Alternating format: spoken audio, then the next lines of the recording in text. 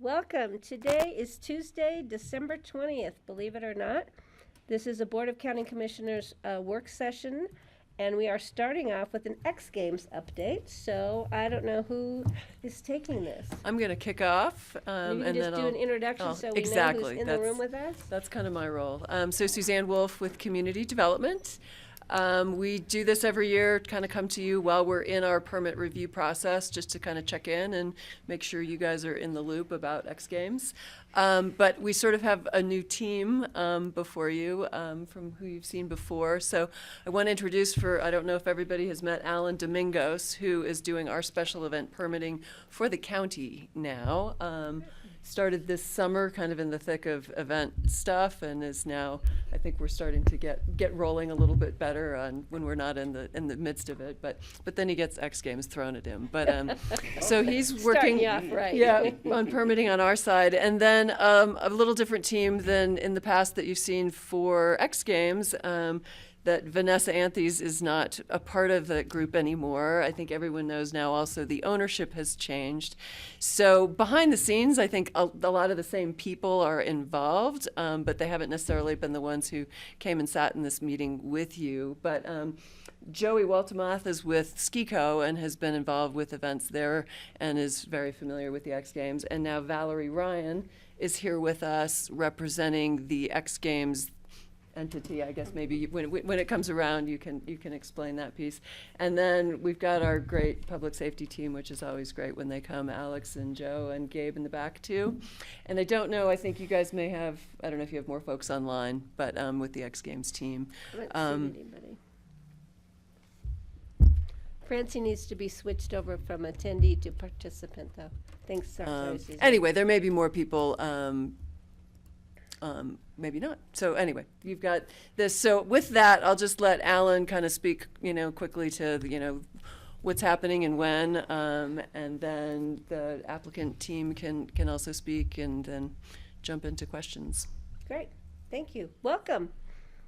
So good to see everyone here. So Alan, the floor is yours. Great, thanks so much. So as you all know, we've got X Games coming up this year, January 27th through 29. With the transition to sports content creation as the owner away from ESPN or the majority owner, we've seen the transition be, not any hiccups in it. The essential core team of X Games is there. All the information seems to be flowing through. This year, we're back to essentially a full capacity with dropping of COVID restrictions to around 15,000 spectators is kind of their capacity. And still with non-motorized events, just snowboarding and skiing, correct? No motorized. There will be concerts, but not independent concerts like there have been at night. In the past, they're going to be more woven through the activities of the day. So it's going to be sort of part of X Games, not independent concerts, is my understanding of it, right? So and I'll let Valerie explain this a little more, but what we're understanding is they're going to develop the Panda Hill area as sort of this open, free-flowing, kind of family-friendly area where concerts will be held kind of in between the competition as just to give the area a more open flow feel from what it's been in the past. Like I said, all the documents and information has been coming through as I think on time, and all the departments seem to be getting the communication they need. And I'm going to let Valerie with X Games take over and kind of go over what their vision is right now. Awesome. Okay. Thank you Thank very you. much. So I recognize a lot of you guys. I've been with X Games now for 16 years, so I might be new sitting in this seat and pitching you guys, well, not pitching, talking to you guys about X Games, but I've been involved with them working under ESPN for the past 16 years, and now, like you said, we are now under sports content creation as our own entity with X Games. Event dates, like Alan said, January 27th to the 29th. We can't be more excited to be back in Aspen again, and having full support of you guys, full support of Pitkin County Sheriff's Office, and the safety team has been really great. Everything behind the scenes is the exact same. We're all the same players. Vanessa is the only one who isn't with us and has moved on to bigger and better things. We miss her dearly, but there's bigger things than the X Games. Formula One race cars. Yeah, now Formula One race cars. So Rich Biggie is still heavily involved.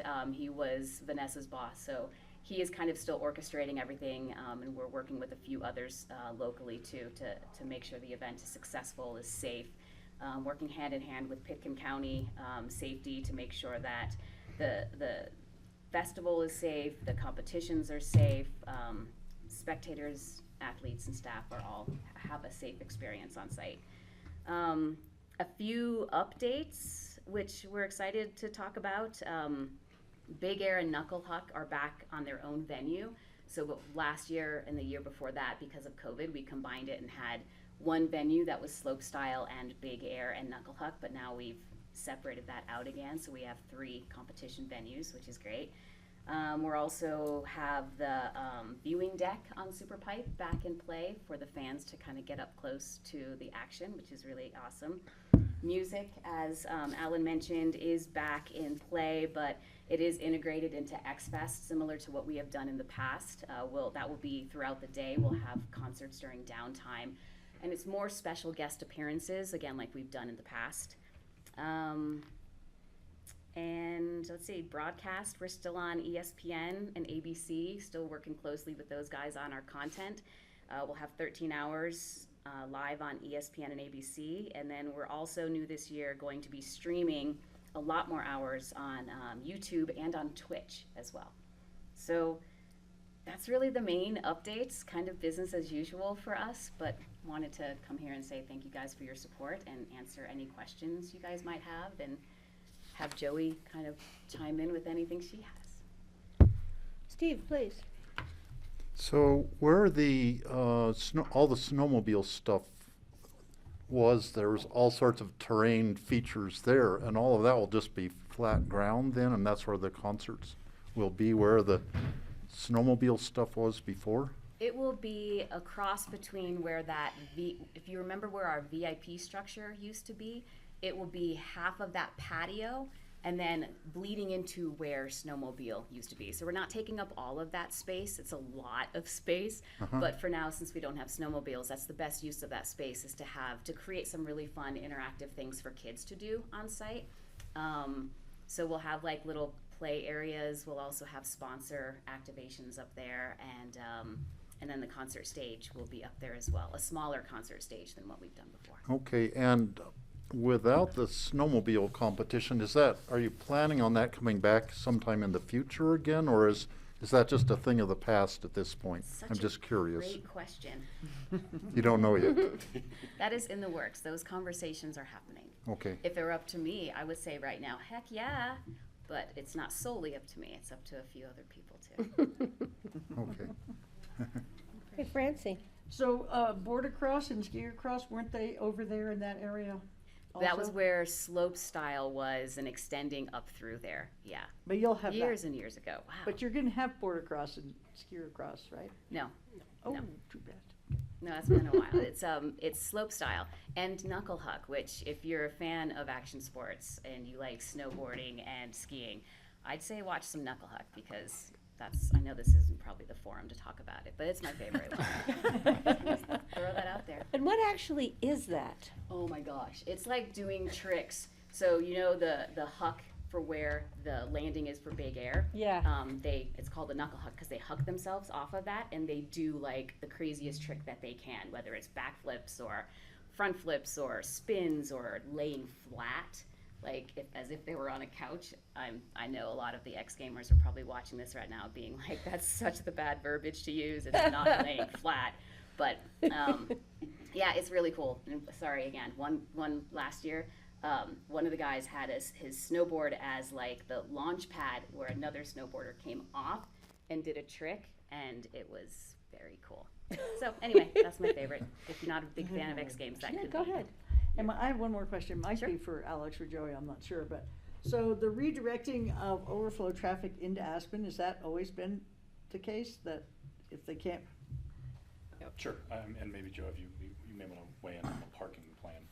The parking plan's not really in our purview, but we're kind of peripherally attached to that. So when the intercept lot fills up, then we start using other parking lots throughout. So I think they use a parking lot in Snowmass, and then they direct cars into Aspen. So it doesn't mean people can't go to the venue, it just means you can't park here. No, we need to direct you to where you can park, where there's capacity to put the cars, and then also put people onto buses back to the venue. So intercept lot, Snowmass, and then also at the city. Yeah, bus. okay, I was a little confused by that, I Yeah. thought you're just gonna send people who can't go to the X Nope. Games into Aspen?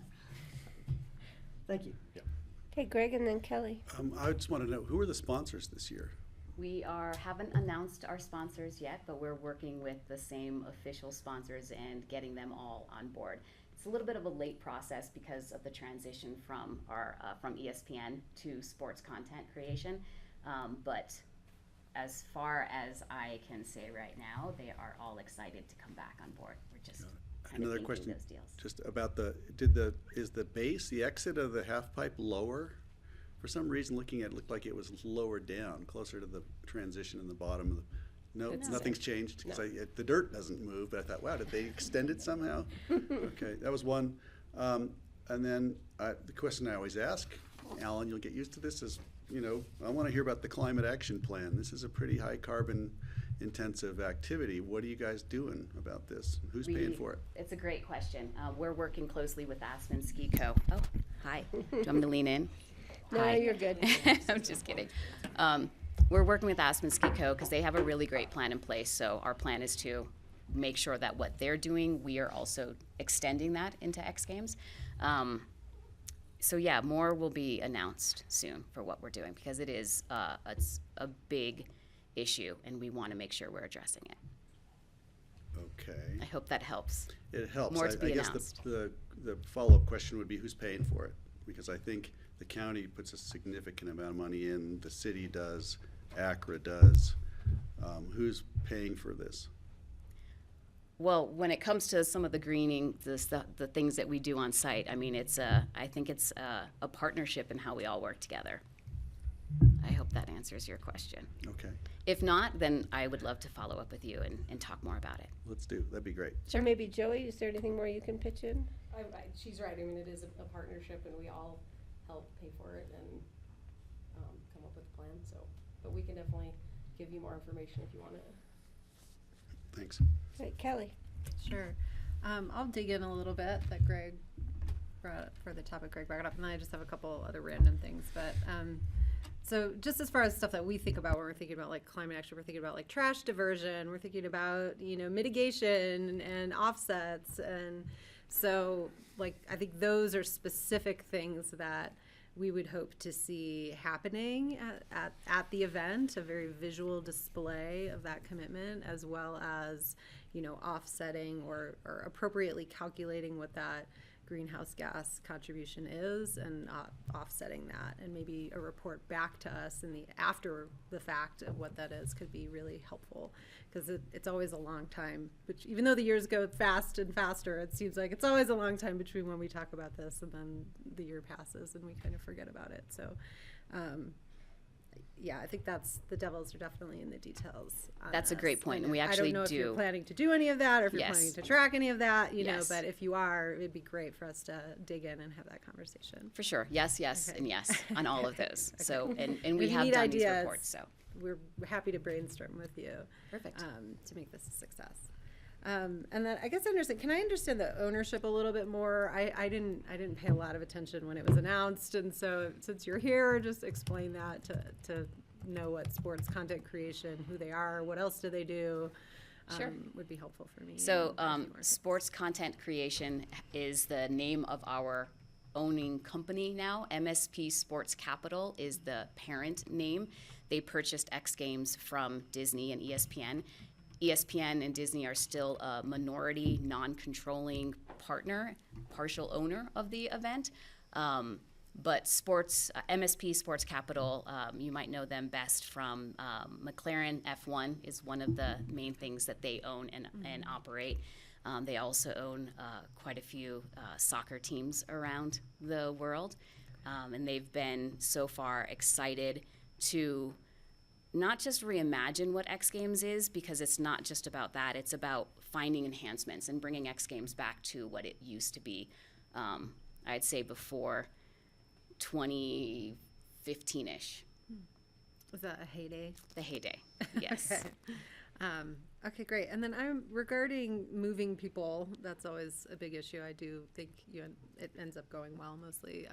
How are we communicating that? Like, are we communicating ahead of time to divert people from getting to the intercept lab when it's full, and what does that look like? Yeah, we have a full transportation plan, variable message boards along the highway. People can tune into the radio station, but the plan is also you guys send something out on their website, and all the guest service teams have all the information as well. It's on our So like website. an app people download to like follow all the activities and get info that way, or Not an app, but it's xgames.com. We'll have all of our event information listed on there. So we are in the process of putting all of the FAQ information, which is our guest service info, everything you're kind of asking about, all of that will be up on our website, probably first thing in January. And then do we use our Pick an Alert to announce Yes. those things as well? Okay. Yes, we do. Okay, great. I'd be interested to find out if there's a jump in subscriptions. So we use a keyword system, so you can, we advertise at the bag check entrances, both at the venue and also at the intercept lot for people to text. I think it's, actually just texted Parker to see what it is. I think it's X Games to a number, and we'll put this out on social media, and forgive me for not knowing it right now. But they can subscribe just to this event to receive emergency alerts and also notifications that are perfect. pertinent. So if we have to close the intercept lot, we'll put that out through there. Yeah. So it's not Pick an Alert general. It's specifically for the X Games. So they won't be getting Ice Jam alerts. They won't. They can if they want to. They'll have to I'm sign up for wondering Pick if an that's a Alert. new band, Ice Jam Yeah, alert. it could Yeah. Or marmalada. Gelato marmalada. 21 or 21 years? This is the 22nd staging 22nd of year X in Games, yeah. Aspen, and this group has done everything they said they were going to do since the beginning. And for us, it's more or less, I hate to make it sound this easy, but a layup. I mean, we've almost had the same exact template in place from the beginning. They've been great partners with us. They've done everything we've ever asked for. I must say, in the first few years, it was a S show. We've come a long way since then, and that was only because it wasn't anyone's fault. We were overwhelmed by 100,000 people in 3 or 4 days, which is, we haven't seen crowds that size That was pretty Yeah. in a crazy. while. Yeah. Also, we need to talk about iPause Alert, which is probably the most powerful tool we have to alert 15,000 people on a venue to shelter in place, to stay, to go, to run, to hide, to do whatever they need to do. So as far as this office is concerned, I think this is a layup. And that's the one where it pings the cell tower and anyone in that Yes. Correct. area. And just to Okay, so follow if you up, have a cell phone Yeah. on your person, it will ring much like Amber Alerts Amber that Alert. we get. Wow. and so if people are looking to subscribe to Pick an Alert specifically for this event, it's Pick an Alert at 888-777. So they can text that. And that's on a QR code and a sign and all the bag checks. So they can just send that to a text message, automatically subscribes them. And then at the end of the event, we dump that list. So Francie, you had Oh, one? sorry, I had one more question. Yeah, go ahead. And then, staffing's a challenge. Are you guys fully staffed and volunteered up to manage these size crowds? Yes, we are. Happy to say. We didn't have as much of a staffing issue as some others have. You probably pay better. And It's it's a X lot of Games, people fun. enjoy working with us too. We Yeah, make sure that great. they're compensated and happy on site. It's just always been a goal. Thank you, I'm done. Thank you. Francie, and then Steve. The message board things on our packet, we weren't really supposed to be able to figure that out, right?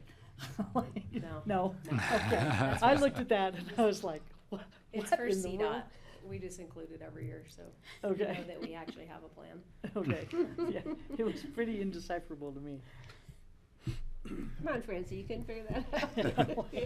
Steve, go ahead. I started thinking about snowmaking and how much water is used for that. And I would love to see us, this is almost separate from the X Games, but from the ski company, it would be good to see a water budget for how much snow is made. Because now you're making more snow all the way up Aspen Mountain, but if you're making less snow at Buttermilk because the snow machine venue is not being built, but you still have to make some snow there just for Panda Peak, for having a base there. And I would be curious about what's your total water budget at Buttermilk and overall the whole, all the mountains at Snowmass. Given that the West is in a pretty severe drought and it might not be getting better, but we might be doing all right here. I don't know how close the Aspen Water Department is to being able to supply all the water you need and that sort of thing. So I am concerned about that and would love to get more information sometime. Yep, absolutely. It's my understanding that the water for Aspen Mountain comes from ponds. It doesn't come from city water anymore. I kind of have a close connection to snowmaking on Ditch Aspen over there, I think is something Yeah, that comes from too. they use ponds, and Snowmass the same. I'm not sure about Highlands or Buttermilk. But I When you all do, have maybe check-ins with the ski Yeah. community, we could, sort of push Yeah, that that's more to information that- that kind of meeting yeah, to but have them but provide Aspen some Mountain information. comes from the ponds at the top of the mountain. They used to use more city water, but it was kind of getting ridiculous to be using purified water to make snow, so they created a new system on Aspen Mountain. But that being said, my concern is, and Alex, and I don't know, Parker, if you're, the parking at West Buttermilk, we've always had people who've been parking up at West Buttermilk. So are we gonna do patrols? I know we've really been able to, handle that. We will, and so our plan from a public safety standpoint is to stand up the Pickens County Incident Management Team for the 3 days, so the whole event from a public safety standpoint will be managed by that team, and I invite all of you to come out to the Incident Command Post at Mountain Rescue Friday, Saturday, Sunday, just to stop by and take a look. It's very cool, you guys, if you've never done it before. If you're interested, I'll get you an actual schedule of briefings and stuff, so you can actually see some stuff happening, not just a bunch of people sitting around at desks. That'd be great, yeah, let us know. Yeah, for sure. But we will. We'll manage. We'll have regular patrols up West Buttermilk and West Tyhack and all the surrounding areas. We'll have. We're going to do our kind of law enforcement saturation patrol on the perimeter of the event, and so we'll have the appropriate patrols. And if as always, if anything comes up and you see something, you always have my number to call. I usually get the calls from Yep. people from out of nowhere. So the state patrol will be here. I believe you've contracted with State Patrol again. Yep, that's outside of our purview. And we've had CBI here in the past. We've had a number of partners here in the past, and I don't want to specifically go into the partners from an operational standpoint, just for some sensitivity there, but we've had a number of partners, both federal, local, and state, that assist us in ensuring that the event is safe for the public. And we have backup ambulance first responders already lined up. I'm sure Gabe's shaking his head yes. Gabe says yes. And Gabe says yes, then that's yes. Okay. Anything else from the board? It's gonna be exciting. I know it's always fun seeing it gear up. It takes so long to get it up and it comes down so fast. It's Yeah. pretty cool. Yes, it is. One more, Yes, just, sure you can. where are all the buses coming from this year? It's always interesting yeah. to see where the transit buses come in from. We have a company out of Denver coming in, bringing Okay. most of the buses, and then we're partnered with RAFTA. Didn't we have like Zion or something like that? We used to, yeah, we used to use Rocky Mountain National Park, Zion, and a couple other bus companies from the parks, but most of them are all staying put now, so this company's out of Denver. It used to be fun to see where the buses were from. Yeah. Zion, touring Zion down Main Street of Aspen, Colorado. Yeah. Yeah. Okay. No other questions from the board? Thank you, guys. It's really good to see you. It's nice to Yeah. see you. Thank And you, guys. Thanks, we really Thank you. appreciate it. Thanks for keeping it on track. We like it. Okay, board, we are not due back until 1 o'clock, I believe, if I am correct. So that gives us a little longer break. Do you want to do future agendas or Yeah, something, let's, no? since we've got grassroots, John, should we just do future agendas? Good idea. 4:30 pickup. Sure, I just have a couple of items for the board. First, I'd like us to start thinking about some dates to do a retreat. I think it'd be best to plan on 2 full days. If we don't use them, great for us, but it'd be good to try and block out. Excuse me. So right now, I think we'd like to look for times in early February, if that works, for our all of your calendars. We do not have any meetings scheduled last week in January and first week in February, and then nothing currently scheduled for February 14th, so we could look at 14th and 15th. We may have some staff members, key staff members not available at that time, unfortunately, but We don't have anything on the 14th? not currently scheduled, yeah. You have a meeting scheduled, but we don't have any agenda items on it yet. Huh? Yeah. So that would be, Valentine's Day? It's our Valentine's Day party. It's my granddaughter's husband's 6th birthday. It's my husband's No, no, birthday. yeah, they share the birthday. Yeah, I'll I'm look fine, at my whichever. schedule. I have my schedule in front of me, but, well, my schedule doesn't have anything on it yet. And we can bring that back. I just wanted to kind of put it on the board's radar screen to be looking at that, looking at those times. Some of it will probably be dependent too on our ability to schedule space during that time of the year and any facilitators, speakers, that sort of thing that we might want to bring Okay. in. So bring that back to you, AS. Are we, Yeah. can we do it now or no? People need more time. I don't have my calendar in front of me right now. So Molly and I are tentatively planning a trip to Alaska in February.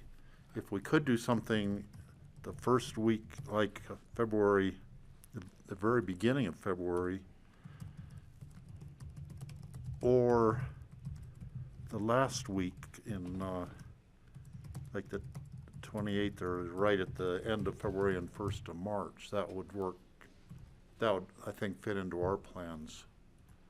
The February 14th one would be right in the middle of the time we are planning to be gone. I prefer not to have anything scheduled on the 23rd of February. I That's my would mother's prefer the birthday. 2nd and 3rd personally. If we have it What on about the the 2nd and 3rd? I would prefer to have it on this. If I we like have it that on the too. 14th and 15th, then Francie or I are going straight to APSHA on the 15th, and that's a lot. So the 2nd or 3rd of February, Second, Thursday, third would be Friday? good. Yeah, so if you want to check me. and then we can. That's yeah. Groundhog's Day. No, it's And not. I also like those earlier- days too. Earlier in the year. It will probably feel like Groundhog Day at our retreat, so maybe apropos. It's a perfect day for a retreat. You're not in the Right peanut now, gallery. I don't have anything on there. I don't have Track. my Northwest COG meetings, but they're usually at the ends of the month, so. I think earlier in February is better than later in So February let's or any look other at time. February so- 2nd and 3rd, Thursday and Friday, John? And you can be ready by then. That when work? Works Yeah, for me. that'd be We'll perfect. figure it out. Works really well for me. Yeah. And then I'll make it staff will, as we have in the past, develop a proposed or draft agenda to bring to the board, and we can have a conversation about whether that's how you want to spend your time. Okay. And then only other thing to note is Judge Andrews will be performing the oath of office on January 10th on the courthouse steps, and we will have a reception here in the admin building to follow for And that's at all noon. those who attend, correct? Okay. And that's all I have for future agendas right now. Does anybody else have anything? No? So can we do just some, we've got some time, so we do any open discussion? I know we'll have open discussion again at the end of this meeting today, because that's when Laura's gonna come in Yeah, about the Thompson Divide levy. I was just going to say, we have Laura joining for that. The only other thing I was going to note for you is that Zoom invitations will be sent out after Wednesday meetings for all of our 2023 meetings. So watch for that. It should populate your calendars, and if not, please contact Charlotte and she'll get you set up. Anybody else have open discussion? I guess I could do it. So I'll want to come back because I'm going to meet with CCAT Executive Committee and the Governor's Office at 2. So I'm going to step out for a half-hour meeting. The Governor, which he freely announced at CCI, is looking at a land use legislation that he wants to see this session about facilitating transportation and affordable housing and climate change goals. And, you know, we've not been at the table in those conversations, so this is the first real meeting with the Governor's Office to figure out what they're envisioning. There's a lot of concern about local control and, you know, things like that, but I don't know what to flag for you all just yet. The first thing that popped into my mind. Exactly. So I'm the secretary now for CCAT, and so it's that small executive group that's meeting with him and his staff. So I'll report back more in open discussion. I will say we had some good energy related to the RET at CCI. So CCI, we're on CCI's tier 2 table of bills and legislation to work on. They don't have a lot of guidelines about what that means, so it actually gives their staff a lot of flexibility around that. Ginny she does all the taxing stuff, so she's been my direct contact, and she's been very helpful in reaching out to legislators and sort of feeling out what some of them are thinking and who's interested in our proposal. And then there's also a parallel proposal related to a fee on real estate transfers that there's an initiative going through the ballot titling process right now. That money would run to the state. It would apply statewide. It has less flexibility than what we had envisioned as far as allowing local jurisdictions to apply it, go for a tax or not go for a tax, and apply it for different purposes. So there's that parallel conversation happening, and Ginny's been sort of great about reaching out to them. John has contacts with the main lead on that ballot initiative as well. And I brought together a bunch of counties to, just gauge interest and hear concerns. And so there's a lot of interest by our kind of collaborative counties on this. And we'll see. I think I had asked the chair of taxation if they could put this item on the first steering committee meeting, and he agreed to do that. So that'll be at the end of January. So Great. building some momentum yeah. around That's that great. topic. Did we have a discussion about that?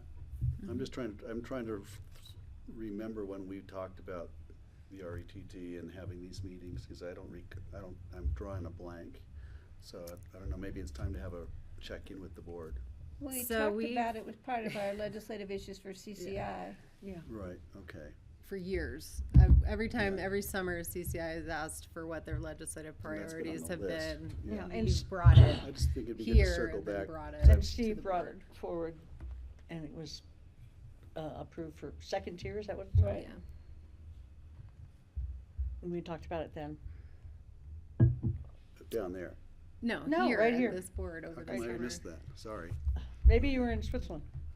No, Perhaps I- it was before that. before Or I out to switched lunch. Switzerland. I think every year that I've been here, the county has submitted, I think, a legislative been on the issue. list. Yeah, and so this was the first year that CCI has picked up that the RET as a legislative issue. It's tier 2, and so there's an opportunity to collect commissioners, both to thank those that supported getting it on the tier 2 list, because that did take bipartisan really support, and then to start to build some support going forward. So that was the conversation. Okay, so as I that's the understand difference. it. There's traction.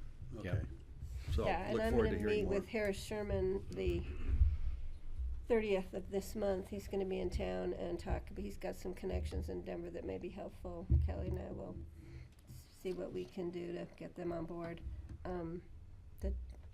It's a Colorado foundation, and they deal a lot with taxation issues in the state. And they have some ideas about Tabor as a whole and Tabor as pieces and parts. So- Our request has been for the legislature to refer a question to the Colorado voters about getting rid of that prohibition in Tabor, because when Tabor was passed, it prohibited any new RETs at any level of jurisdiction. So those who had a RET could keep it, which is why Aspen and Snowmass have theirs, but no other local jurisdictions could go ask their voters for a RET. Got it. And so that's what would happen, and then if it passed, that would go away, and then any, local municipalities and counties could decide, If do they you wanna wanna pursue ask for that RET, Great. at your, And the thought would be to Good leave job. it open. Yeah. I mean, Right, for Steve whatever really you got want. people on board. I gave a few thank you gifts to Yeah. some of the commissioners that were like, Pickens been coming to us forever, can you guys just put it on the, Yeah, put it on and get it done. Yeah, put it on the list. How'd that go? already. You're, Good. getting together? Yeah, good. It was good.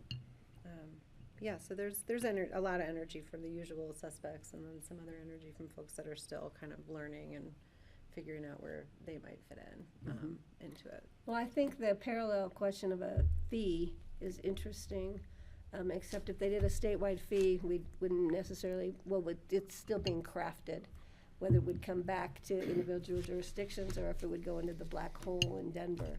you know, the monies would go into one pot, so do we wanna raise a fee here that goes somewhere else, or, so there's a lot of questions out there, and if they do a fee, could we do our own fee rather than doing a rat tax? And we do it, so there's a lot of discussion going on, so it's gonna take some time again, but at least people are really cued in this time, which I think is great. And there's such a super majority, like, at the legislature that, you know, maybe, Might do it. maybe just Right. maybe. Yeah. Got it, great. Go ahead. Yeah, I did have a little open discussion. I was just gonna tell you guys, I went to the meeting, with the Forest Service and the BLM last week on Thompson Divide, and kind of a funny meeting. I did a press conference beforehand with Ben Baumfuck from the mayor of Carbondale and Mike Pritchard from the Mountain Biking Association and Bill Fales. And so we spoke to the press, and I saw it in the Post Independent. I don't know if it was Yeah, anywhere it was else. up here, it was a good quote. And you know, I reiterated that the commissioners are supportive of protecting Thompson Divide, and that you know, I just said to people, if we really want to make this permanent, you know, we need to support the CORE Act and so on. And then when I went to the meeting, which was primarily orchestrated by the BLM, but somebody from the Forest Service in the Grand Mesa Uncompahgre region was there.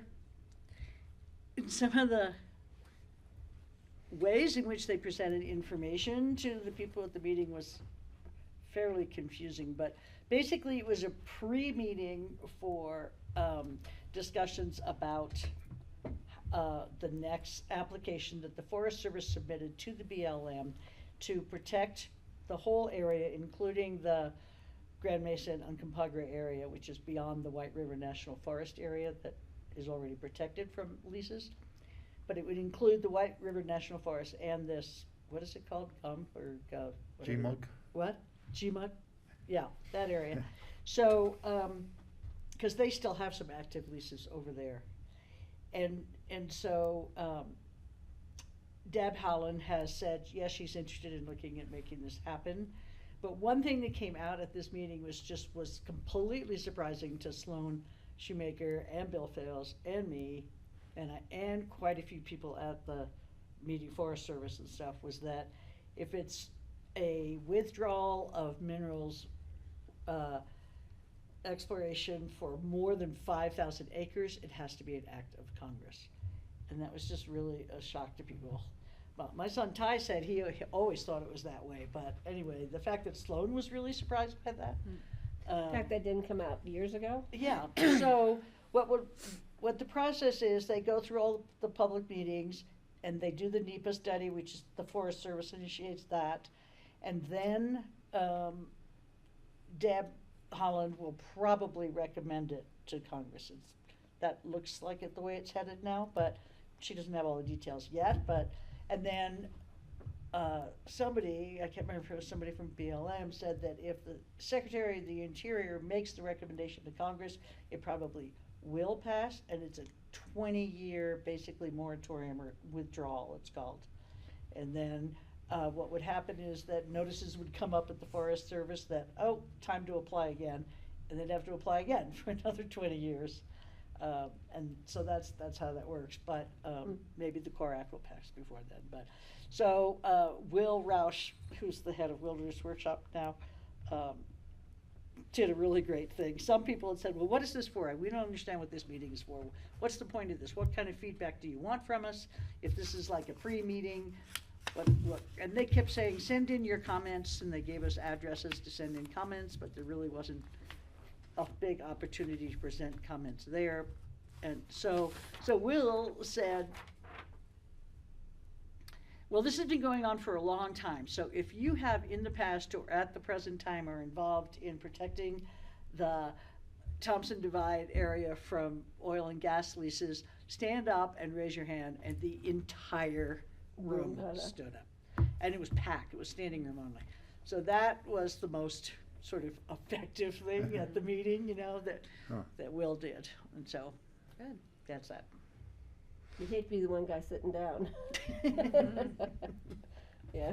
interesting. Unless you're Tom So Jankowski, Laura will I'm be sure in, you and we'll happily discuss say this it's letter you. that Charlotte had sent on to us. So Thank you. discuss that letter later today. Thanks, Steve, Fran. go ahead. Just a short one. The other day, Patty and I went to the dedication of the fire station number 46, and I don't Oh, know great. where they came up with that number, but on West Soapers Creek. It was a very nice ceremony. It was a lot of good people there to meet with. And Their housing units were the awesome. housing, there are 3 That's cool. apartments in there, and that was to me the most amazing part of the whole building. So beautiful there. Yeah. The view plane, yeah. There's a 2-bedroom on one side, 2-bedroom, 2-bath, and 2 single units on the other side, 1 bedroom, 1 bath. They're just well designed. Their space is well utilized, and they've got people moving in from the fire station. So lots of excitement. That's Yeah. really And great. Steve helped them push the diesel truck Yeah, they pushed the truck in. into the It was garage. historic, you know, like, I supervised. they used to push the fire wagons into the firehouse They pushed the after truck the in. So it was fire. sort of ceremonial. So now I don't know, he had the engine running, but I think the people actually People were were the ones pushing, pushing and this big fire The truck in BLM there. was there. The representative from the BLM was there, which was great to meet him. Larry Sandoval? Yeah, Sandoval, Oh, cool. yeah. It was great, and It's He was the- at the meeting that I went to as yeah, well. it was a great event. Yeah, the fire station is on BLM land, and they have a 130-year lease for the Wow. fire station there. And they got their easement thing, their lease thing through in like this fast, because the woman who was with them just worked to get it done, because they thought it was private land, and then all of a sudden it came up as BLM land. So, and they got it, and they were ready to build. So remember we came before us. Yeah.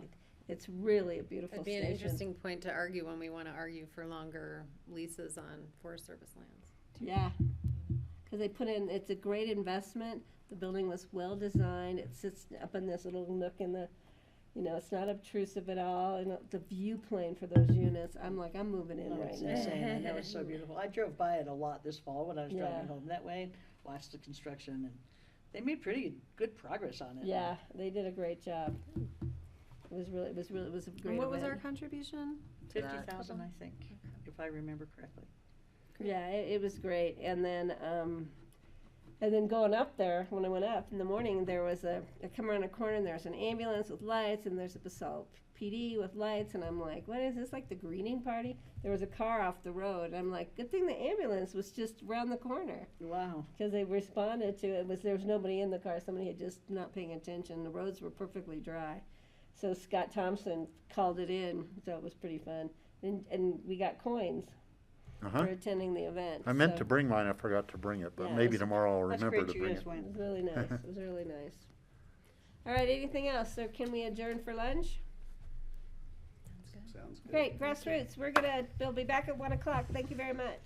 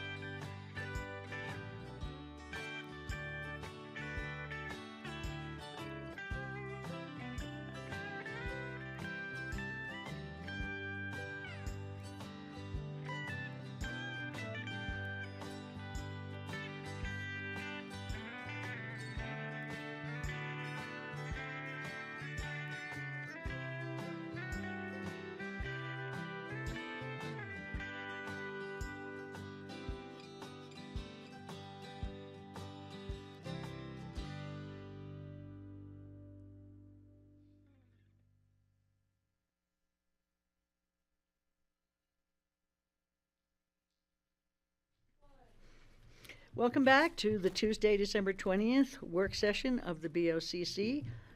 This is Francie Jacober, and I am chairing for Patty, who had to go home sick. We have here at the table Greg Poshman, Kelly Curie, and Steve Childs. And our first presentation this afternoon is going to be on the Phillips property, and G.R. Fielding is going to present it to us. Thank you, Francie. I appreciate it. I'm G.R. Fielding. I'm the Engineering and Construction Director, and we really appreciate the time. Today we'll be reviewing a program for Phillips that includes 73 total units.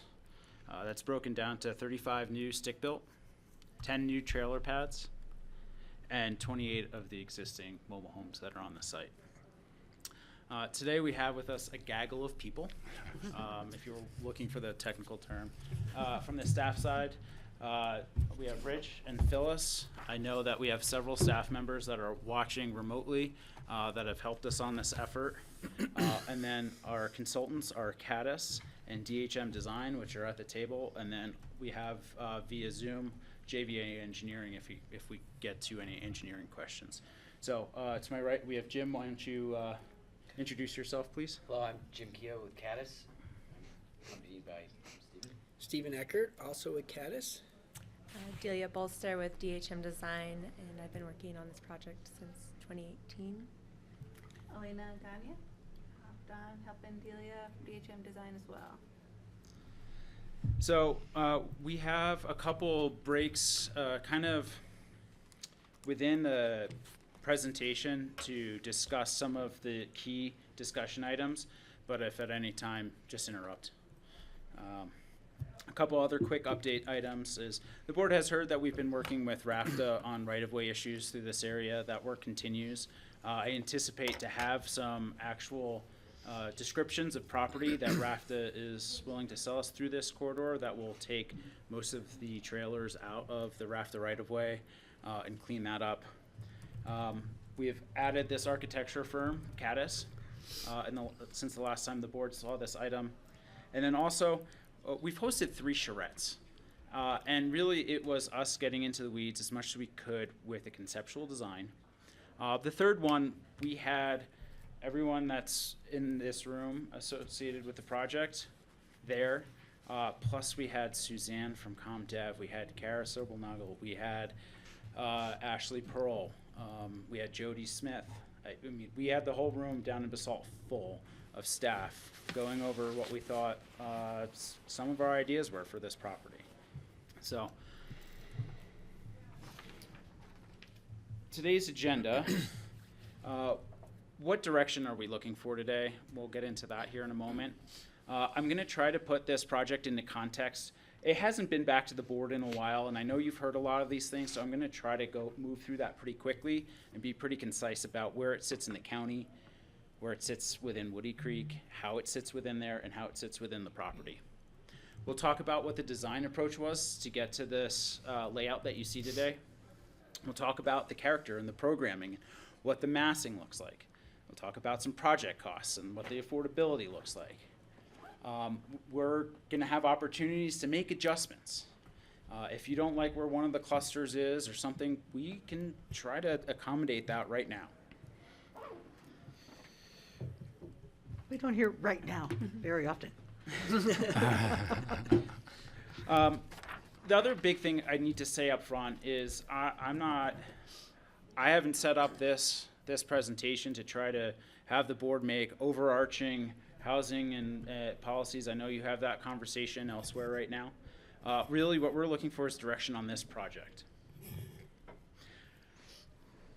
We are really looking forward to trying to bring this to schematic design, or really we're going to end up having to set up a totally different type of conversation about the property.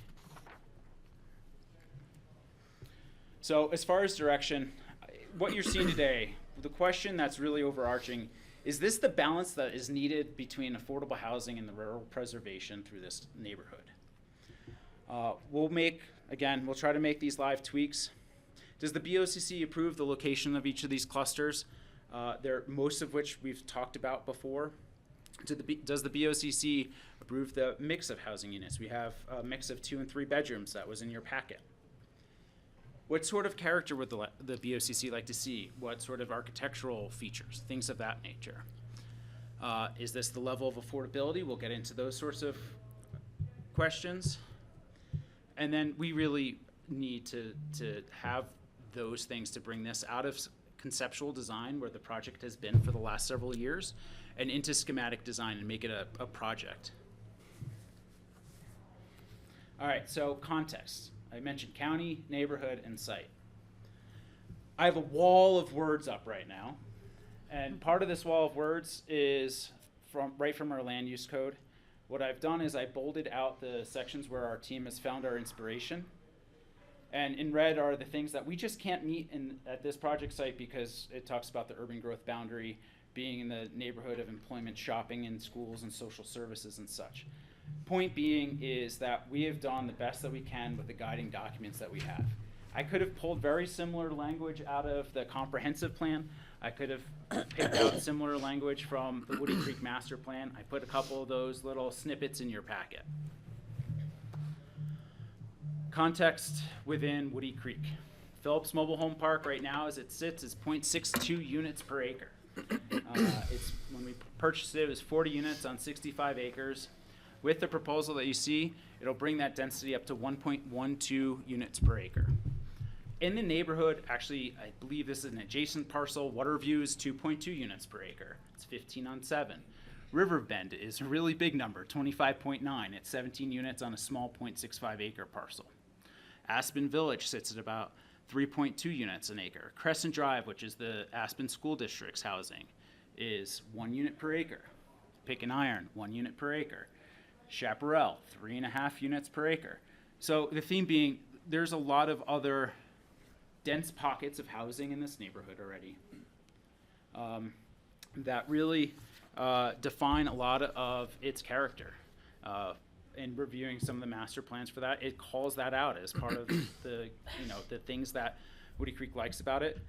But obviously, to be fair, they also say have very sharp language in their master plan about not adding dense pockets.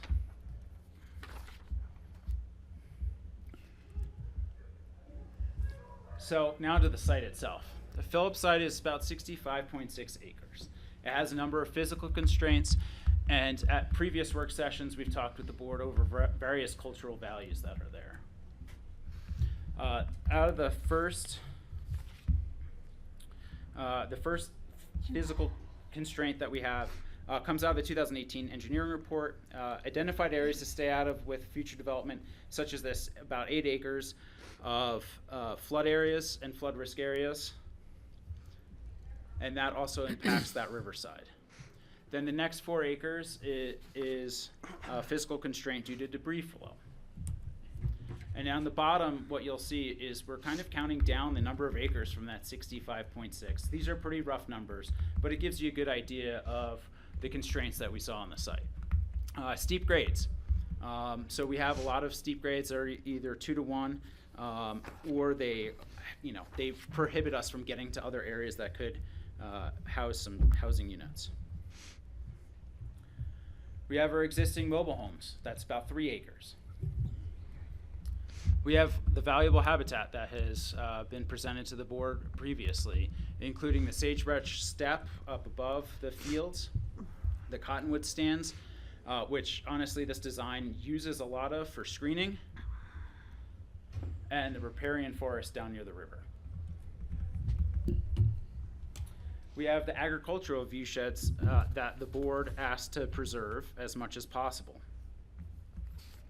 All these things are building into that rural character that we've talked about so much with the dense pockets of development. So that brings us to this. We have a location, this bullet number 1, location for the wastewater treatment facility. 2 is the hillside bench where the board has seen units housed before, and you'll see more there now. 2 is hillside. 3 is the single wide relocation area, which hasn't moved. 4, which we discussed about a year ago, is the ranch house area. That ranch house area has been re-examined, and our historic preservation officers found that the house that's existing there is not historic. So one of the buildings that we do have proposed is on that site. And then finally, the hillside spur area.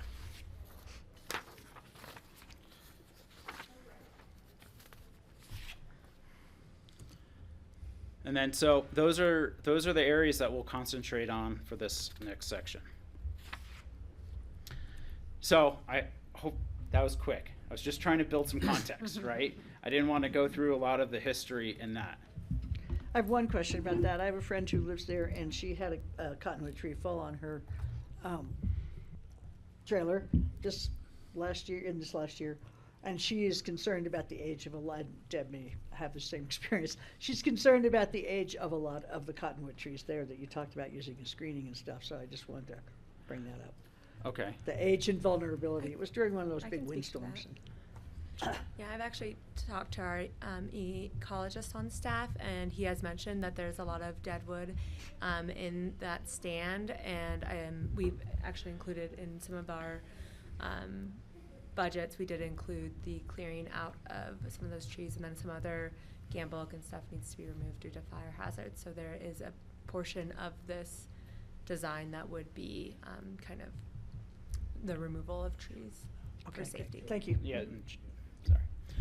Jody's raised her hand too to speak. Is there a way to? I'm sorry, Oh. I just wanted to let you know, Francie, you were muted and we can't hear you on this side, or the audience. But if I turn my speaker on my No. computer. No, don't do that. No, Yeah. This has to be something, It's your mic. My mic is on. so I didn't hear anything that GR was saying. They didn't hear GR either. It's usually Can you hear over me now, there. Jody? no, you're very broken. Or maybe it's the mic itself. Patty's mic. Can you hear any of the rest of us? Dear. Jody, were you able to hear Kelly just now? Yeah, I can hear Kelly fine, just not Francie. It does, she's muted with a little red microphone, but. Oh, there you go. I think it was unplugged here. Okay. How about that, Jody? How about now, Jody? Barely. Huh, something's up. Really? Maybe I wonder, Francie, if you move over to this one. Or just swap mics, either way. It doesn't. She can assume the seat. I think this will reach. You have to get used to this anyway. You're gonna be vice chair. Where do I get to sit? I have to sit here. That's right. That's gonna be the hardest conversation. It's timer stop now. Just kidding. I think it's whoever's got the Zoom call going needs to turn it on. Is that working now, Jody? Much better, thank you, Francie. Okay, thank you. All right, back to you, GR. Thanks, Francie. Hey, GR. I just may jump in just real quick Okay. before you get into design approach, just a little bit more context. This, I want to acknowledge, has been a difficult conversation for the board. When we bought this property, we bought it very quickly with the goal of preserving existing affordable housing and then, looking at future opportunities and to really prevent it going into single home lots, which may have been the highest and best use from a real estate transaction perspective. And the board has not, frankly, always agreed on what levels of density should be on the property, how the property should be developed. And that is part of the reason it has taken so long to get to this point. And the point that we're at today with this design approach is a compromise that was reached by the board on the rough number of units. I think last time we talked is 71 plus or minus. We ended up a little bit on the plus side with what's on this proposal, as well as identifying areas that the board would like to see development not occur and development occur, and asked us to bring back this conceptual design and financial estimates today. We really cannot bring this project further, as GR has said several times, until we get more specific direction from the board about the acceptability of the plan in front of us, including number of units, general location of units, as well as, you know, accepting the affordability that we had estimate within these numbers. And so I just wanted to recognize that I know this has been a challenging compromise. Some of you wanted more. Some of you wanted less. I think some of you fell in the middle here anyway. But if we can't move any further in this design process or moving forward with this property and addressing some of the issues we've identified until we really reach solid agreement here. So that's really just to reiterate GR's point. I know there's history here, and we appreciate the efforts to compromise and get us moved forward. So, Thank you, John. yeah. Could I ask a question? I appreciate that. Thank you for the context. Just going back to the units per acre. Yes. If you wouldn't mind pulling that slide back up, just to be brief, I don't want to belabor the point because it may be a bit of an aside, but when you talk about 0.6 units per acre, you're talking about the entire 65 acres. That's correct. If we were to talk about the actual usable acres, it would be a much smaller number of acres you're actually building on, which would mean the density would increase. I just think that would be more accurate and more, you know, it would be comparing apples to apples. I wanted to, we can have a conversation about it, but my point was, and the second point I'll just get to is that when you talk about neighborhood, you're looking at something that is several miles long. Like my neighborhood's all contained within a half a mile. The neighborhood you're speaking of does stretch throughout an entire rural part of the county. So I just wish that we could present that in a way that is more accurate, because I'm not sure, I think we're trying too hard to make this shoe fit. Fair having enough, said that, I want to say I appreciate and like the locations you've chosen, because I think you've answered a lot of the important questions that I had regarding fitting in with the ag land. So the spur and the hillside to me are the obvious places to work. So I wanted to give you a compliment on that, but I also want to go back and just look at how are we comparing this, because I'm having trouble swallowing that. I understood, and that took a bit of figuring to do as far as the units per acre. Several of these sites I could make the same argument for that you're making, Greg. I think it's the Waterview parcel that is 2.2 units per acre. You know, that goes up into the canyon, as well as the Phillips parcel does. So there's a lot of unusable. So there's a lot of unusable there, and there's maybe one other, maybe Pick and Iron, I don't remember off the top of my head, that had some of the river. Right, more acreage, but it's not usable. Right, Okay, and I so think that helps. to be fair, it was just the lot size. It was just pulled straight off of GIS. That was probably the fairest way I could think of, because you know, Aspen Village would have been way higher if I didn't count their open space. Right. And so it was just the fairest number I can think of. I'm not trying to put on a developer hat here and try to push this any harder. It was just the best metric I could come up with to try to make that measurable. I'm an engineer, right? So measurability sometimes helps put these things into context. And if I can get those numbers to help tell the story, that's the best I could do with those numbers. I think that's a fairly standard unit of measure. I mean, we all have building envelopes on our sites, like a 5-acre house. I mean, lot has a building envelope, but you don't put the density of the lot just inside the building envelope. You use the whole piece of property, so. Back from the satellite here. Go live. I need to hear that again. It's Groundhog Day, exactly. Okay, thank you. I appreciate it. Just wanted to, I appreciate you elaborating on that. It is a large neighborhood, though. Okay, we'll try to get into design approach, technical issues aside. What is going on? Let's just wait till we get this resolved here. Is it that YouTube? Is it going through grassroots? What's that? Tape delay. Are you on the Zoom? Are you recognized as a presenter? On TV. Oh, you want me to be on Zoom? No. All right, Buzz Don't- not Lightyear. me. I'm just making sure because someone's mic is picking this It's up, just and so weird it's that just it's playing back. With us, it would give you that feedback. I don't remember that ever happening before. It playing back the last few minutes? That's just bizarre. Well, if you're watching it on TV, there's a, A lag. There's a lag, but usually it's a couple seconds. Yeah, they told me it's like 40 seconds. like the tape lag. Remember how I used to count down? Yeah. Oh, right. okay. You can try this again. All right. All right, so to get into design approach, I'm going to hand over to Caddis, and they'll handle this real architectural part of the presentation. Hello, Jim with Caddis.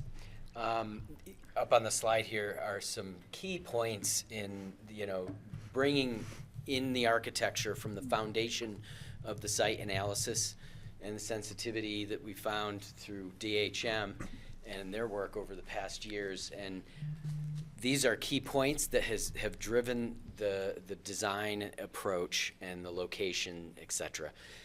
Preserving the agricultural fields as much as we can, retain and utilize the existing vegetation. The lower portion of the site where the ranch is has a lot of vegetation that blocks it from Lower River Road and Rio Grande Trail. Rural clustering, analyzing this site, Greg mentioned how it's a big site.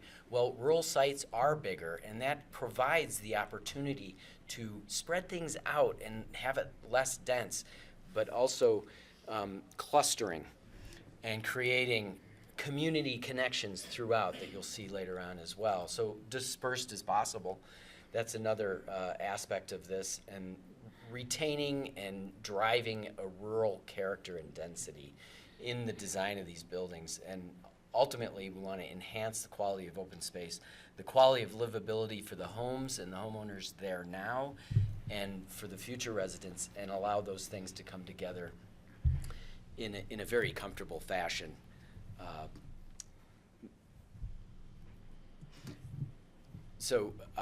Here, rather distinctly, we've created, based on that last red bubbled diagram that showed the areas ripe for building, is at the bottom of the site there, you can see by the river the wastewater treatment area. And then just to the left of that is the ranch area, and that has 3 buildings in it. That's probably the most dense area, dense buildings.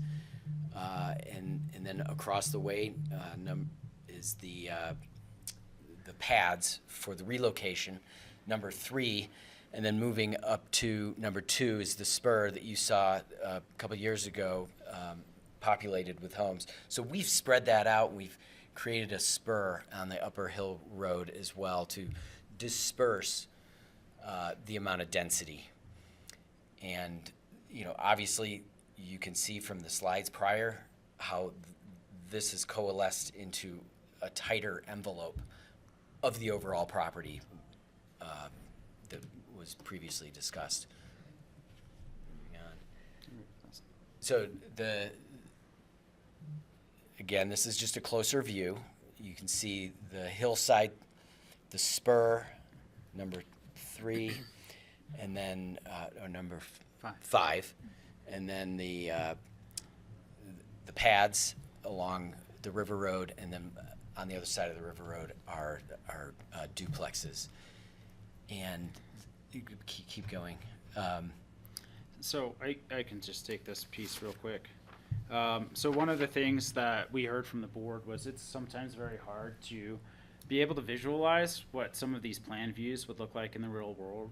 So one of the Easter eggs in your board packet was I used the color yellow in the, but I think we did pink maybe in the packet. Yeah, they're pink. But anyway, it was one of those fun exercises with the design team of trying to find colors that this is maybe a little bit harder to see, but you can pick out, this is the trailer pads here for relocation and that. Here you can see part of 1 or 2 of the lower 3 buildings. So this would be down near the ranch house down here. And then from down valley to up, this is the hillside bench area here. And then up here is the hillside spur. But to be able to actually see some of these, we kind of made them a bit of a different color here. We're not proposing purple. But we thought that this would be a good way to put that into context of what it would look like from State Highway 82. So this is from the upper deck moving up valley. And then this is from the lower deck going down valley. One of the things that I've been joking with the design team about, being a former transportation guy, is if you're taking a hard look through here, you're probably not doing your job as a driver too well. But from the lower deck, you can see how much work some of these existing bushes and trees do through here. You can see the upper hillside spur area a little bit more here, and then here's the hillside up here, and then I don't know if we can even really pick out the ranch house area. So Cool. Yeah, so now we can get into the kind of fun stuff as we dive closer to the actual buildings.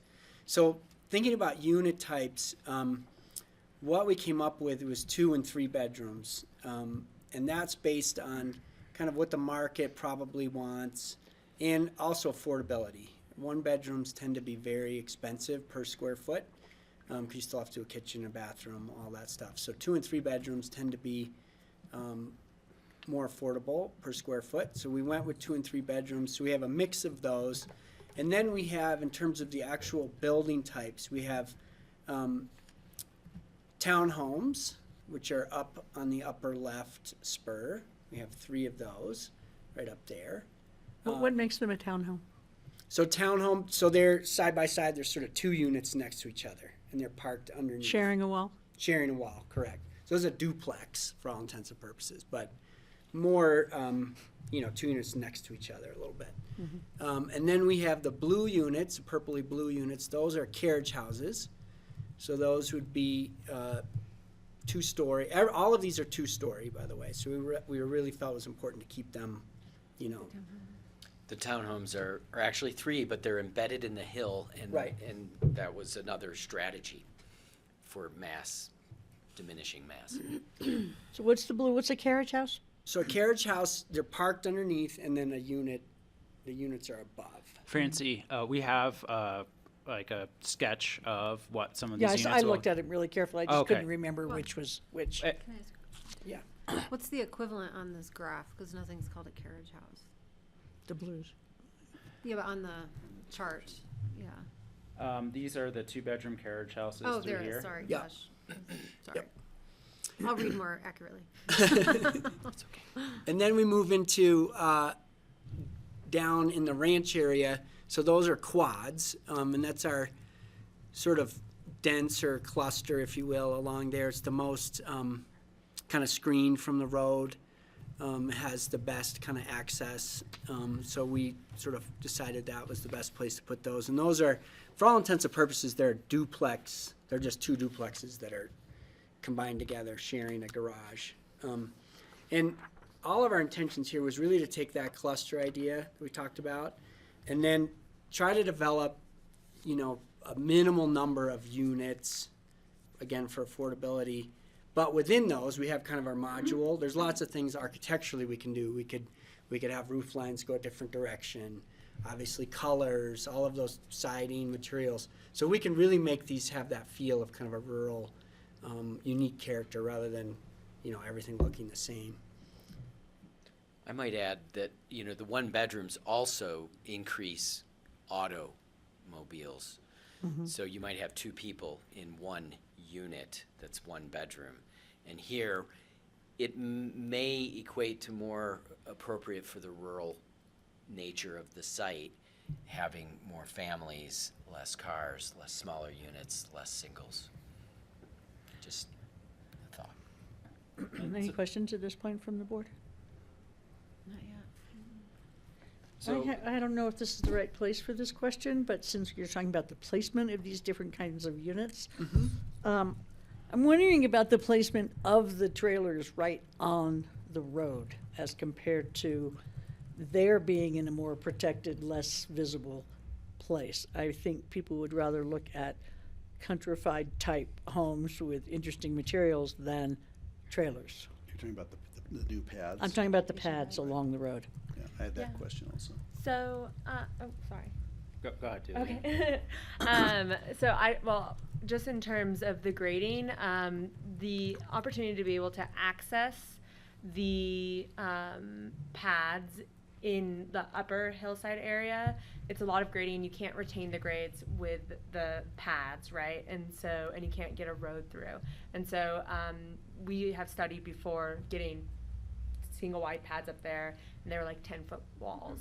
And then another location that, and like that's not to say that there's not going to be a lot of earthwork that goes into making these pads. There are, and there might be opportunities.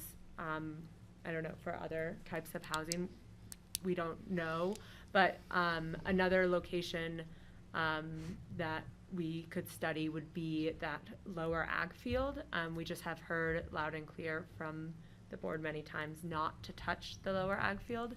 But that would be more screened because there are some big gamble oaks and I believe cottonwoods and spruce in that location, kind of surrounding the lower ag field.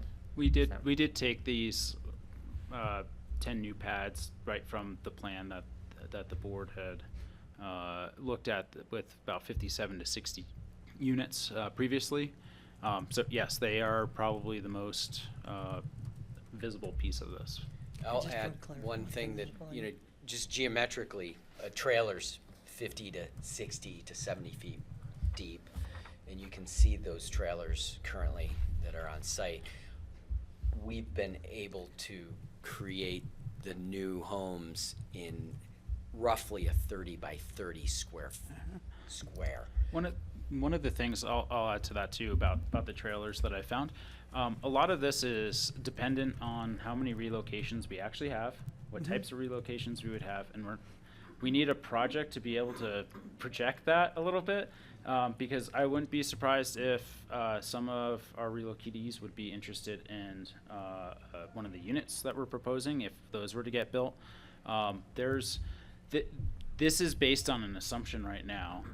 If we were to get further into the project and be able to engage and say these are the options, we'd be able to tell you what could be there. It could be a modular unit on grade that can take up a little bit less area. These pads are also based on size by current conversations with the fire department. I think one of the last ones we had was not too long after Lake Christine, so they were probably a bit on the more conservative side. So those are all things that we could try to address in further parts of the design. This was the best set of assumptions that we had at the time. Kelly, and then Can you Greg. just clarify, because I wasn't sure if we were confirmed that 10 mobile homes could be moved to these. Right. Right, and that's there's a number of pre-HUD units. There's a laundry list of to-do things, but until we know what we're looking at in the future, trying to solve them, I have too many variables and not enough equations. Yeah. Greg. I would personally prefer to not, because as Francie points out, the trailer pads, we can't call them trailers anymore, right? They've got to be something more sophisticated and energy efficient. Maybe it's a modular mobile home. They're not modular. No, they're not modular. But I prefer to eliminate those altogether and have the other models, the 30 by 30s. If we can, I'm not sure why we are accommodating a relocation of an inefficient structure. And that's a problem I'm having. I'd rather see the new ones built than to put the effort into the, and so I'd like to look at that. It may not be feasible for one reason or another, but I'd really love to re-examine why are we doing that? Yeah, I agree with that as well. Well, and Greg, that is one of the questions that we've batted back and forth amongst staff. I can't tell you how many times, and there's a lot of chicken and egg. And again, until we know what their options are, approaching them about any sort of relocation, knowing which ones can be relocated, knowing that it's probably a yes end, it's kind of like an in-between. There's going to be some that might want that because that's their home. And then there's going to be some that will, be very accepting of a new opportunity.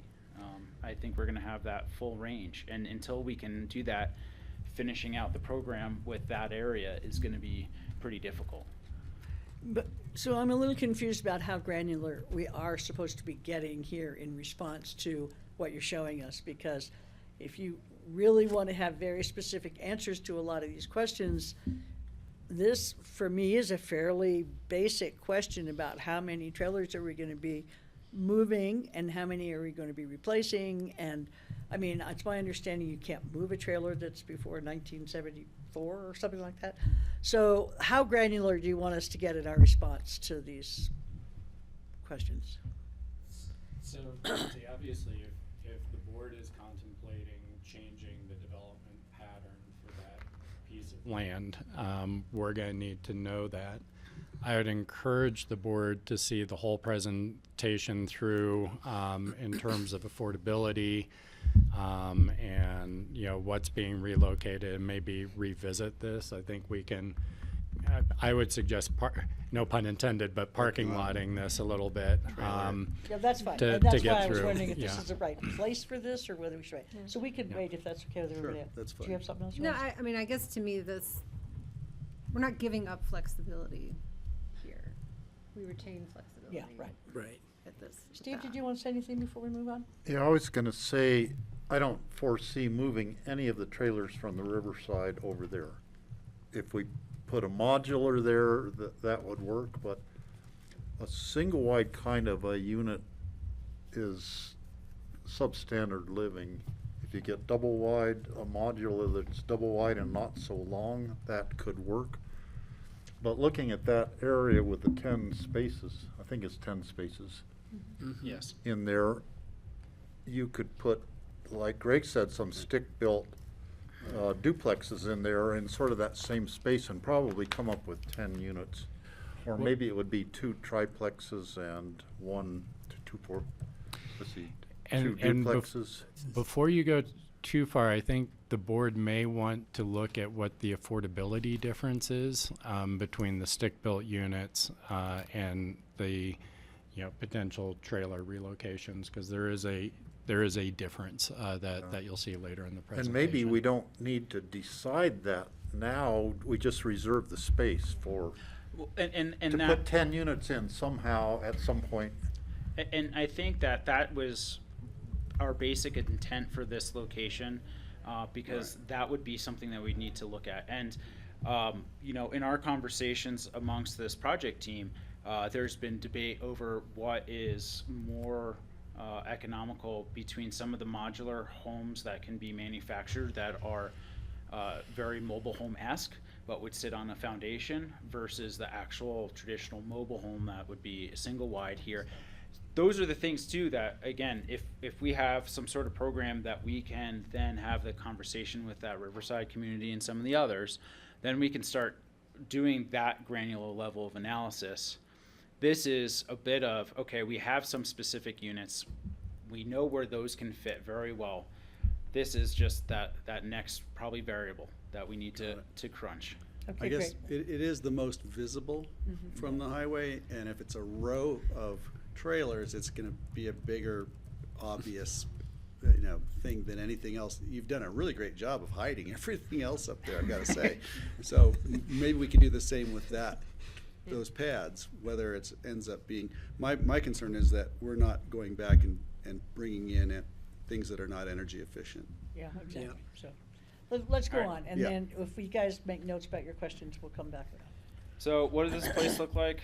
What does it look like to live here? Yeah, so character. So kind of 3 things that we're looking at, in terms of character. First being how these sit in the landscape. Very important, because we have this slopey site, and there's lots of great ways to make these sort of tuck into the landscape. Second is this kind of cluster idea, right? So we'd have little groupings of houses that emulates kind of what you see in a rural area, which tend to be unique because, they've been built over time. So when we get into actual details to sort of take that cluster idea, we might have the basic module or footprint, if you will, but then we're going to differentiate them with window trim or porch elements, siding, roofing, you know, so that it, again, it doesn't have that uniformity that I think, you know, seems that, you know, people are not wanting. It's more urban uniformity. Yeah, I mean, even the picture up on the upper left, Yeah. you know, has too much uniformity, but you can see kind of the way they cluster on the hillside. And then, of course, the biggest thing is the residents, you know, interiors, like what, you know, what is this experience going to be like? And, I mean, it's a gorgeous site, right? And so we want to capitalize on the southern exposure, the views, quality of life, the amenities around the units. So that's really what it is. And we welcome some feedback. You know, we have a couple of different kind of styles here, if you will, from, you know, on the lower right that's very kind of Colorado mountain mill mining kind of cabins to in the middle, which is more of a Scandinavian kind of modern look. You know, so again, as we get the next step, as we really dive into these, that would be great to get some feedback on, you know, some of those elements. Yeah, this is a distinctive site, so it takes a distinctive approach. And I think what we see in Burlingame and so forth can apply to a degree, but, you know, we want to give it something specific and unique and distinctive as the design grows into the site. And fitting. Fitting. Well, fitting, of course. That's number one. One other thing, just to piggyback on the idea of, you know, we do have a health crisis, and a lot of it's mental health, and our buildings can help, you know, bringing more daylight, inviting people to go out into nature, because that is a way of healing and restoring the prefrontal cortex. So we take that very seriously, that these buildings need to be healthy places for people to inhabit. Thank you. Sir, any of these pictures that the board just finds as a non-starter as far as architectural style?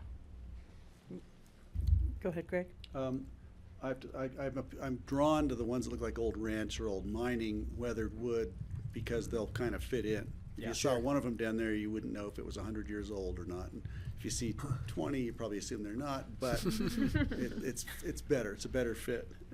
So I kind of prefer that. I did notice when you had the pink color on your visibility map, it kind of tied in with the red of the stone behind it, and I appreciated that. It's like, well, there's an option, but I might be more inclined to say the weathered, you know, the dark weathered wood seems to work well for me in the similar sort of roof. So I roof hear line, playing though with those natural colors and things that you would see on the horizon. that you might see in a ranch Yeah. buildings. To me, that would be appealing, but I love the interior. You know, looking at that, the big open interiors with the light and light colors makes a lot of sense to me. For The the upper reasons left you is mentioned, Shinrin out. Yoku and all that. Oh, yeah. So for me, the upper left is out. Out. Yeah, that's Totally. 70s condo look, right? And even the one in the very center with the white second story, not so much.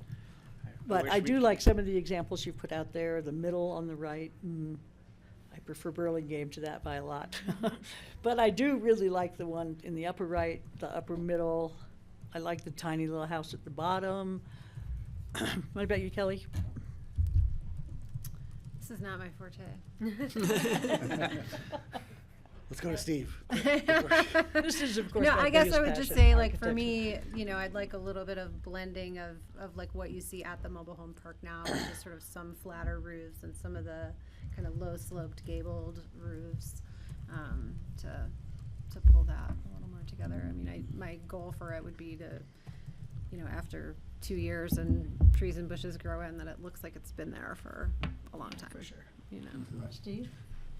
Well, I was thinking, trying to blend it in with the existing units that are there, which are some really funky ones with homemade add-ons. You want to keep it rustic and funky looking a little bit. So something that looks like Vale, the upper left one, doesn't mesh with the existing Phillips trailer park. So Jim, you're But the supposed to others- the recolor others those. fit You were better. gonna add new colors in there. but We were going to that's try to it. disguise that some of those were actually from. Partially, we included that as it relates to the upper road.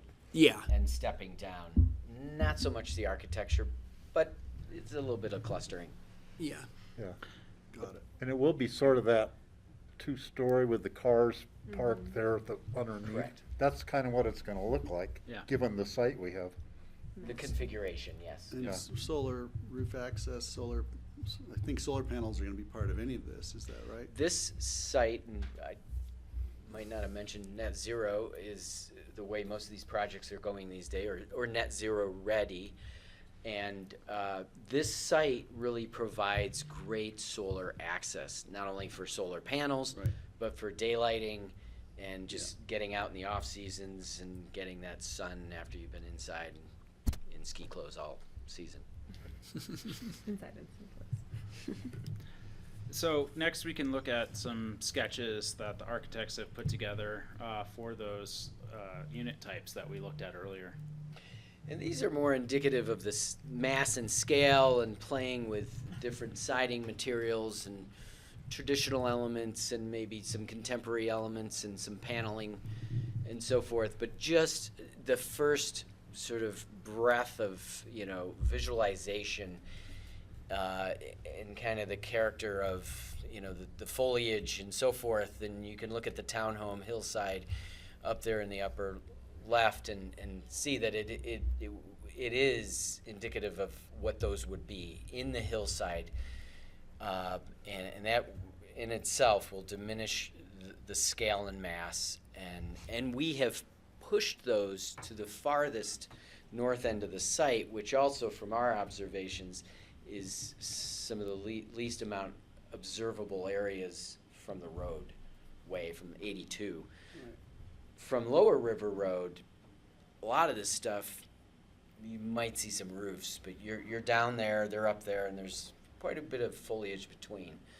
So this isn't anything cut in stone or anything, but it's just a sort of a glimpse of some of our thoughts and ideas based on what you've seen so far. We're looking from the south. Excuse me? We're looking from the south at all these with the windows. So they're all the fronts of the buildings. The fronts to the roads. Actually, the one on the bottom is looking south, so it's standing on the north side. Right, that's what I meant, looking And then south. the single family, Yeah. we have some up in the spur cluster, but those would be looking, southwest. Yeah.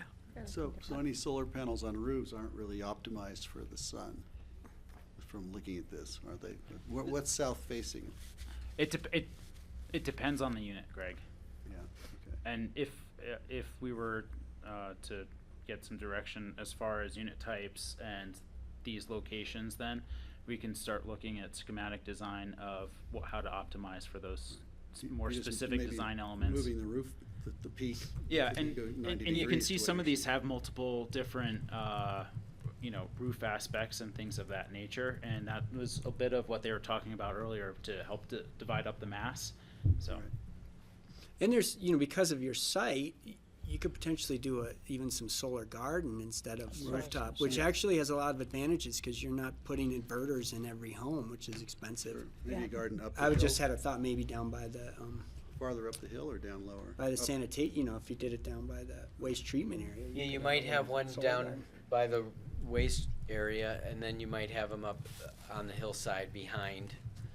And then you could have a bit over by the water tank. For ground-mounted solar.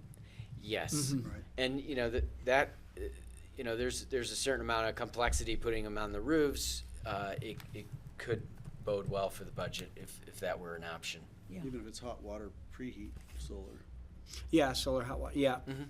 And that's what's nice about solar hot water is the angle isn't as important. It's just about the radiation. It's not, you don't have to, You don't have to get it right. point it Just- at the sun. Yeah, exactly. Just thinking that's a design element.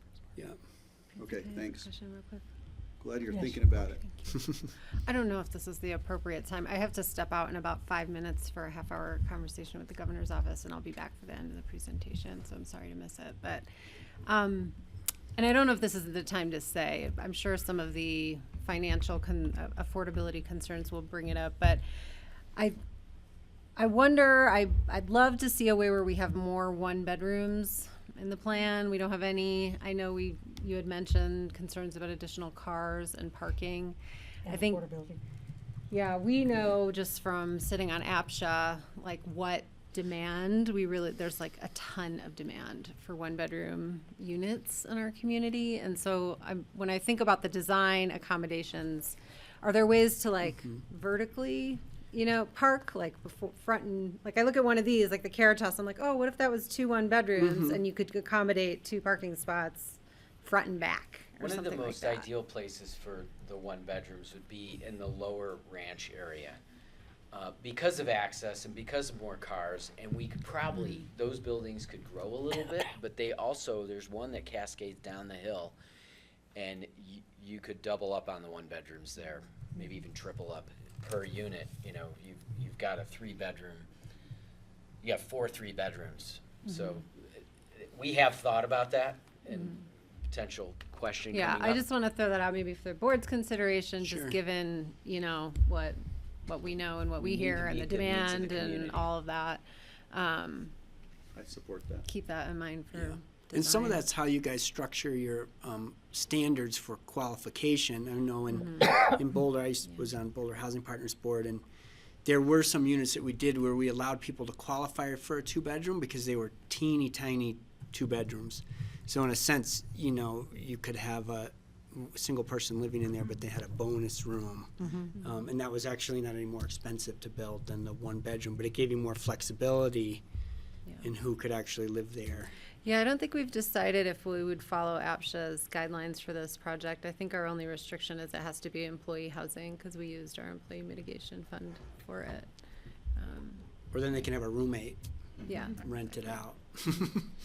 So I do want to throw that into the mix. Thank you.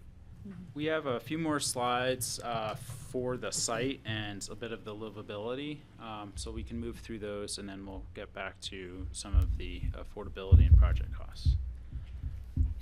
So as we've discussed, housing is nestled into the existing topography and ecology, and so what that means is that there's not going to be large front yards and backyards for each unit. And so we want to create a network of communal gathering areas and trails connecting the existing homes, the proposed housing, and providing access to the river. And just to highlight, the river is such like a highly valuable amenity on the property, and we definitely want to improve access to it. And so on the next slide, you'll see just a sketch that kind of gives you a sense of what one of these gathering areas could be like. So to the left is the hillside bench proposed development, and we just kind of bubbled that out. And then to the right is a lawn area, some seating, a small playground with a trail system connecting to the larger site. And then I just wanted to quickly read a quote that I took out from the health impact assessment that I thought was pertinent. Community amenities such as safe play areas, community gardens, and picnic shelters can facilitate community engagement and improve social capital and mental health, reducing stress. And so with these gathering areas, we really want to promote this sense of community. Can somebody just address the synthetic turf? Oh yeah, so we just thought it was an opportunity for synthetic turf. It's something that we're looking at for in some locations and then not in others. We thought that this area high on the hillside with kind of more exposure, more of a dry surrounding ecology up on the hillside, that synthetic turf might be lower maintenance, lower water, and it might be an opportunity for that. It was just a concept that we looked at. We're also looking at real lawn in other locations, such as like closer to the river. But it was just an idea that we had. Sure, I'd be interested in just hearing about other opportunities, other surfaces. Mm-hmm. Synthetic kind of rings an alarm bell, wondering how often it has to be replaced and where does it come from, and what do you do with the old one after you tear it out, and maybe wood chips would do it just as well, or Yeah. sawdust, I don't know. Just a thought, but anyway, keep going, thanks. Yeah, I think that's great feedback.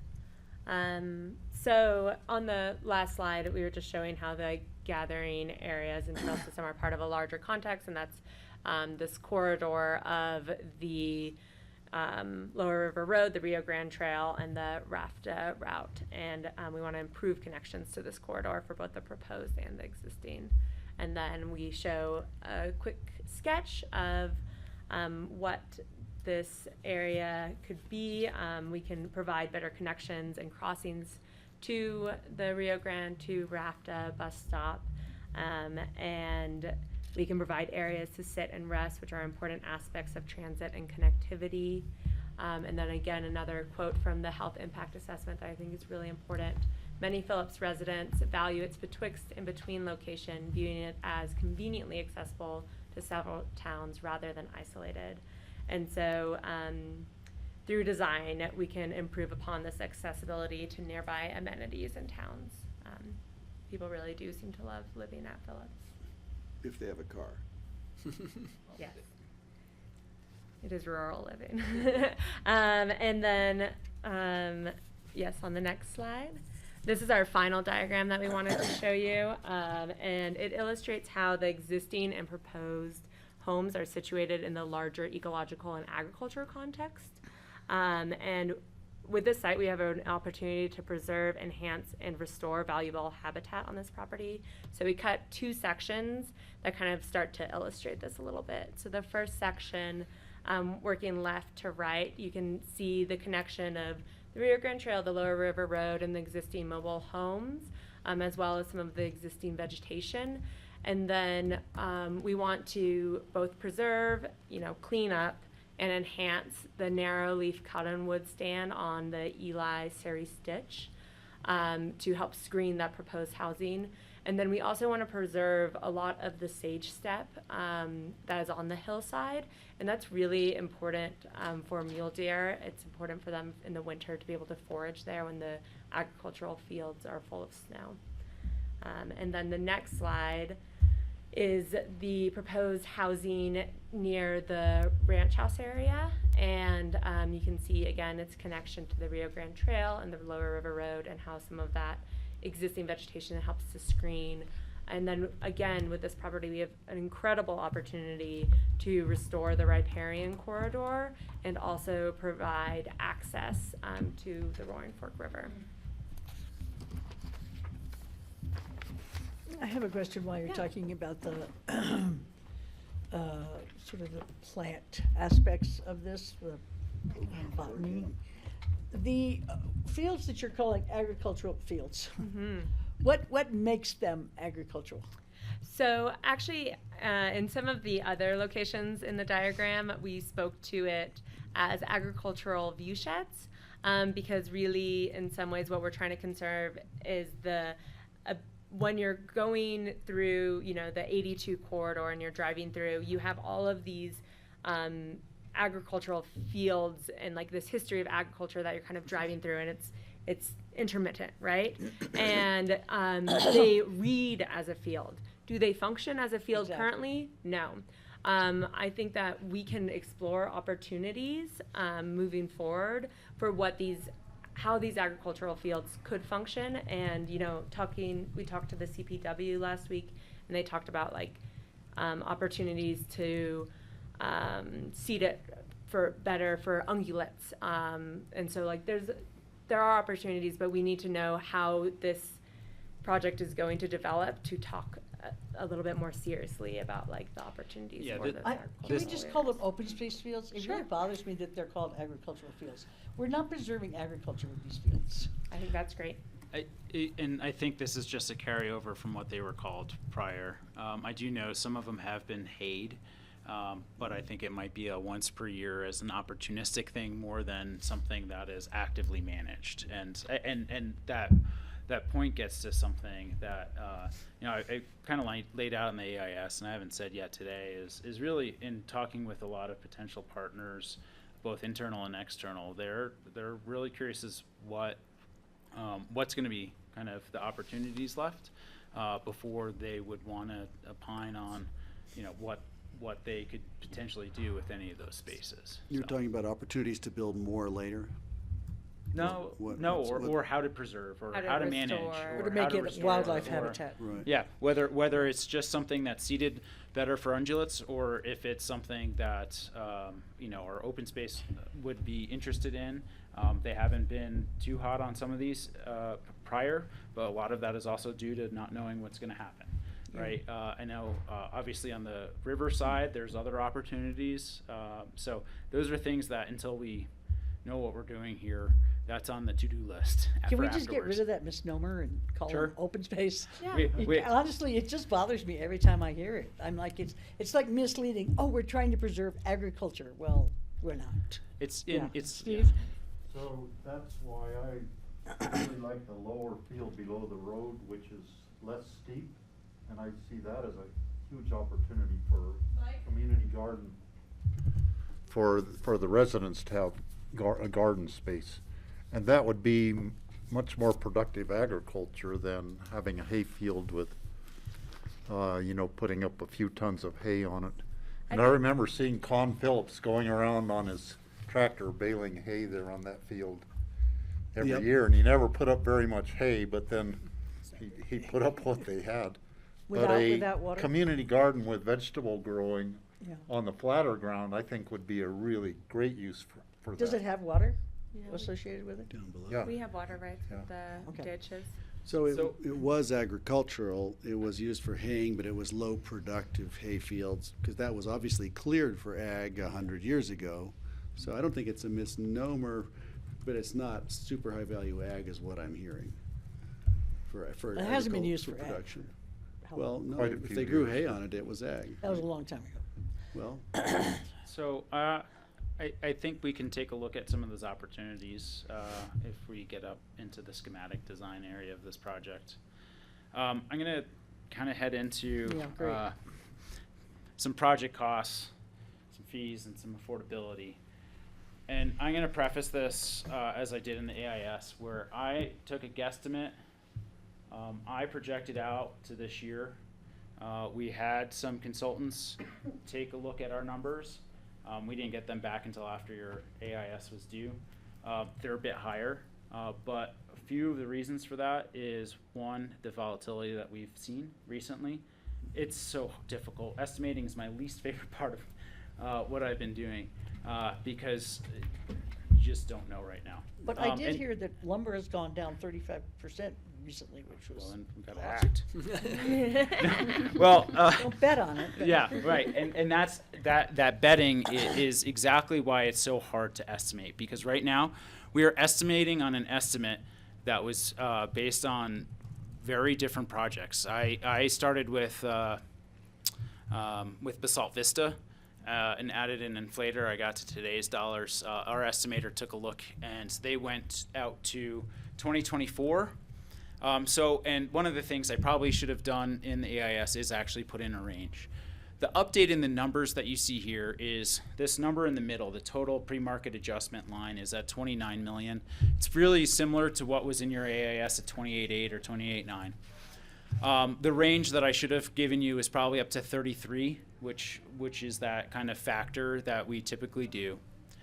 One of the things that they added to about the same per square foot units that I was using is add in additional contractor general conditions, bonds and insurance, overhead and profit. And so what you see is that brings that number up into the mid 30s, that 35 to 38 number. That's based on about a 2024, competitive bid price. Best guess right now. I did add one last line on the bottom there, just because of, man, how volatile the market's been and how much the inflation has been. If pushing out another year just to get that contrast is another over 10%. 10%, yeah. So, each year that this language is, it gets even more difficult to swallow some of the numbers. So I apologize for not, I wasn't trying to mislead. It was the best number I had in the AIS. This has been looked over by some of the industry pros. And so really what we're looking at is this is a range for the project as it's presented. As we just talked, the relocation conversation is going to change numbers. The assumptions about what we want to do for different types of subsidies going to totally change the equation. And so as we move these forward, just know that these numbers are going to change. They can't not. If they don't, then we're probably not doing our job. And how many people is this housing going to be provided for? This is 89. What you see here is at least 89 bedrooms, and that's just the stick built. So Not counting moving trailers. not including moving But that, trailers. they have significant cost in moving the trailers, right? Well, and that is very dependent on timing and what money we touch and everything else. And so until we know what our program is, I don't know if we can have that real conversation with these folks to know what's getting moved, what's not getting moved, and actually do estimates on some of those costs. I have run some numbers on that, and they vary pretty widely from a couple $100,000 to close to high six figures per unit. A couple $100,000 You can't say it. to move a trailer from one place to another. It's a hard thing to say right now. Doesn't but- seem like a low number to me. Caddis is actually 200,000 working on seems a trailer. incredibly high for moving a trailer from one place to another. I think this is just for the new development. Yes. The cost of the original purchase of the entire mobile home park was 6.5, right? That's correct. And that was 40 plus units. If we're looking at the entire, the entire ambition of the county with this whole thing to begin with was to save 40 plus units of housing. And then in order to make that work and bring it up to speed, we need to build 35 more in order to raise the standard for the sewage and the infrastructure and everything else, right? Right. So why aren't we looking at the entire price tag and then dividing it up per unit that way? We'd come in, every time I hear anybody talk about building anything anywhere in the Upper Valley, it's $1 million per bedroom, isn't it? Yeah. So this is actually considerably less than that. economical by comparison, so I just want to make sure we think of it that way.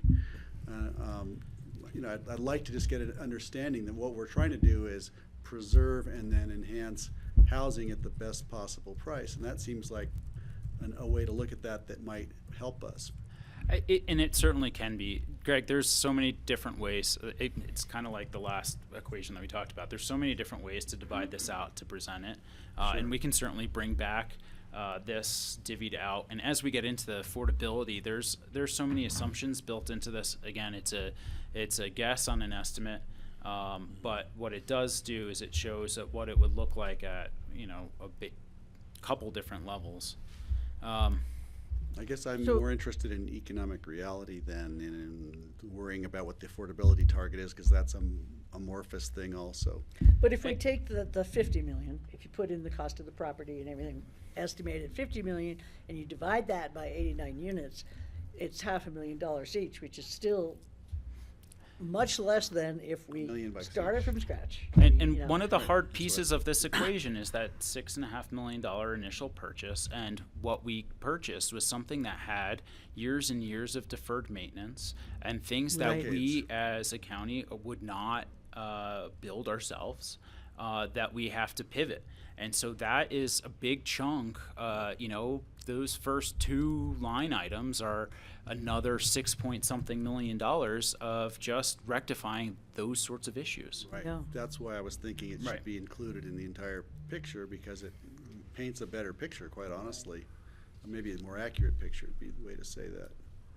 I just wanted to say, we're working on a project in downtown Boulder, 79 trailers, they're being converted to homes, and same issues that the city had, and they ended up being pretty penny wise and dollar dumb. At one point, they were offering the trailer owners about $70,000, and they wanted more. In the end, I did some rough numbers, and we're over 200,000 units. So they literally could have given them a check for 200,000 instead of 70. They would have walked away from the trailers. We could have really done what we needed to do but now we're like locked into these trailers and trying to build around, and there's grade it's a Right. nightmare. Thank you for sharing that. Please share that widely. Okay, do you So- have per unit costs or anything to present to us? Yeah, and so basically, with some big assumptions, right, of what would be needed, and this assumes that we are building the wastewater treatment facility and the water facilities, and that the community would take over for some level of capital replacement, and there's big, wide, percentages of what would need to be replaced in 20 to 25 years built into the math, would put just the water and wastewater fees at, and I put a sliding scale of between $437 to $529. The property management and maintenance and some replacement fees was $272. Are these per month? Yes. The capital reserves, space and rental. I put a placeholder for the mobile home at $50 a month for just like, I don't know what else to put in for the rental of this ongoing space, spaces.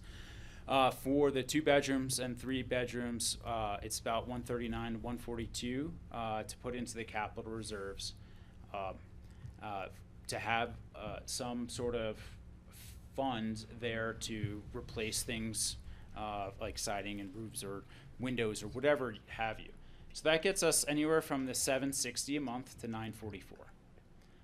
Total costs? No, so this is just what we have in fees. What that does is it covers the ongoing operations and a portion of the replacement costs for the water and wastewater systems. So that's like HOA fees, kind of. Yeah. Yeah. Oh. Okay. At 71 units. 73. Or 70. Yeah. How many? 73. Now, are you looking at the market, rest of the valley, what is being charged? We discussed somewhere earlier, the Crawfords down in Elgibel, their space rent right now is about $960. It's going to, I think it's $960 a month, or will soon be, is where they are in a free market mobile home park. I did not do that research for today because we've had the conversation a few times with the board. I wanted to get an idea of if this is somewhere where we're thinking we're going to move this project into schematic design. Again, we can do a little bit of the market research and see where a lot of those rents are, knowing that the current rents at Phillips are well below market value. They're built off of a lot of that deferred maintenance on their systems and things of that nature, right? And we did some more rough numbers to see, what this would look like compared to, say, APSHA categories, because it's one of the, just at least a metric. And so at the end of the day, the column on the right has that annual household income requirement that John had presented about a year ago at the best practices is about 30% of annual income going towards housing. Mm-hmm. And so for the mobile homes, and again, to build out those fees, a lot of assumptions, a lot of subsidy going into the project already, not too much recovery, and that land purchase value already puts this at the annual household income required at 30% for the mobile home, somewhere in the $54,000 a year range. And then for the 2 and 3 bedroom units, it was north of $100,000 a year, 104 and 120. And so those, with the rough math that we did, is a little bit calculated into that about category 3 for the 2 and 3 bedrooms. The way that this is lined out right now, that's not to say that's by any means a final number. It's just something that we can bracket and work with. Right. So can I ask a question before you move on? Sure. So this is without any grants, without partners that are not looking to make money, and this is like the fees, for instance, that's an ongoing cost. So once the new wastewater is paid off, they still keep paying those fees. It's just associated with that particular unit. You pay this fee forever. Yes. Okay, and then these projected costs per month, then the loan mortgage, well, let's just look at the total one. So that is unsubsidized, assuming these units are not subsidized any more than are having bought the property. This is and- assuming a lot of subsidy already. So built in before these numbers. Yeah, it includes, there's no recovery really for land costs. There is no recovery on the original construction costs, which we'll get into here in a little bit. It's really, the subsidy comes in us making the initial capital investment to buy the property and build the infrastructure, and then try and stay out of a situation where there's ongoing subsidy. And one of the things that the board will need to consider is kind of the equity issue between other affordable housing, that we don't provide those types of ongoing subsidies to. And so the fewer units you have, generally the less economies of scale you have, and the higher these monthly fees will go up per unit. If you wanted to bring them down, typically you've got to go a little bit higher density. Right. Yep. So, but these are non-ownership costs for the people living there. These are even if you owned that's a separate conversation. It does not include any cost to own. Yeah. But unless the county is providing this ongoing subsidy, this will have to be paid by the residents, whether they own or rent there. Okay, so just to be clear, so we would own the entire thing, the wastewater plant, the buildings, everything. The way that we have The this county lined would up. own it all. And then to live there would cost the people who live there that much per these units. Now, there are options. I think our intent would be the county is building and initially owning. If the board wanted to explore other mechanisms, public improvement district, metro district, conveying to an HOA, and removing ourselves from that equation, we could. I think staff's caution would be to choose a mechanism that allows some ongoing governance involvement, because typically HOAs are not as capable of managing this type of infrastructure. But this would mean that everybody there would then own all the property in common. Not necessarily. That could be a whole separate discussion. So this is just to maintain the water and wastewater and civil infrastructure. Yeah. So that's going to be a monthly fee or monthly amount that's going to need to be collected in some capacity. Now, regardless. Now, beyond that, the board still has the option to look at ownership models for residents. There would probably be some additional cost or analysis to look at there. The county owning it and renting it back, or I think what you were suggesting, Francie, or the model that you were talking about is more of a co-op where the residents actually own shares, but maybe not an individual piece of land. That's still an option in this too. So this doesn't prescribe Any of that? that model. Okay. Yeah. And then Basalt Vista, did the people who live there own the property under their units? Yes. Okay, thank you. And we'll get into partnership opportunities in a little bit here, and how that might affect some of the discussions that you're wanting to get to. John, that's really what we had teed up as far as slides around that.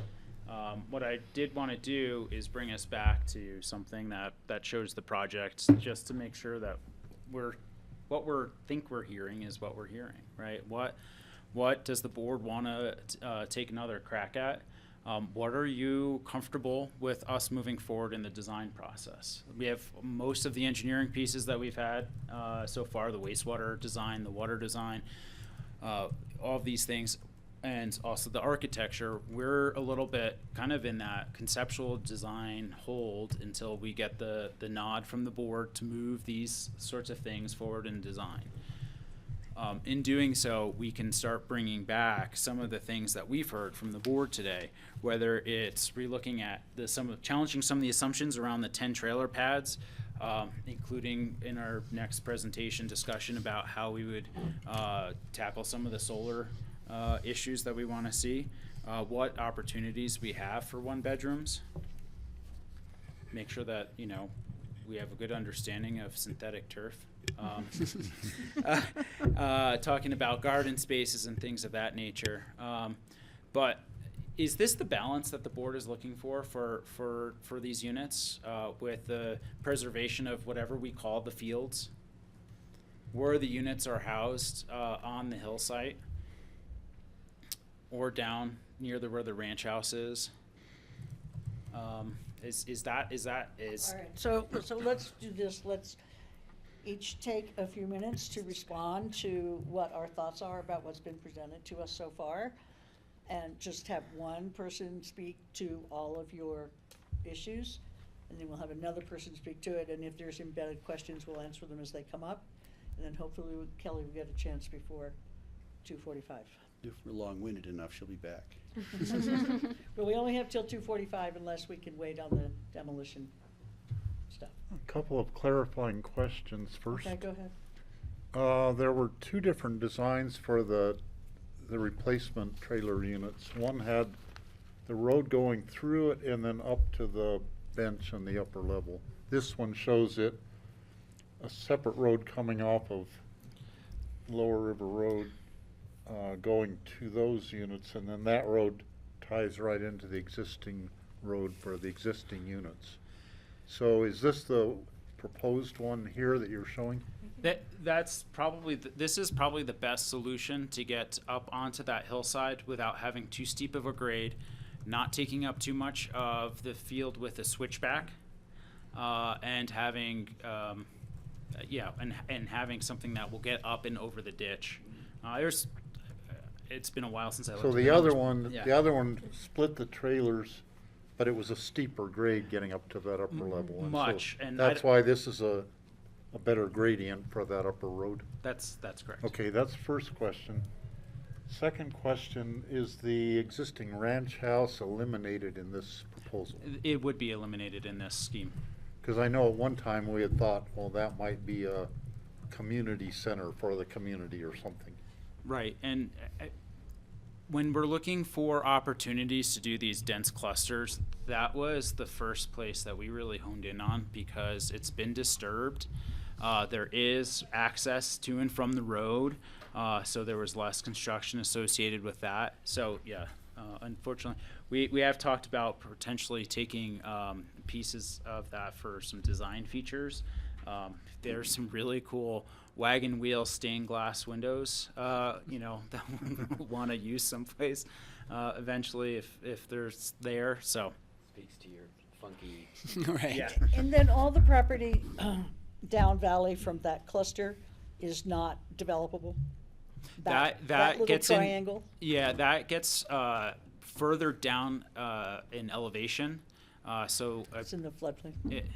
Delia, do you remember if that part is in the floodplain? Yeah, it's in the, I believe, I think I that this believe right it is. here, Those one of white these lines. lines, Yeah, the 500. this is, I think, one of our floodplain lines on they're, here. all the white lines are floodplain lines or river setbacks. Got it. So above the dotted white line is possible for something Yes. in that small little area there? Okay. Yeah, we'd have to take a look. There might be Oh, a nook here, but this is where we get into a really dense set of trees and some grades. There's some amazing trees, and then also the grades Grade. start to really come down quickly. Yeah, And okay. so as we get further away from that main road, we would have to create a fire truck turnaround, which is also probably more space than we're even looking at. And one down there, that is the wastewater area? Yes. Okay. And is that right-sized? Like, Yes. That's gonna be enough to handle whatever happens here? Yes, when we talk to our wastewater engineers who are on the Zoom, but I think I can answer this, is when I've pressed them several times and nothing that we've talked about would monumentally change the design of the wastewater treatment facility. It is one of the things that the board gave us direction on at the last work session, as far as the type of technology and that would be good for this level of development, and there's a pretty wide bracket there. Is this that really fancy spinning thing that we looked at? There's a lot of new fancy spinny things, and yes, this is one of them. So the prevailing wind on the river is downstream? Say that The again. prevailing breezes are downstream. So my fear is that the homes that are less than 100 feet from the wastewater treatment plant may be, experiencing the atmosphere from that as the breeze is blowing toward them. Well, they're all Prevailing upstream. winds from down They're- valley there. They're all upstream. Well, the river, generally the airflow follows the river course down, doesn't it? It probably mixes through here because Yeah, our you get pro- upstream breezes Yeah, also. well, you get a lot of upstream breezes through here as any sort of system moves through. As someone who's had an office next door to the wastewater treatment facility for Aspen Consolidated for 15 years, really the only time that we had any odor issues were when we had really, really bad inversions. And so there was like a nice little dense pocket down near the river that wasn't moving very much, and it only lasted a little while. But Okay, that was one of my concerns.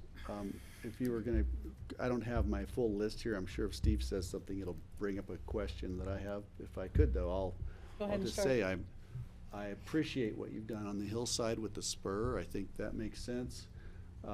If something does happen on the pads where the trailer pads are, preferably it's not trailers unless they're the most energy efficient trailers ever built.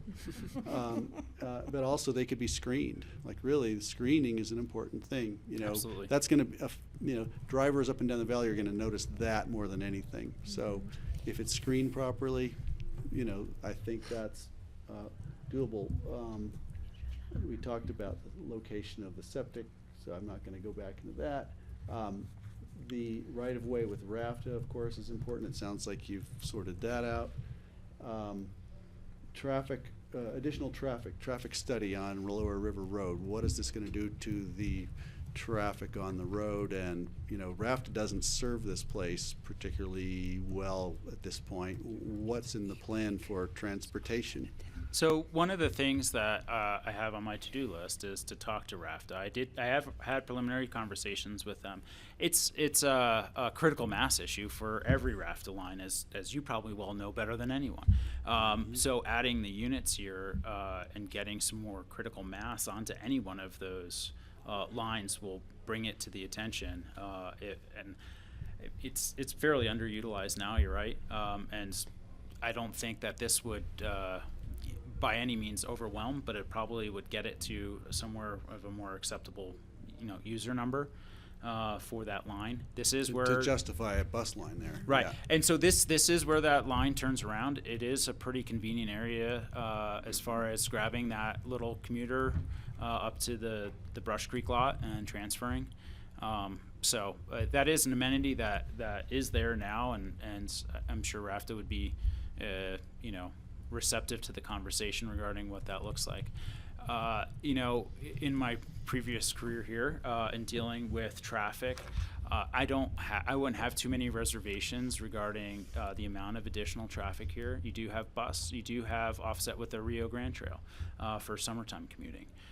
This isn't too far for someone who is a cyclist to commute in. And I'll be honest, when I commuted a lot this summer on the Rio Grande, I got passed basically from, I would say, Old Snowmass up a lot by e-bikers commuting into town. Right. I think that technology, especially during the summer, has put a big dent in that. So we do have opportunities there. I wouldn't have too many reservations by the amount of traffic that this generates. Lower River Road is nowhere, near the same traffic volume as Upper River Road, and definitely not near what McLean Flats is. And all of those roads are of similar character. Yeah, but those aren't actually goals we're aspiring to, though. Oh, absolutely.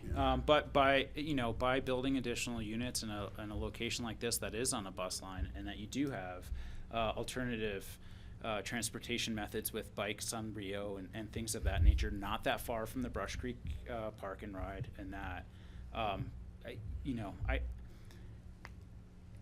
at the end of the day, with our transportation demand modeling stuff, and you have your sticks and your carrots. I think that yes, out here it's definitely not ideal. It's not in the UGB. It's not in the walkable thing. We're not going to get that here. But as far as rural things, it has all the things that you can have. I guess the last part would be to have the discussion with RAFTA, what would be the additional cost of providing service here? Because that might be a critical element to making this work, is that we actually do have regular bus service. And so let's figure out what it costs and factor that into the cost of the subsidy or cost of the project. I think we should know that. The last thing I'll say is, it sounds like we're concerned about keeping the cost down, so we're looking for ways to ignore certain costs. And transportation costs with a RAFTA subsidy might be one of those costs that's convenient to ignore, but should be considered. Well, along with some other costs. So I'd rather be upfront with the actual, what we think it's all gonna cost, and then we figure out what the subsidies required will be. And, okay, we can certainly take a look at that, and it's been a while since I followed the EOTC budget to know if that Woody Creek line is still subsidized with the EOTC and the tax, the normal tax, or not. But we'll take a look at all of that, and we can bring that back. Yeah, I think that would be helpful. You have more? No, not presently, thank you. Okay, Steve? So in general, I really like the layout of the location of the different units and the number of units. I think, to me, I mean, we worked on this a lot, trying to toss different ideas around, and to me, I like this. At first, we were eating into that steeper hayfield portion, and I didn't, that grated against my ethics of not taking irrigated land, but when you look at the whole property, that was essential to fit in that number of units. I am curious where the existing septic field is down on the neighboring property, which I believe is the state land board property. And there is a possibility that we could acquire that. Would that be a better location for the wastewater treatment system versus the number one site on here? That's a pretty complex question, Steve, that I'll have to do some research on. But that being said, most of the state land board property is on the opposite side of the river. Yeah, but there is some on this side also. There is a small site that is on this side that is hard to access. And I don't know where the septic field is, the state land board. There may be some other property owner, I don't know. Yeah, so what I would caution against is making a wholesale change on something that we've already started to do design on when it works where it is. We can take a look at that site and just do a quick feasibility of that site. But I would say, the only other thought I have on that probably is that we would have to re-incur some of the costs that we've already incurred on that. So, but we can take a quick Well, my thought is it's down valley, therefore probably downhill from all the units. I'm worried about the number one site and the existing units that are pretty far down valley. Is that going to work for them? Maybe works. have to pump sewage uphill to get to it. It's actually on the lowest shelf. It's one of the lower grades. Yeah, so it actually does work grade-wise where it sits right now. It's a little bit conceiving because we all know up valley, down valley, but this site is three-dimensional, and so this is. And that's low enough that it is still downhill from all the proposed units. Yeah, and that's my existing. understanding. Yeah. Okay. It's on a bench down below, so each of the agricultural fields, or no, open space fields, kind of like step up. And so this is on what is the existing one, which we also think is a great opportunity for research. And one thing I like on this design is actually how the existing road from the existing units there to the left, how the road connects to the new trailer relocation sites. Because I think that could give one more point of access off the county road into the existing units, which I think could improve the traffic flow for them. Some of them might have more traffic going by them in front of the existing units, but then they'd also have another way to get out without driving by all of the neighbors. The Yeah. landlady's, the former landlady's house. And I like this, that that upper area that you're calling the spur place up there. That seemed to me to be a good place to put some units, and I'm glad that you were able to figure out a way to make that work. One thing on the number of bedrooms per unit, I was curious about. It seemed like I was wondering how much demand there is for a 3-bedroom unit versus a 2-bedroom unit, and I guess that's a question for like the statistics of what is the demand for. And I'm sure there are specific statistics that we can maybe take a look at for that. In all of the conversations that we've had as staff around this, the hard thing is it's always seemed like a very yes-end proposition. Do you need 1-bedrooms? Oh yeah, need those. Do you need 2s, 3s? Oh yeah, those too. Right? So that's always been the conundrum. When we were looking at this site, because we were trying to do those really dense pockets, it really did lend itself to fit more in the multi-bedroom. I'm guessing that we are probably going to have a scheme with converting some of those to 1-bedrooms that we can take a look at moving forward. Okay.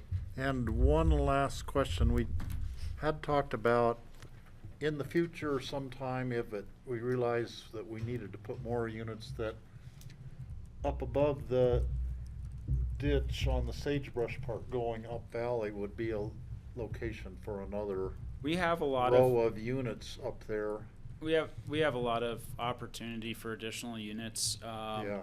So it was a very hard. For me, I only came as the project manager of this several months ago. So trying to get caught up on this and trying to listen to some old board meetings and understand where those cultural values came from for the fields and the preservation there, versus moving up onto the hillside where it's a bit more expensive to construct versus here, but we are able to hide all of those units.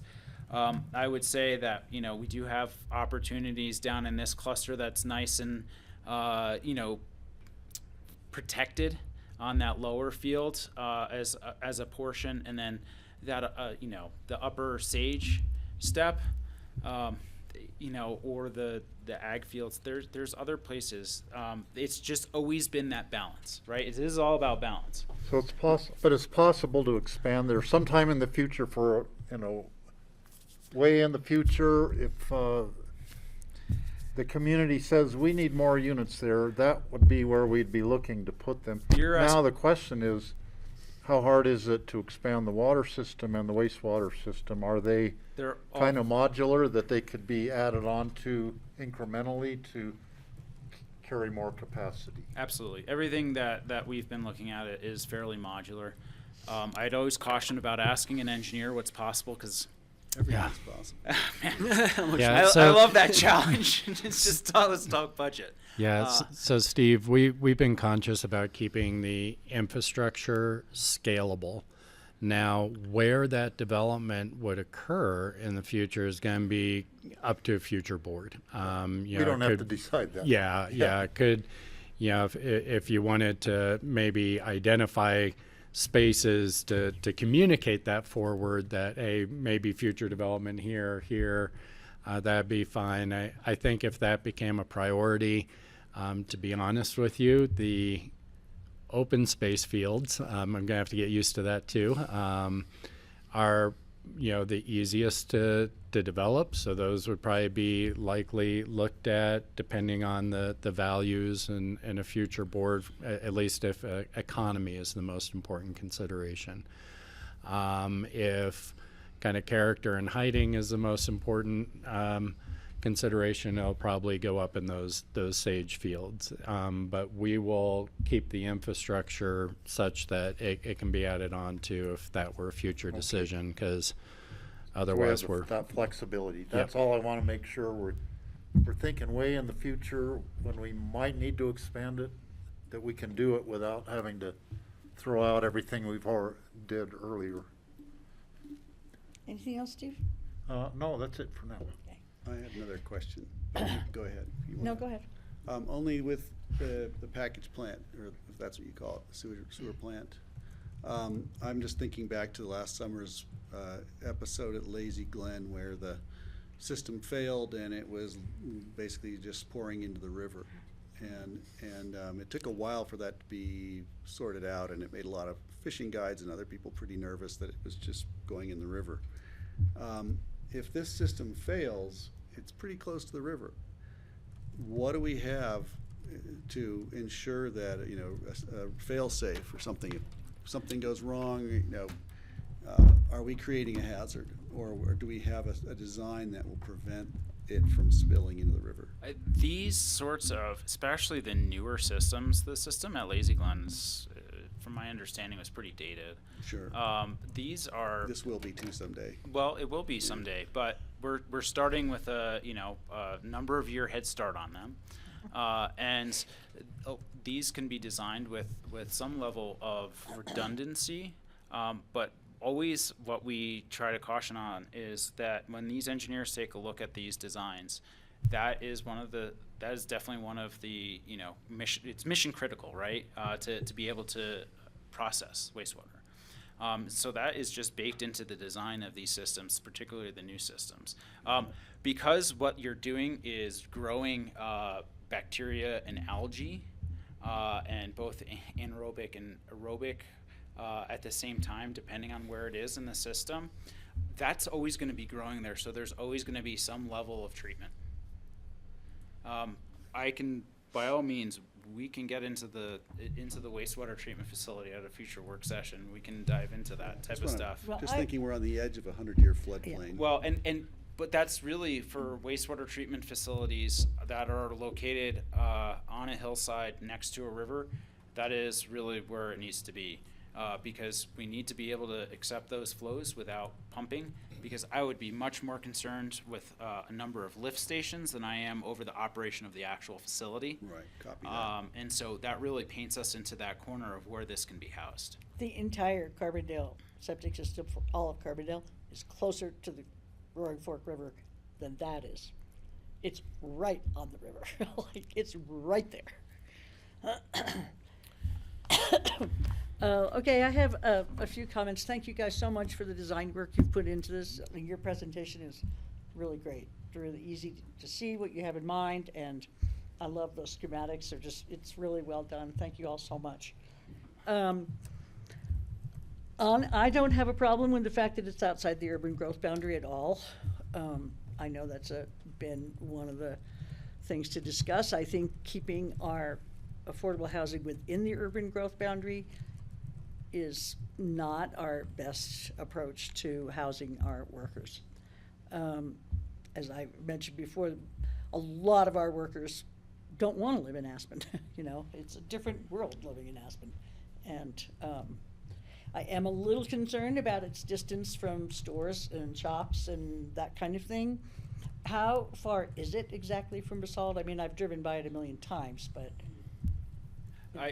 I'm not sure what the mileage is. It's only several miles down to Basalt. Mm-hmm. And then it's not very far to the gas station at Gerbaz. Yeah. And that has like food in it and stuff, right? So, I mean, that is a concern for me, is the inaccessibility to shops and stuff. But I think it's a good idea to have some of our affordable housing further down Valley. I really liked your idea, I'm sorry, I forgot what your first name is? Stephen. Of 2 really small bedrooms in a small unit rather than 1. It's so much more flexible, and people think they only want 1 bedroom until they have a child, and then it's not workable at all anymore, and so on and so forth. I really would like you guys to look at the modulars at Phoenix House in Grand Junction. They have a really interesting approach to building off-site and then erecting on-site. What was the name? Phoenix House, H-A-U-S. And others. Yeah, there's others. I did a tour of it a while ago, and I was pretty impressed. Their R ratings are phenomenal, and their materials are interesting. So anyway, just that. And I know I really am concerned about opening this can of worms. I'm a little concerned about the density and the affordability at 73 units. I see lots of ways that we could have more housing there without huge impact. For instance, where the pads are, where the drawing of the 10 pads are, you could have 2 rows of units there because it's fairly deep. So that type of situation, I would add some housing. You know, like you talked about 30 foot instead of the length of a trailer and everything, and what? Oh, no, they were actually pulling off one of your concerns right now is 10 miles down to Basalt. Oh, how many? 10. It's 10? Yeah, Wow. well, it depends on where you consider yourself in Basalt, I'm guessing, but. Yeah. Wow, I wouldn't think Is it was that that much. Is that to downtown, like Old Town? Yes. Yeah. And it's, Gosh, really? I didn't think it was that much. Okay.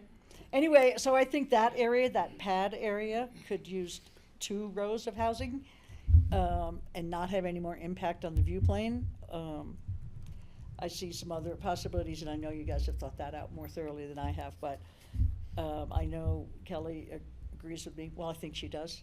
She did the last time we talked about it anyway. We'll see what happens. She makes it back today. I think greater density and higher affordability is, I mean, I'm really lucky. I live on 5 acres, 5.5 acres, and I live right above huge ranches. And so it's kind of like a little bit duplicitous for me to talk about making greater density for people to live in. But if it's more affordable for more of our workers, I think and it can be done in a way that's not much more offensive to the drivers by and everything than what we already have. Oh, great, Kelly. So that would be my strongest comment, is that I don't know how the rest of the board feels about it. And so I still would like to push for not a whole lot more density, but enough more density that we can do without seriously affecting the quality of life and the view plane and all of that. So that would be my push. I think $3,000 a month for most working families is a lot, especially for living in a high-density area. If you're paying $3,000 and you have your own house and, you know, on acres of land, and that's one thing, but to ask somebody to live in a duplex and pay $3,000 is a lot. And I know my teaching background gives me a different perspective on how much money people make, because I never made very much money, so $3,000 to me for a duplex seems unaffordable. So that would be my main comment, is increase the density there at the edge of that open space, find some other places to increase the density without changing the overall idea too much. Can I ask a kind of a follow-up to that a little Yeah. bit? When we talked about the 1-bedrooms, you know, and Callie, you had mentioned, hey, could we take the carriage house and do, you know, 2 1-bedrooms? And my question is, if we can kind of squeeze in some 1-bedrooms, like we were looking at the ranch area just a few seconds ago, we could probably do 6-plex there instead of a 4-plex without even changing the footprint. you Right, know? and right. without losing the units above. Yeah. And would you guys be into us doing that? You know, sort of finding places where we can add units without really changing footprints very much at all, sort of increasing density, increasing number of units, and helping with the affordability without, like I said, without, you know, it might go to 36 feet instead of 30 or something to make it work, but it's not gonna, we're not like Not drastically adding changing. units per se, or buildings, you know, sort of keeping the same kind of Well, number of buildings. you're gonna have a chance to give all your ideas in just a second. All of us have spoken, I'm just finishing up. Okay. Yeah. So I would encourage that. Like I said, I would prefer 2 small bedrooms in a smaller unit to 1 bedroom. I just think it's so much more flexible for somebody's lifestyle. They're not gonna be the same at 30 as they are at 22 and what they want and everything, but. Or your grandkids move in with you. Say again? Or your grandchild moves in with you. Yeah, or Your- whatever. I've actually had a grandchild live with me, so I can relate to that. So, yeah, I just do see, I mean, I think your layout is really great. I think it's pretty generous in terms of space for the different units. So I do think we can increase the density without impacting the general feel of the development. Kelly? I'm sorry I did not have the benefit of the last conversation.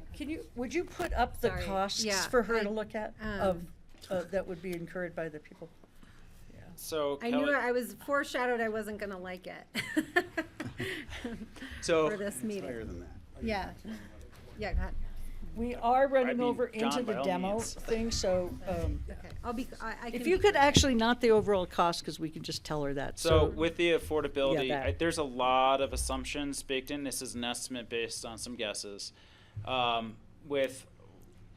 be able to operate and have some reserves to water, wastewater, property management, you can see those numbers going across on this. Some money put in for capital reserves and some space rental in the future. Even with very nominal amounts that have been put in there, the total estimated fees and reserves range from $760 a month to $944. that's like HOA fees, that's not rent.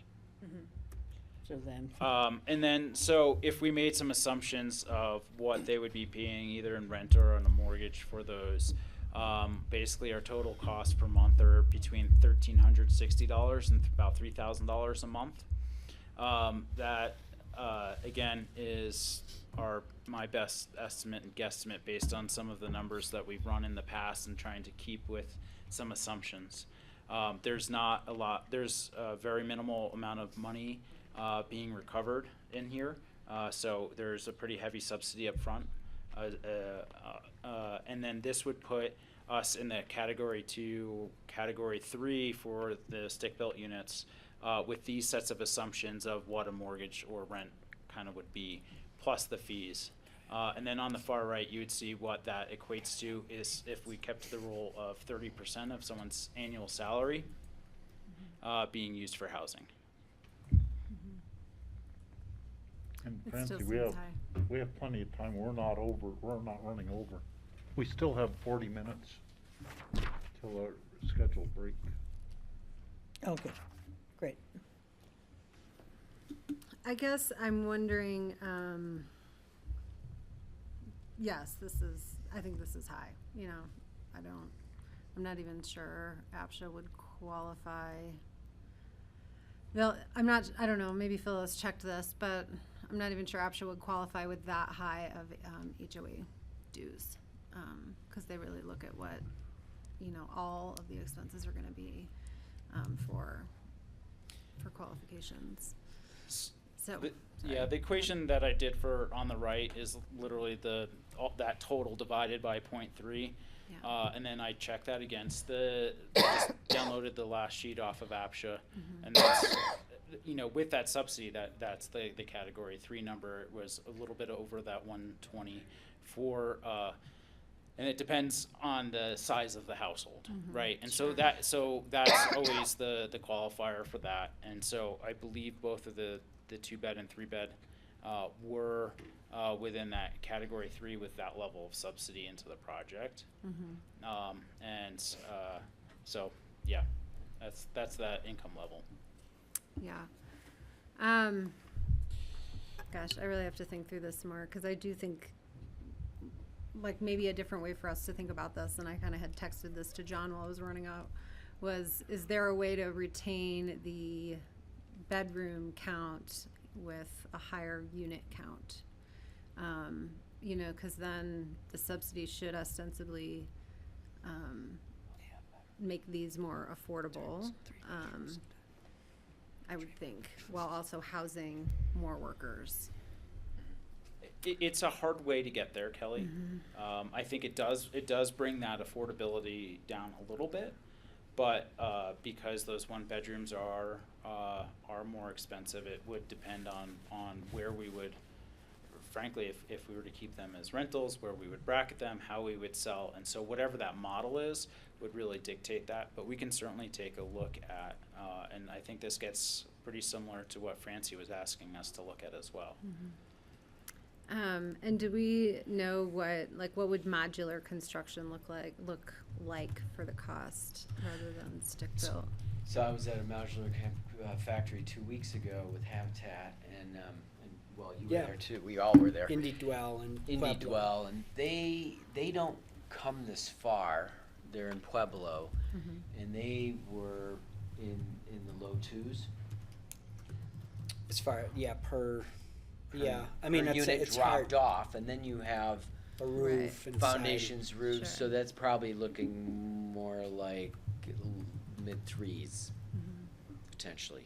There is by the way, a Phoenix House unit at Stotts Mill, if that's. At Stotts There are Mills. closer Is it manufacturers that would done, probably be or more is it going in? preferable. I'm not sure where it is Okay, now. I'll take a look. Yeah, the thing with modular, it's kind of, people always think it's going to be cheaper, but it tends to be faster, which can translate into dollars for sure. But it's sometimes difficult to, really think of it that way. That's the, misnomer, and they'll be the first to admit, well, And they're not, I know they're not great for where you have a lot of site constraints and things. But, for instance, like where those 10 pads are, we were thinking about that because what you can't see in that little drawing that we actually built in the 3D model is there's a retaining wall that goes, and at one point it was 10 feet tall in the back to make that depth work. I'm like, that's ridiculous, because you could just build a little foundation under a modular house, have a car park under there, storage, and you're getting essentially a trailer with a garage foundation, probably for less money because you're not building that big. It's like And the less- avalanche walls that you see on some of these $1 zillion house. That's what you're building back there. And the in a width of sense. those pads we wouldn't have that constraint either, because we're stick building, and it qualifies differently within the fire district and. And I guess I just wonder too, like, just from my experience in some of these neighborhoods, have we talked about like a difference in subsidy related to the standalone single-family homes, which maybe could go to higher category employees versus, some of the duplex units, which could go to lower? And generally I think they are treated differently throughout. You mean the free affordable market housing in there, system. or Not free market. just high, but like what- RO, like whatever. like category 4 or Single-family something? homes tend to be higher category homes. We don't have like category 2 single-family homes in the affordable housing inventory. I've started playing with You some know. models of some recovery, depending on what categories we're looking at and what the sales prices would be, or the rents would be, or what have you. But because, again, I'm sorry I sound like a broken record with the number of variables that we're trying to solve for. Sure, I We're know. trying to get somewhere close on this program, and then we can crunch a lot of that, because it can make a big difference. If we're looking for a bit more of some cost recovery off these units, if you were to say some of those on the hillside spur, or some of the other units would be qualify under some sort of different bracket, like a category 4 or something like that, if it was an equivalent of APSHA, and that certainly garners a lot more in the sale per square foot. Sure. Well, which can affect the affordability for the other Yeah, and so units, there's, too. and that looking at recent sales on the APSHA website, that, the price per square foot is anywhere from, within a category is, a factor of 25, Yeah. 35, depending on how long it's been in and that. So I don't know enough about the new units yet and how they do that. So that'll be one of our next steps. Well, and I would caution, one of the flaws of the APSHA system is it's not really an affordability standard. So, the way that the pricing gets set, as you have alluded to, some homes are getting really old, their appreciation is low, anyone could afford it, right? Even if it's a category 4. And some of the newer units, their price is set, and sometimes even the categories are out of reach for people within that income level as well. So there is challenges. to And using I've talked to index, Betsy up in but- Snowmass Village too, about setting up a conversation between the two of us, so that I can understand a bit of how they went into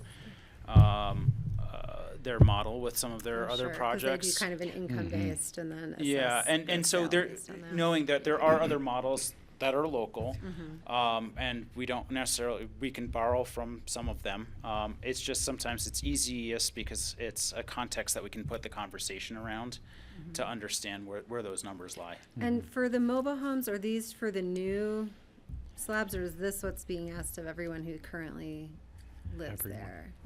It's pretty close to just about everyone. There's so many assumptions that go into this because of the different things that we'd have to do for relocation that once we have an idea moving forward and we have enough information to have the real conversations and see what would be moved versus what we could potentially do. We've heard from, I think, most of the board that the 10-trailer pads is probably our best opportunity to re-examine a little bit. Well, and then do for what? the, sorry. To re-examine a little bit as far as playing with that, because again, yeah, I don't think there's too many of those units that can be moved, and so it's, what are the options then? Are these estimated fees and reserves based on square footage? Yes and no. It's not a direct off the square footage. I tried to give a bit of a sliding scale between what would be usage, say. There's some inspiration brought from, different tap fees throughout the valley of seeing like what the tap fee of a mobile home would be versus a 3-bedroom kind of thing. And there's a scale there. And so I just added percentage based on the size or the number of bedrooms. And that's how those are usually I would determined. say the way that might be more saleable to everyone who lives there. I think it's pretty common to assess fees and reserves based on square footage and category, and so that so as your income is higher, you're paying more per square foot into the reserve. Because I really do worry about the real low income folks being asked to pay $760 into the new system. They're not really getting a new road out of it. They're definitely getting new water and sewer. But they have water and sewer now. Yeah. And so that's a lot. This was to give an example. So these are all, we know there's a bottom line that we have to get to with these number of units. How we divide the responsibility for that, this was an example, but we definitely have a lot of flexibility to play with models. While you're looking, if I could just add just one more variable of complexity into all of this,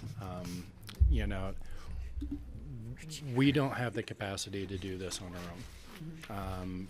Financially, we're talking a $30 million potentially dollar project now. And so we will have to bring partners to the table, not unlike what we did with Basalt Vista or such. We have had some preliminary conversations with potential partners, Aspen School District, for example. And so what would likely be the case is, the county bringing obviously the land, which we've already purchased, and probably a good chunk of the horizontal infrastructure to the table, and we'd be looking to partners on the vertical. And so we also probably just encourage the board as we're settling on these kind of footprints and rough densities, that how our partners come to the table and what their needs are and business models will be important too. Again, as GR said, narrowing the variables so that we can go to them and have all these same types of discussions that we're having here about how we would divide those costs, how we might equitably split the long-term responsibility for operations and maintenance of the site between different units. We can bring a pro forma and a partnership structure back to the board to consider, including ownership or rental or those sorts of things too. But we are going to have to bring other partners and interests to the table and work through this.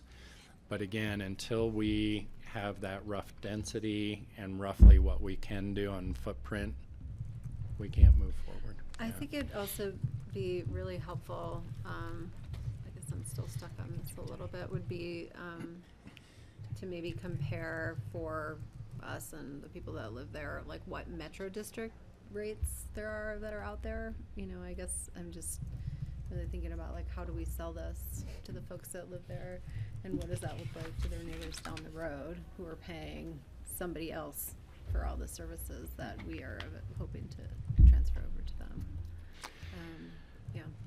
And, you know, we can certainly do that. It won't necessarily be apples to apples because of the difference in densities and number of units supporting that infrastructure. Yeah.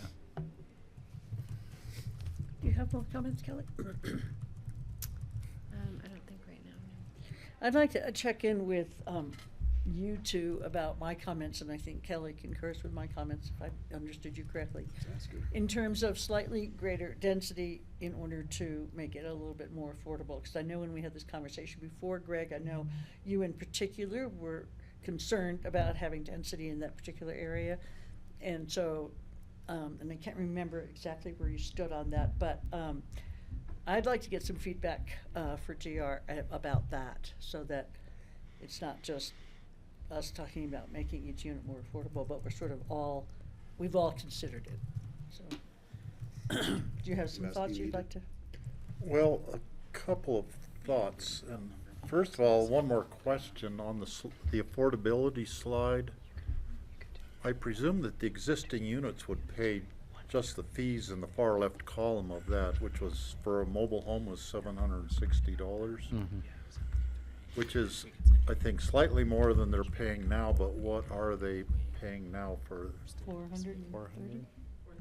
430. 430 now. So they're paying not quite half, double what they're paying now would be their rate. Because if we make this so unaffordable for the ones who are already there, that makes it really hard. But I think that would be within the reach of most of them, maybe not all of them on a fixed income. I was always amenable to doing more units, even up to, 100 or something, using one of those upper benches and going up valley. I know that Woody Creek residents were like, at that time, on our backs, adamantly saying they didn't want to increase the size of it at all, keep it at the 42 units. And so I think that's when we reached the compromise of adding some units. But I always felt like, it's a place we could add more units. I think the more units we are there, if we could get RAFTA to increase the bus service there. Also, we're putting in the new bike bridge over across the river, just upstream from there.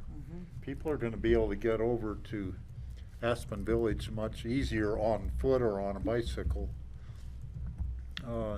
So I think it could handle more units without that much more traffic, because people would have other options for getting around besides their car. If we floated that idea right now, get ready for the emails coming in. Greg? Well, I felt like we reached a compromise that I didn't like, but I went along with, and I came to this meeting expecting that that's where we were. So I'm not comfortable with increasing the density. And I guess the thing that's most concerning to me is we don't know how much more affordable it's going to be by making it 100 units. I'm not convinced that we're actually, since GR doesn't have a solid idea of what the mission is, he can't really estimate the actual cost. And we have other considerations to think of, like transportation one, we found out it's 10 miles to the nearest grocery store. So we don't have bus service, but we expect maybe we'll make it dense enough to attract a bus service, but that's gonna require a cost. And so why don't we figure the cost of this into the project? We'd need additional parking on the spot. We're gonna change the mix. We're gonna be adding parking lots and possibly garages, if that's the spec, is to put garages on. So I'm not comfortable with my own understanding of what the additional cost would be and what the benefit would be from growing it bigger. I do know there will be a lot of pushback. I'll be the first one to push back. I didn't sign up for 100 units there. When we bought it, we were thinking we were rescuing 40 homes from loss. And now all of a sudden we're talking about building a new community. And so this is a serious thing, and I expect some pushback, and I would hope that the community's paying attention to it. This is really sprawl. This is the sort of sprawl we've fought for decades. And I know we need housing, and I'm willing to house the people we need to help take care of us and make our system go. But I'm worried about rationalizing growing it bigger because we think it's going to cost us less. So I really want to make sure we understand what the additional benefits are and what the additional costs will be. And I don't know what those are now. So I'm not going to look for ways to make this bigger. Well, I wasn't thinking of 100 units. I was thinking of a dozen more units that would fit comfortably into the Right, but site that's a plan they number, already have. But we don't know what that number really means. And I don't know how much that would save per unit either. But, Right. Now, also the thing that I'm concerned about with this is that I'd really love to understand, if there was a way we could design something and optimize it. I'm not going to say free market, but let's optimize it and find out what the actual costs of everything are, and then figure out what the subsidies would be to make it work. And I don't see us doing that. I see us looking for ways to try to keep that number down so it doesn't scare people. what do you mean the cost of everything? Yeah. What do you mean by that? Well, the transportation infrastructure, the housing itself, is it the opportunity cost, or is it the cost to the community for building a new rural community, cars on the highway? All those things come at a cost. We're going to create more, and we're going to try to subsidize it, but that subsidy is coming from more than just money being put in. It's coming from perhaps degradation of the quality of life of everybody else who lives on that road. How do we calculate that, and how do we balance that? And so as we look toward making it bigger to solve one problem, I think we're ignoring other problems. And I don't have an answer to it, but those are the questions that I bring up. And as I said before, it was a painful compromise to get to 71 units.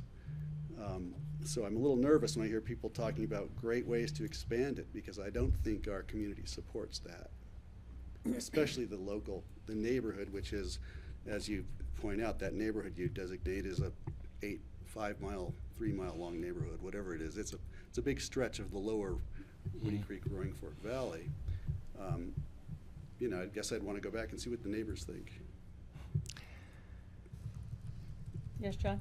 Does it make it any clearer? I'm Yeah, not trying to, I'm not trying to complicate it. I'm trying to get it fixed on what the actual cost will be. Well, and so again, we're getting into some of the broader policy issues too around affordable housing. We bought this property, and staff has really been we've been trying to be responsive to the compromises and such, and so, Greg, I think some of the questions you're asking, I totally understand, but they're also part of I think a broader conversation, because a transportation subsidy is not going to be borne just by growth at Phillips, for example. That is a kind of a community-wide, and how RAFTA can manage that. So I don't know exactly how we wrap our heads around that, and it's unlikely that in an area like this that is, some distance from urban centers and commercial activities, that,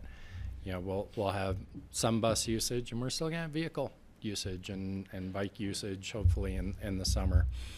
So I can't commit as staff that we'll be able to answer those questions to your satisfaction, to understand the differential between it's a pretty fine shot, right, to understand differential on these bigger questions between like 70 units and 100 units. So I think I don't think we're going to provide you a satisfactory answer on that, Right. even if we spend another year And that's doing not part of this work session. And that's also. not part of, Right. So when we and- talk about density, we're actually going outside the purview of what this work session was Right, about. and I was trying to line up the policy questions that only would pertain here.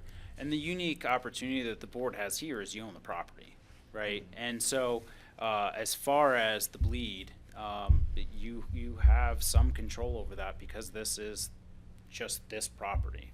And that's the way that I tried to frame that. And it's a really hard thing from staff to try to walk that line. As far as, with that slide where I put up all the words, I bolded what I thought we could get, red was what we can't, right? But, I don't remember the language. I put it in the AIS about, this is the board's control. You can control the amount of that, or as you put it, sprawl or bleed or whoever else's, adjective you want to use, so.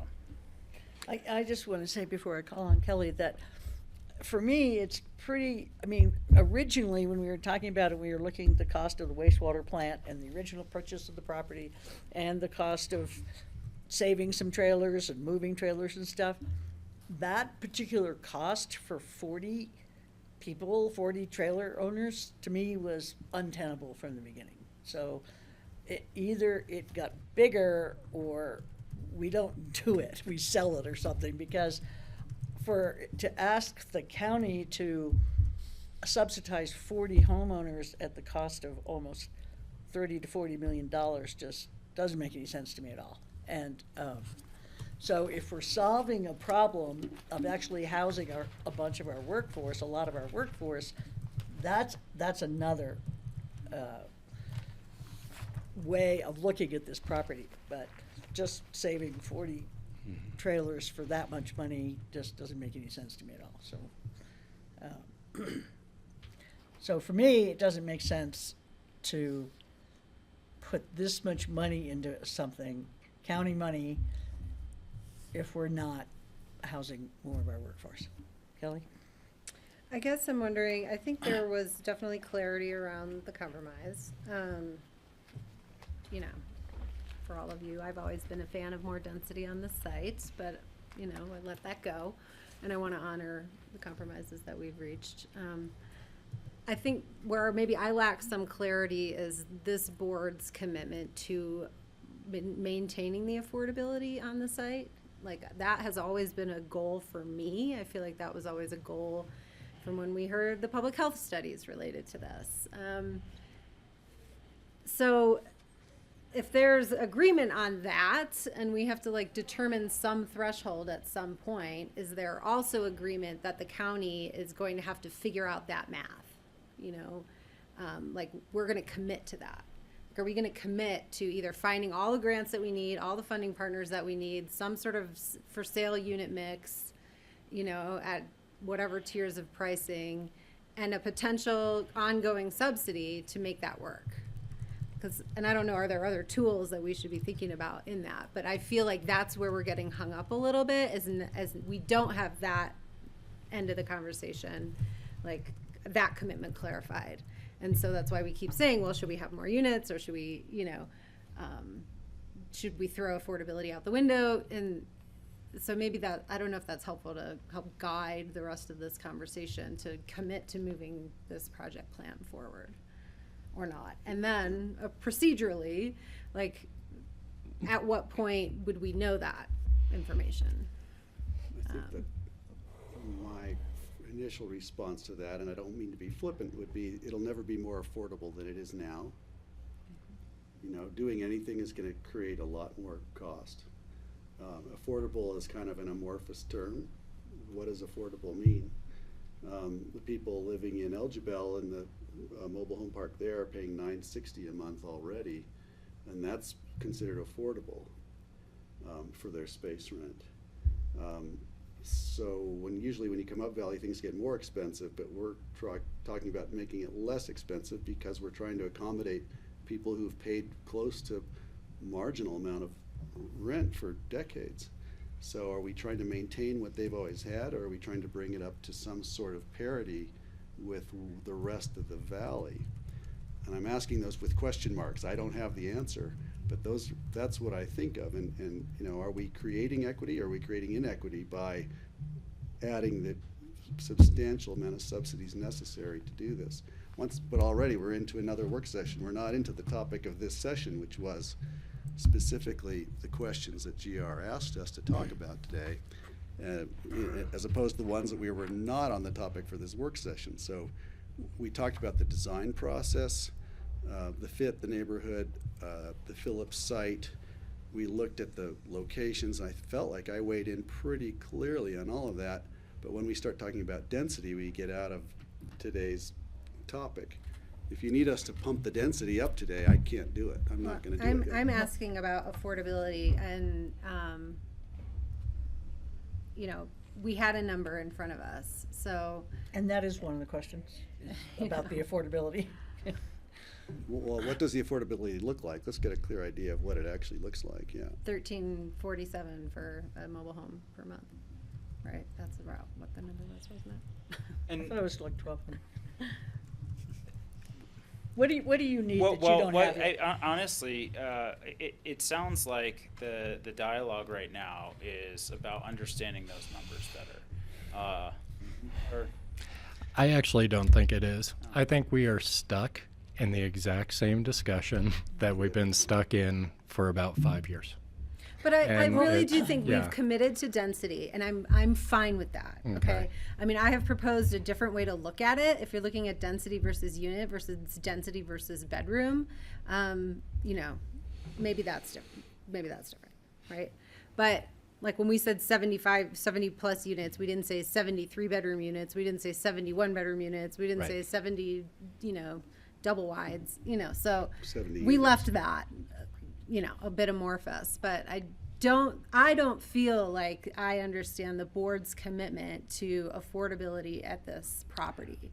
Is it for everybody? Is it for just the folks that live there now? Is it for, is there a mix that we, so I do feel like that is the other edge to this, because you pull one, you lower, you lower the other. So we've agreed to one, so what are we doing with the other side? No, I don't agree with you either, John. I think that we all are grappling with the same,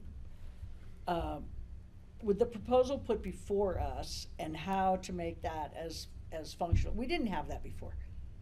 When we talked about density before, we didn't have anything. We had no idea what kind of units. We didn't know where they would be. We didn't know how many roads there would be. We didn't know anything when we had that conversation. So I think talking about this particular plan and the density of this particular plan that's been presented to us is different than when we were talking about just generally how many units should it be on that piece of property when nobody could even picture it at all. I mean, you've given us a picture, and now we're responding to that picture, and I think that's what we were asked to do, because the questions like, how does it fit into the county? And how does it fit into that particular neighborhood? And how does it fit onto the site?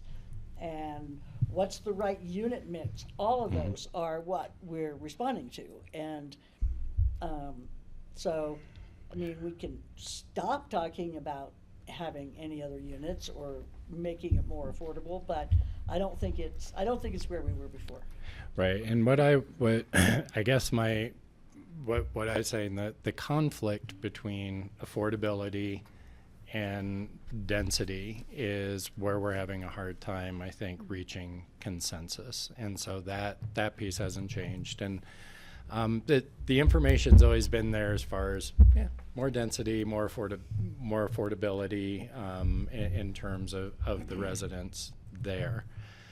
So where I think, I just want to kind of prod the board a little bit, that where I think I've heard not necessarily consensus, but maybe grudging okayness is that within the existing footprints, if there are opportunities to increase the number of units while roughly keeping kind of similar footprints, not necessarily exactly the same, but the same kind of development areas, maybe going for an increased number of units, but reducing the number of bedrooms maybe in some of those units. And the advantage there is you house probably more workforce. I think, Kelly, that was kind of the point that you were making.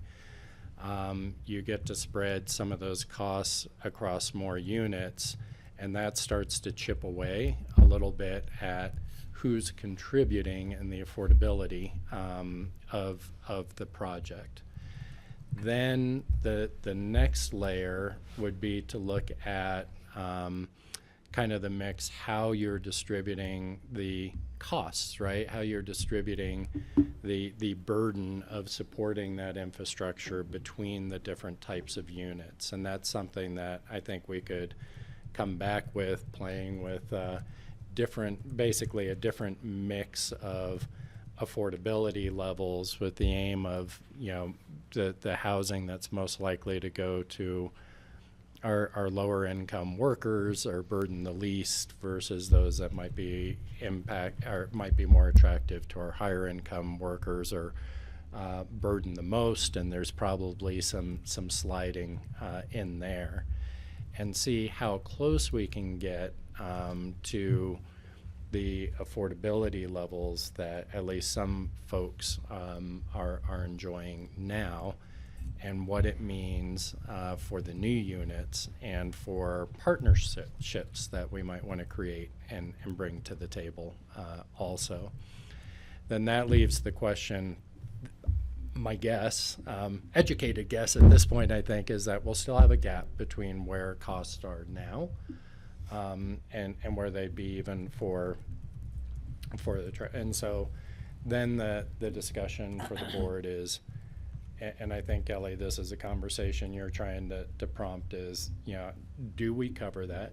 Do we accept that there's going to be some incremental step up, and the board could choose to just do that as there's attrition at the site? You could choose to do it in increments, to increase price, over the years. Is the board going to commit to a subsidy, an ongoing subsidy at the site, and or just not fund some of the replacement and bet on the come that it'll get figured out by a future board? And frankly, that's how some developments have been done, right? And we try and figure that out. Those are going to be the questions. But I think if we had the base right now that, yep, we like roughly where it's getting developed. If you can stay within those footprints, we would increase densities and the number of units. That would be good direction for us to get today, or not, and then then we can play, but you got to have that foundation first. And so that's really what we're asking for first. And so if there is agreement by the board that, hey, if we can do some more density and we can get more units and maybe change even our bedroom mixes a little bit roughly within existing footprints, that's something we can do schematic design to, I think. Yeah, Is that's that fair? where I thought we were. Yeah, that's not what I was hearing, and so that's why I'm prodding a little bit. So if That's where I thought we were. That's yeah, exactly I what think you that's said. where you're at, Francie. Yeah. But I think I would love for the board to have that conversation, and then if the board wants to consider additional areas of development, let's either make that decision or take that off the table today, and then we'll go and do the math on some other business models around affordability that we can bring back. I have just one thing. So I think that the workforce needing one bedroom, it's interesting. Who is our workforce? I mean, is our workforce not families? Is it just single guys who work the lifts? Or, I mean, it seems to me our workforce is more about families than it is about single people, Well, but except that's for not our what we seasonal see in workforce. APSHA. We certainly have a seasonal workforce, that has. But that's not what we see in APSHA. I mean, we see like 80 bids on like a one bedroom, Yeah. I mean, there's. Yeah, I don't know. No, honestly. And I just wanted to respond to your thing about sprawl, and then I'll get the floor to you. But see, this to me is sort of the opposite of sprawl. Sprawl to me is 35-acre lots with a giant house on each one everywhere in the county. That's sort of what I see when I think of sprawl. This to me is more like not letting that happen so much and having people live in a more condensed area. Just a little side comment about Yeah. sprawl. If I could, I appreciate what you said, John, and Kelly, Francie, all of you. If we were going to change the mix a little bit, say we've got 70 and the equivalent number of people and parking spots, for instance, for those 70 total, how would that change if we say we're going to keep the footprint but put 80 units in with more one bedrooms, and so what does that do to the people mix? What does that do to the parking mix, because Well- that's something I think we should look at and inform the community about. The parking mix is going to be obviously a little bit tough because we would, keep at least a parking spot, and I think guidance is like 1 point something per bedroom there. I just wanted to go back to this project cost, because as we talk about that, Greg, and you're asking what it does, is those top, and I brought this up earlier, those top 3 lines, which is civil site work, the water treatment and tank, and the wastewater treatment, is $9+ million. That, Spread out across that doesn't change that much. So that first $9 million is really, like, with the density, that's what you start spreading a little bit more with the fees and things of that nature to keep up with the O&M and that. And it also spreads that for any capital replacement and that sort of thing. So because that is not going to change too significantly with those additional, those when we calculated out at the last work session last year, for some of those additional units, the escalator on the cost for the wastewater and that were a lot smaller the higher you went. So you're getting up to that critical mass when you get the higher the units. But you're right. The number, the cost per square foot will go up a little bit for some of the 1 bedroom units. You're not going to get you're going to get more units. You're not necessarily going to get more bedrooms to spread that for the affordability piece, and that's a little bit of a balancing act. But if the diversity of units that the board wants to see does include some one bedrooms, we certainly have some opportunity to look at that. I think they're already doing drawings because this is what they love to do. And so that's something that we can do. But honestly, that stake in the ground to start to be able to measure off of is what we've been missing for so long. For my feeling is we're about there. I think the way you've presented this made some sense. The density threw me off only because I'm trying to figure out, okay, we're trying to spread $9 million of fixed costs across the largest number possible in order to decrease the unit cost. Right. $9 million is nothing compared to the 50 that we're going to have into this. So it's less than 20% of the entire cost. It's significant, but I don't want us to be so hung up on that we say, oh, we have to build 130 units here in order to reach a magic number, when I know that's not going to go down well. Well, one thing that's missing in that though is it's not just about the $9 million in the capital; it's the ongoing O&M costs. Sure. And so those first columns that you saw in affordability are really based on, that wastewater treatment facility is going to get service just about as much with 60 units as it is 100 units. And so then each one of those steps, each one of those columns, you divide by a bigger number. And so when we saw the 57 units in January, February, wherever that was, I tried to structure this all as similar as I could in figuring out one of John's spreadsheets. And so in doing so, what I realized, though, is that denominator is important to the affordability. And so if you do have some of those additional units, then yeah, you are bringing that down. You brought up some of the points about some of the other things. We do have that transportation network there. We do have RAFTA. We would have the conversation about, what if it needed additional service now. The ridership's low. It's not; those buses aren't full right now. So there's some capacity to be had first before that would have to go up to that next tier. But now, if we have a good baseline of those units, I think personally that math gets a little bit clearer. Kelly, can I ask a math question? It wasn't quite finished. Oh, sorry. The last part was, it seems to me that we're building this and sizing this place based on the size of the sewer plant. No, not necessarily. This sewer plant is well bracketed. Based on all of our conversations it is not going to change drastically for any of the unit mixes and sizes and number of units that the board has talked about. Well, what I'm saying is, it sounds like a sewer plant that can handle 100 units, 150 units? I don't know what the top end is. Right, But but is this an oversized, I was asking if it was big enough earlier, but now I'm asking, is it too big? no. There's no smaller option that would get us back into affordability for fewer units, so we're not forced to build more units to make it pencil out. And this is really a good example of why we have so many variables, and this has been such a tough nut to crack, because this is the one of the very few things that we decided at one of the previous work sessions. And because this is such a well bracketed, is there a cheaper unit? Sure, but does it probably have a higher O&M cost? Yes.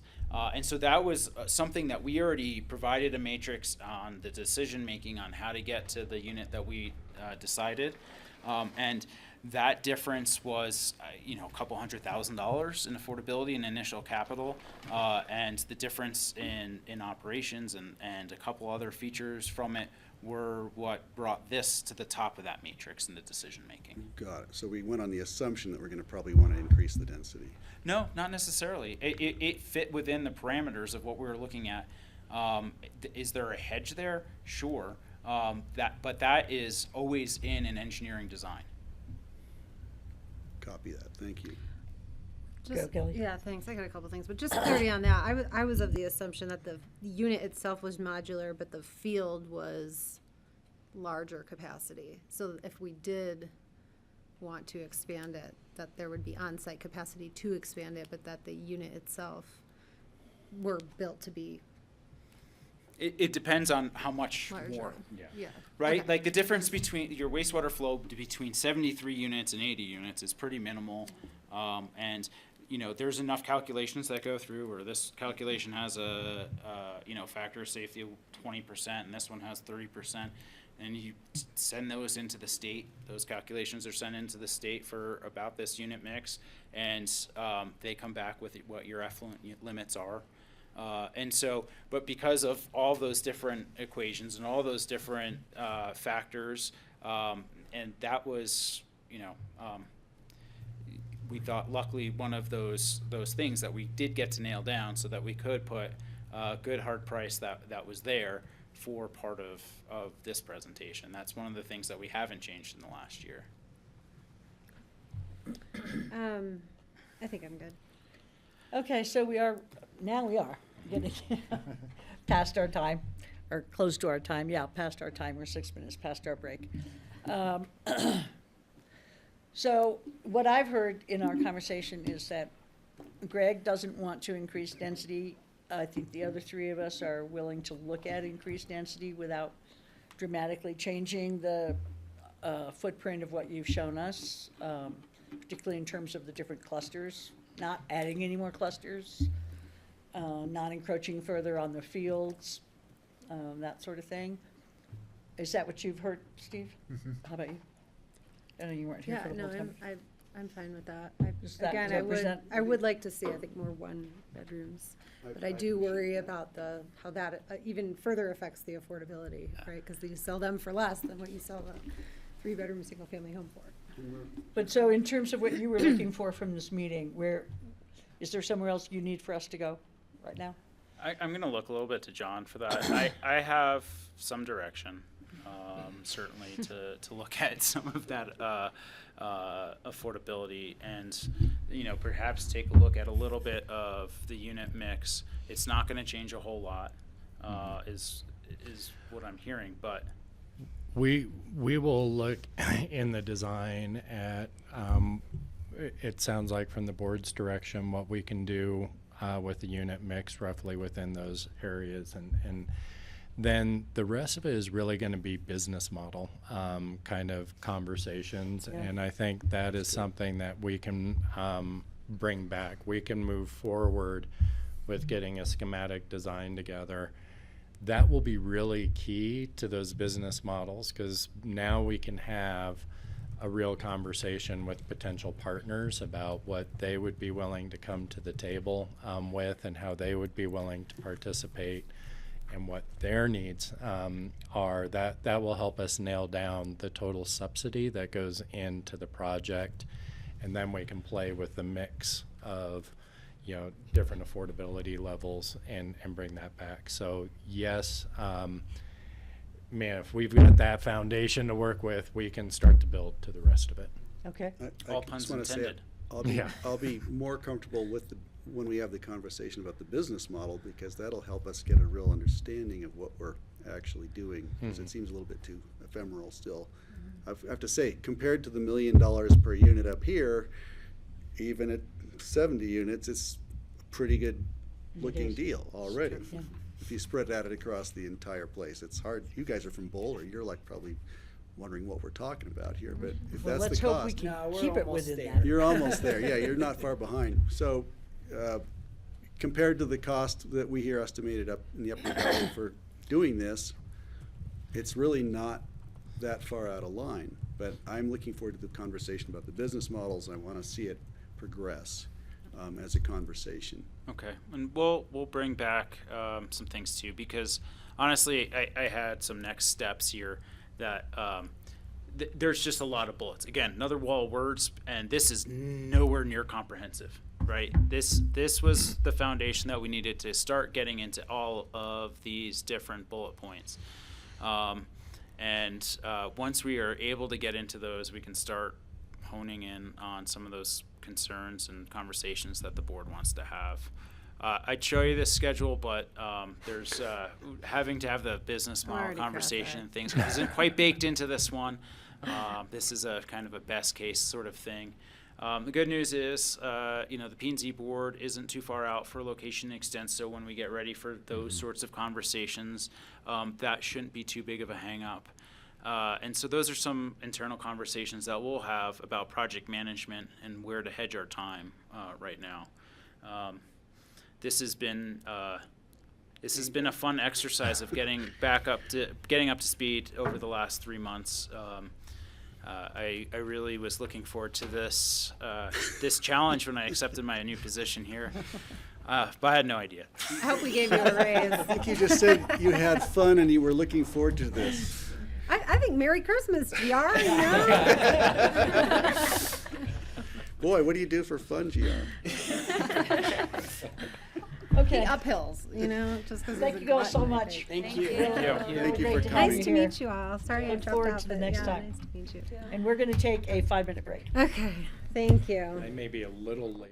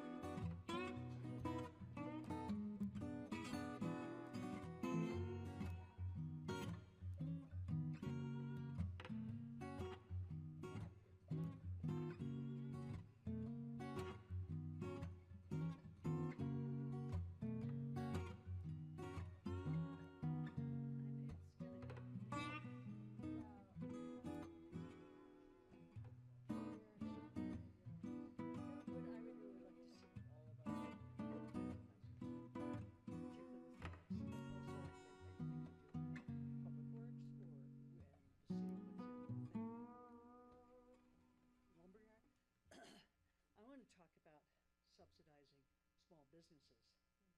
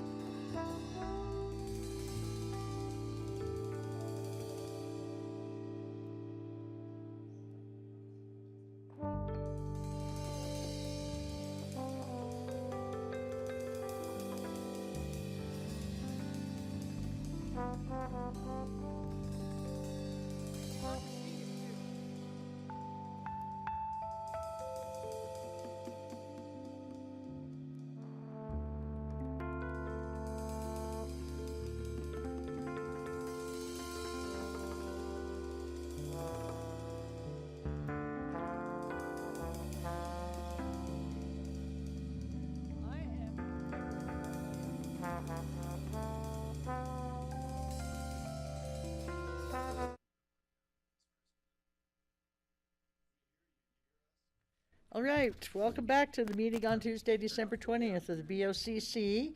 We are looking forward to a presentation by Michael Port on the construction and demolition debris diversion ordinance update. Thank you.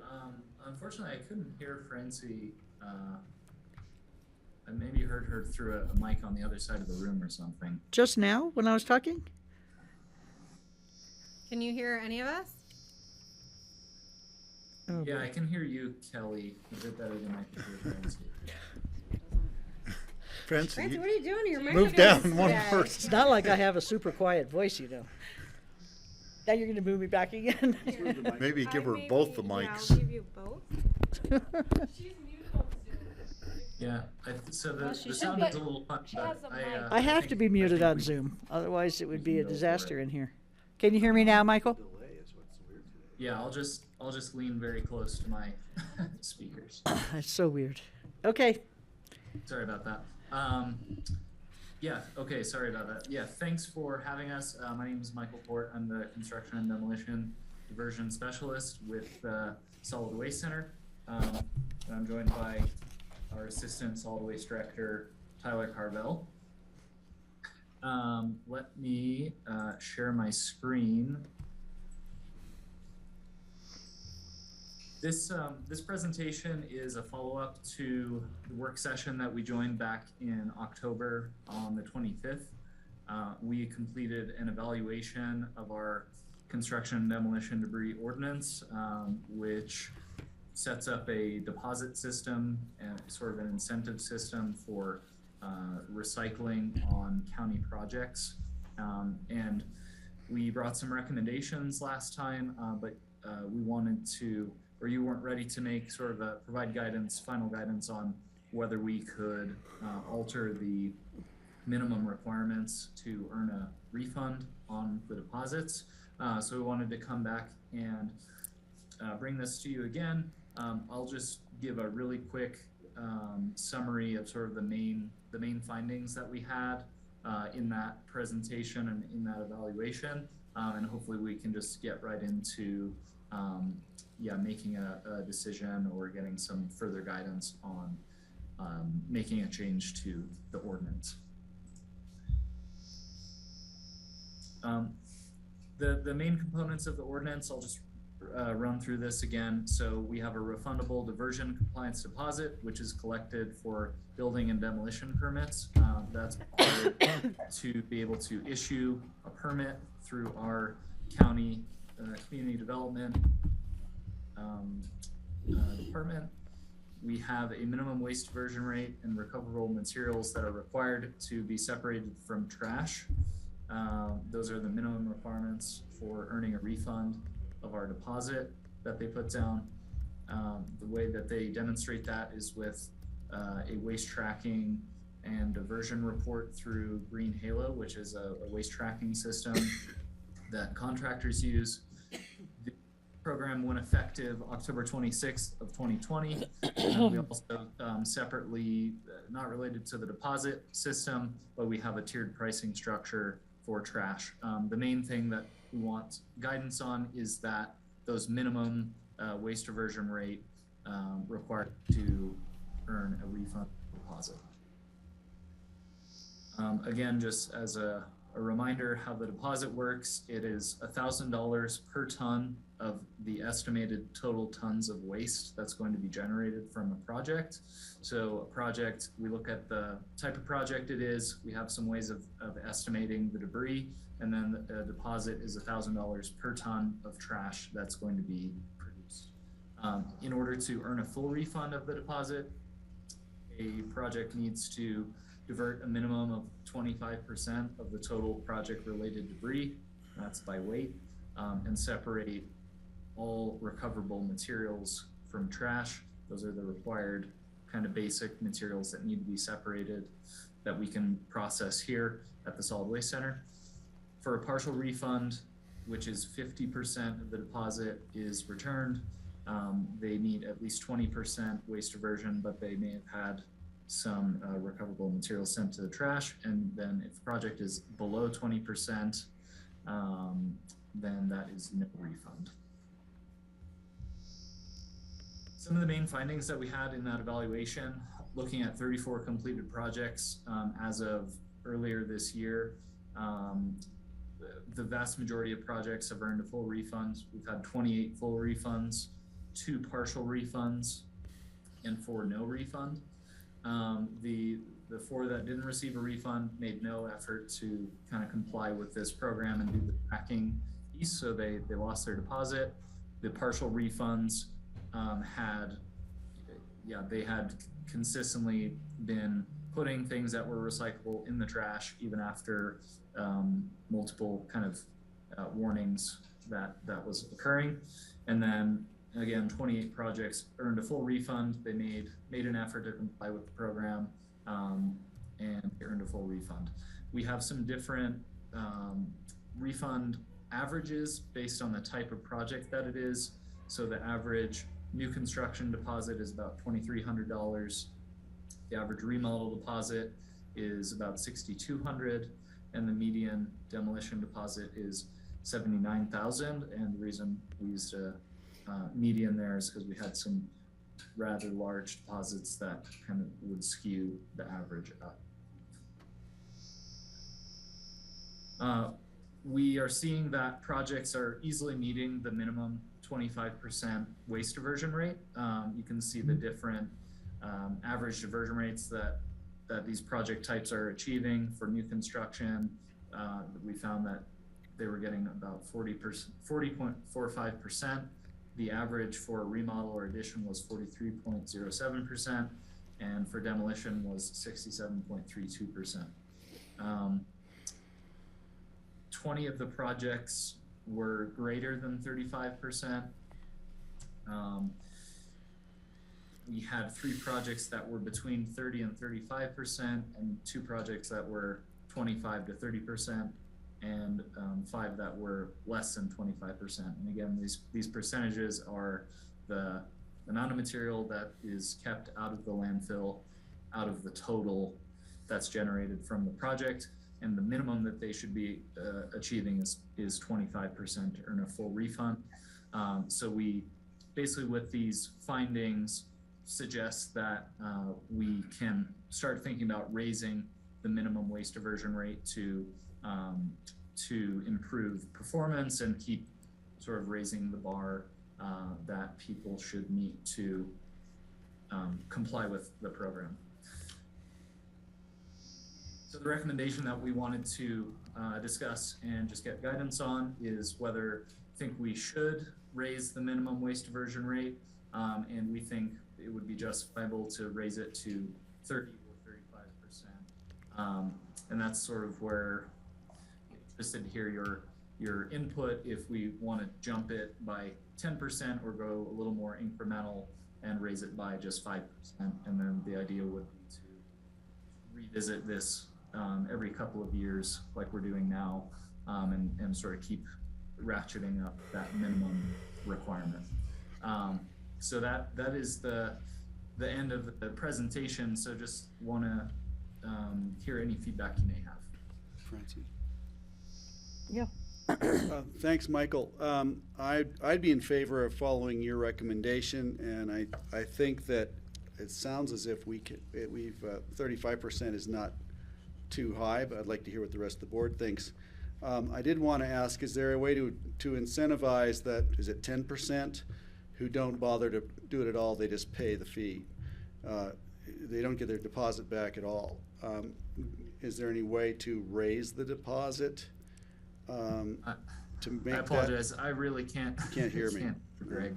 Oh, my goodness. I hear you at all. I can just hear bits and pieces. Why don't we try, can you call in maybe or something? Can you hear me now, Michael? I can hear you a little better, Francie, but not much. Well, might be his, on his end. Yeah, I can hear you. I can hear you clearly, Rosa.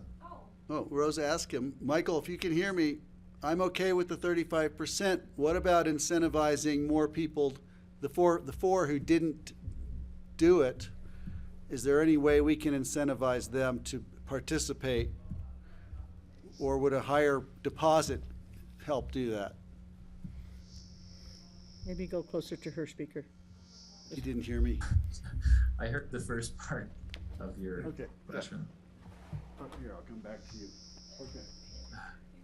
Are people on grassroots hearing? Like, this is not My good. comment was, I read it and I'm comfortable with 35%, if that's your recommendation.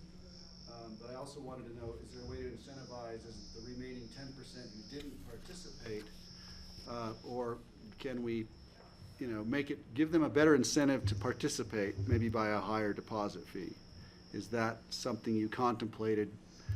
But I'm okay with what you're recommending. Do you want to stand there and just field our questions? You want me to field your questions? I can Yeah, say, good idea. I can field the board's questions. I might reinterpret them, though. Okay, yeah, so,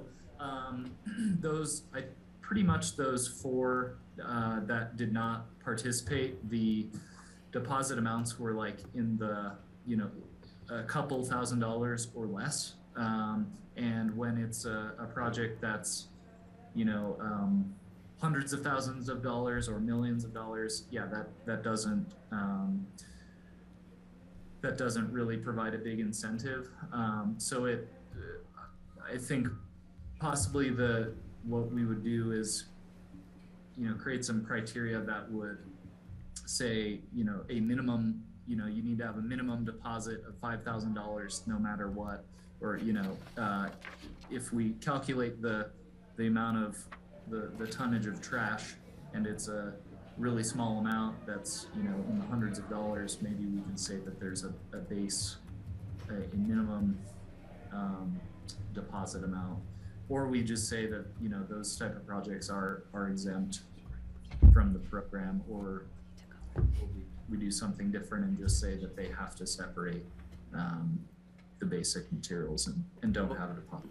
So I would just to respond to that, I'd just say, since John just walked in, I'll reiterate that I was going to say that I was comfortable with the recommendation of 35%, but I was also wondering what we could do to incentivize those who are just ignoring the deposit, or, is the deposit too small? Could we increase the deposit, the mandatory deposit minimum, to get full participation? And I'd be interested in hearing hear back from you on that. But meanwhile, I'm happy with the recommendation, and I'll since I've got the microphone, if anybody has a question, I'm happy to interpret it for you. I guess I would just support you in trying to do whatever we can to incentivize people. So I would say, is it 30 or 35? 5 or 10% increase. Yeah, I would go for the 10% increase. Did you hear that? Francie said 35%. Okay. Why not go for double? Are you talking about the deposit Yeah, rate, or a minimum deposit, the or the minimum recycling objective? So the question was, why is it this low? Why not go double? Why not go higher? So how did you come to this recommendation?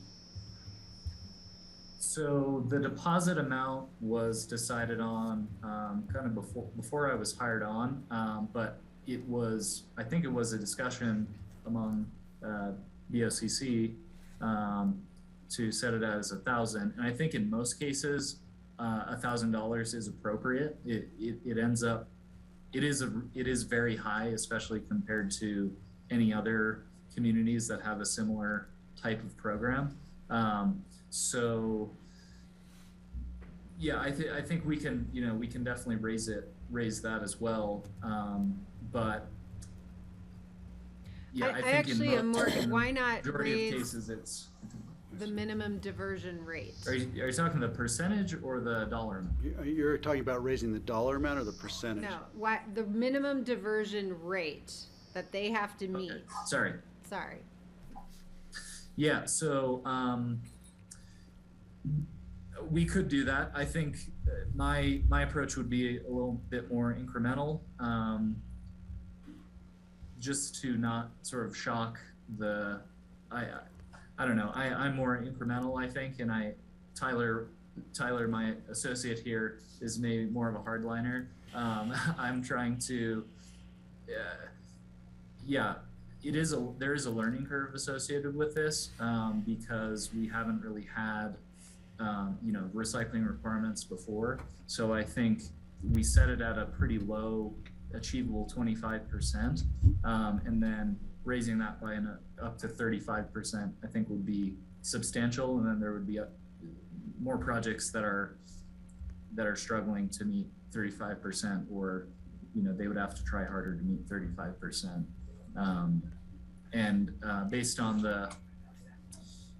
Based on what we had here, 50% is very challenging to do definitely for new construction, and potentially for remodel and addition as well. Demos are a bit easier, especially if they're removing the foundation, the concrete. They are kind of automatically at 50% if they do that.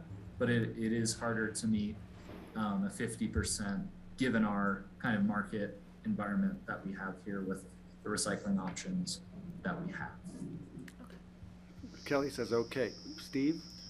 So on page 35 and 36 of the AIS, it says the waste diversion rate of this program is over 70%, and the average is almost 50%. That doesn't jive with the 35% figure. Did you hear that, Michael? No, he didn't. Okay, so he said pages 35 and 36, waste diversion at 50 and 70% doesn't jive with the 35% figure. He's trying to square those numbers. You're referring to the report? Yeah, I think so. On page 35. What were you referring to? Well, it was in the AIS. It was the summary. It says the C&D debris recovery program diversion rate is over 70%. What is that percentage measuring? Participation? I think we need to get the board packet. Sorry, I don't have the board packet open in front of me. So, Michael, this is Steve. You have a seat. It says, and I'm quoting from the AIS, it says, this is in the summary earlier in the packet. The waste diversion rate for the overall C&D debris recovery program is over 70%, while the average project level waste diversion rate is almost 50%. Got it. Okay, yes, I know. And that must be tracking some different percentage than what we're talking about, the 35% that we're looking for here. Yes, so yeah, sorry about that. I mentioned that in my sort of earlier presentation last time. I hid that slide, so I didn't come back to it today.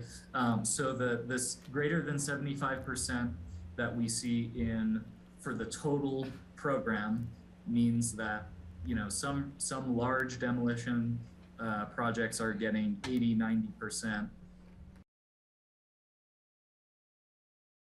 concrete. There are smaller projects that are generating a lot less material, and they're maybe getting a 25% waste diversion rate. But the total amount of material that has been sort of tracked in Green Halo, we're seeing 75% of all that material was recycled. Is that by weight? By weight. Okay. And the project level waste diversion rate is the average of all of the waste diversion rates that every project that completed this program achieved. So some had 25%, some had 75%, some had 60%, and the average of all of those of the 34 is 50%. Sorry, I'm throwing a lot of percentages at you. So is that the same, if we only raise the rate to 35%, it almost sounds like we should be going to 50% instead of 35% on what? Somebody I want to gotta do it. blitz them. I'm on the blitzing side, I guess, and not the incremental side. But I am in favor of raising it to something. Yeah. So the reason why the average project level is 50% is because the majority of demolitions get pretty significantly over 50%. They're getting like 60 or 70. And so that skews that number up. But what like a new construction project averages is 40% and a remodel is 43%. So that's looking at those specific types, but we've had a lot of demolitions that are getting, 80% or 70%, which skews it up. But yeah, I think if we want to, raise the bar higher, then we do have some justification for doing that. But in this pie chart that we have here, we had 20 projects that were over 35%. So that was kind of the reason why that number was selected. Okay, what's next? Yes, go ahead, Kelly. Oh, I'm okay with 35%. I will honor that this is still new and there is a learning curve, and I think we can incrementally do that, or raise it over time and revisit this. Can you hear me? Rosa needs to tell him that. Go ahead, Rosa. She's okay. Everybody okay with 35%? Yeah. We're all okay with 35%. They're all okay with 35%.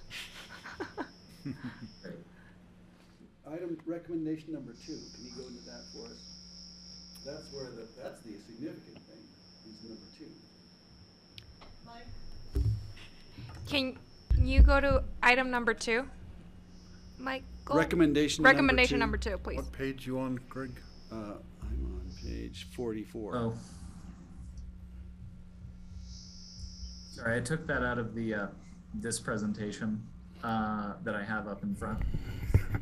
But that was to encourage other communities to apply regulations on construction.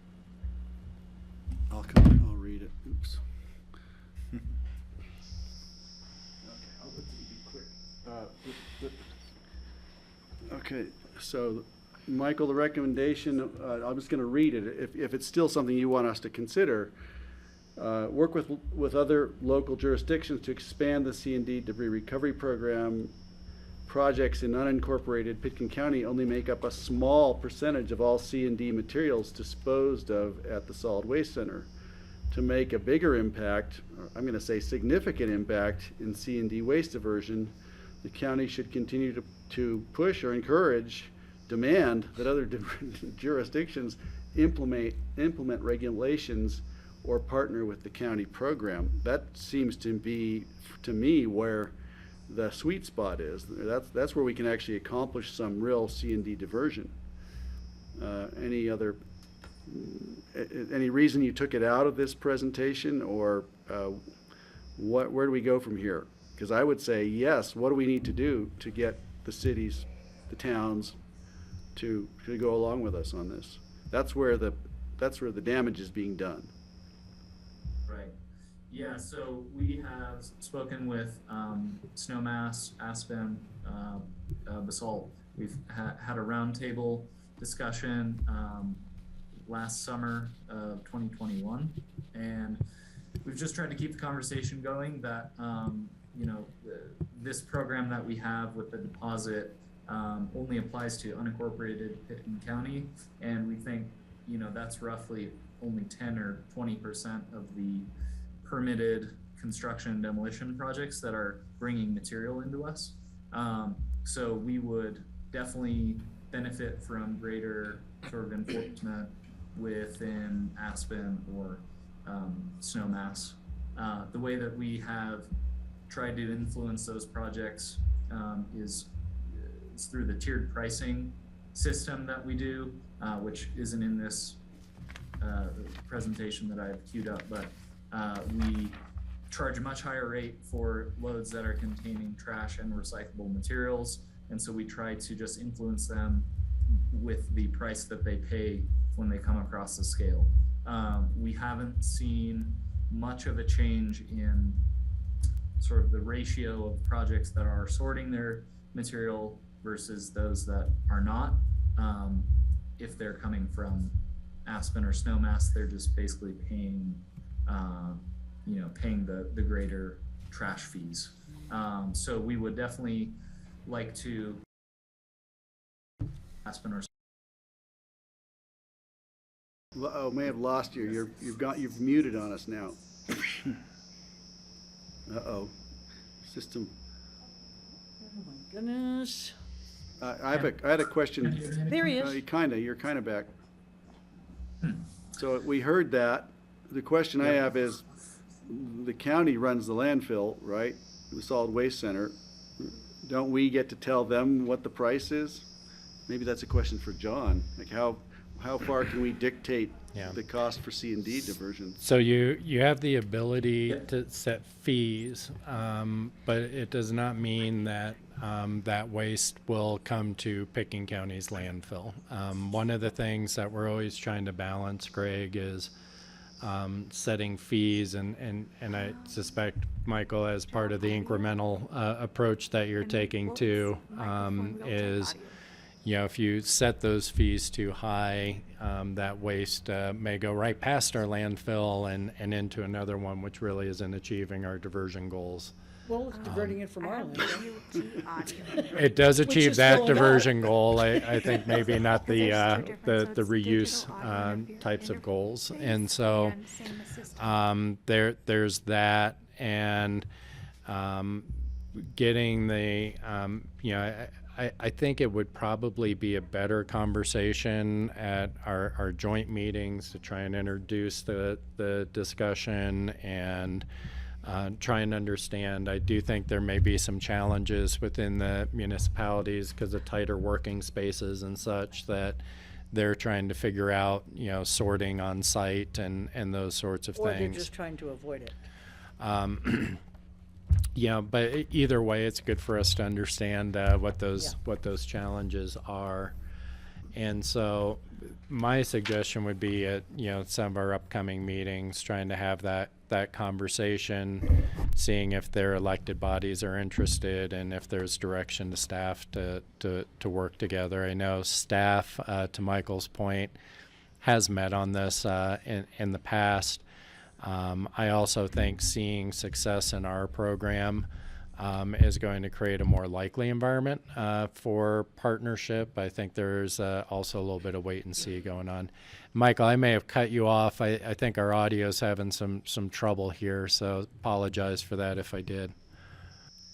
I think we can finally hear everyone now. So I caught the second half of what you were saying there, John. Well, the first half was brilliant. You should have heard that. Yes. But, The second half was also brilliant. Yeah. So basically, John's trying to take the pressure off of you to try and influence the other municipalities and putting it on us for future joint meetings. Okay. Pretty closely. So we have, or I have heard that that's sort of next year's big push is to do more on construction and demolition debris within Aspen jurisdiction. They actually have, with the moratorium that they did, they put a limit on the number of residential demolition permits that they're issuing. That, of course, is going to be a big impact. They have a lot of commercial projects that go on, obviously, but they are moving in that direction. But I think it would be, definitely helpful just to keep the conversation, keep the awareness up at the decision-making level, if you would be able to help us with that. Okay. Can I comment? Yeah, please do. Just for comment, I remember, I think I was talking to Mayor Tory, and he expressed concern about the landfill. I think it was Tory I was speaking with. Clearly, it's on their minds that our solid waste center and our landfill are filling up, and we need to do something. So I think we have a friendly listening environment to talk to them about it.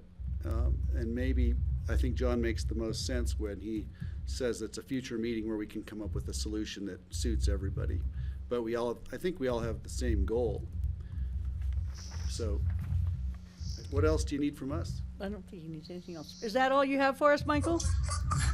That was it. And just to let you know how we would go about updating the waste reversion minimum is we have managers rules tied to the ordinance. So all we need to do is update the managers rules and do a public notice.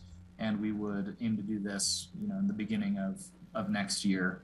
And we'll work with our attorneys on doing that, the correct process for that. Okay, that sounds great. Well, we're a little behind here, so we're gonna move on if you have nothing else for us. Quick question, only that I want to tee up a conversation about circular economies and how this plays into that, just so it becomes part of the vernacular regarding our discussions for landfill and growth and the rest of it. Are you asking something? I'm Alfred? asking my board to express an interest along with me in that, and Michael and I have an interest in the circular economy, and he specializes in that, and this is probably the sweet spot is the filling up of the landfill. Okay, I totally support you on that. Thank you. I've got total support from Francie. I need to I don't know if I understand what you mean. I mean, we're already doing a lot of that through the composting and through the mercantile. There may be and- ways to expand that conversation beyond the landfill. So I just wanted to open up the possibility and tell Michael that it would be a great idea to learn more about that. So, All right. just a Go thought. ahead, yes, Steve. The country of Sweden is having other countries paying them to send their trash to Sweden, because Sweden's doing a waste to energy process in their landfills. They're diverting virtually everything, and they're making, generating electricity with it and solving a lot of the other countries' waste disposal problems. Now, I don't know, I'm sure there's side effects from the burning of all that solid waste, must have toxic stuff in it, but to me that would be the total thing you're talking about, is to actually use up everything that comes into the landfill gets used up in some fashion, and so we're not taking away our airspace at all, but we're diverting everything. Is that kind of what you're talking about, Greg? Well, in this case, Michael's more of the expert than me, so I don't want to step in any deeper, but I've been intrigued by this, and I understand that's something he studies and has some expertise on, so. Any suggestion, Michael, on what you could bring back to us?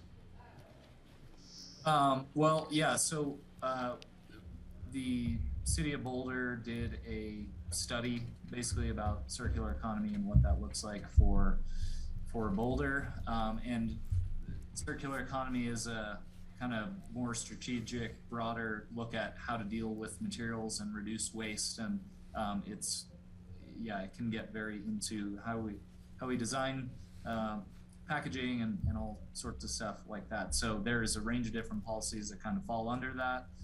Recycling policy is one piece of circular economy. So I think if we, want to look more like upstream before things become waste, there are things that the county could be doing to address that. And I know you all are rushed for time, so I could put together some more specific thoughts about what is the county doing that falls under that now, and what we could be doing in the future. That'd be I would great. vote for that. Yeah. That'd be great, Michael. Thank you so much. I think you have a Thank thumbs you. up from at least 3 of us. All right. See you soon. Thank you. Happy holidays. Thank you. Cheers. And send holidays. that Take Boulder care. report again, if you can. Make sure the board gets the Boulder study you mentioned. Okay. Thank Will you. do. Thanks. Okay, well, we're finished with future agendas, so we're moving on to open discussion. I think Kelly has something to tell us about. Yeah, so I stepped out to talk with the governor. So it was him and 2 of his key staff that were there, and then the CCAT Executive Committee, which is myself, Commissioner Emma Pinter from Adams County, Devin Schaff from Broomfield County, Claire Levy from Boulder, and I am missing someone else, and then Tamara Pogue from Summit, and our lobbyist Ruth Aponte and staff Thomas Davidson. And so the governor is convening a group of stakeholders to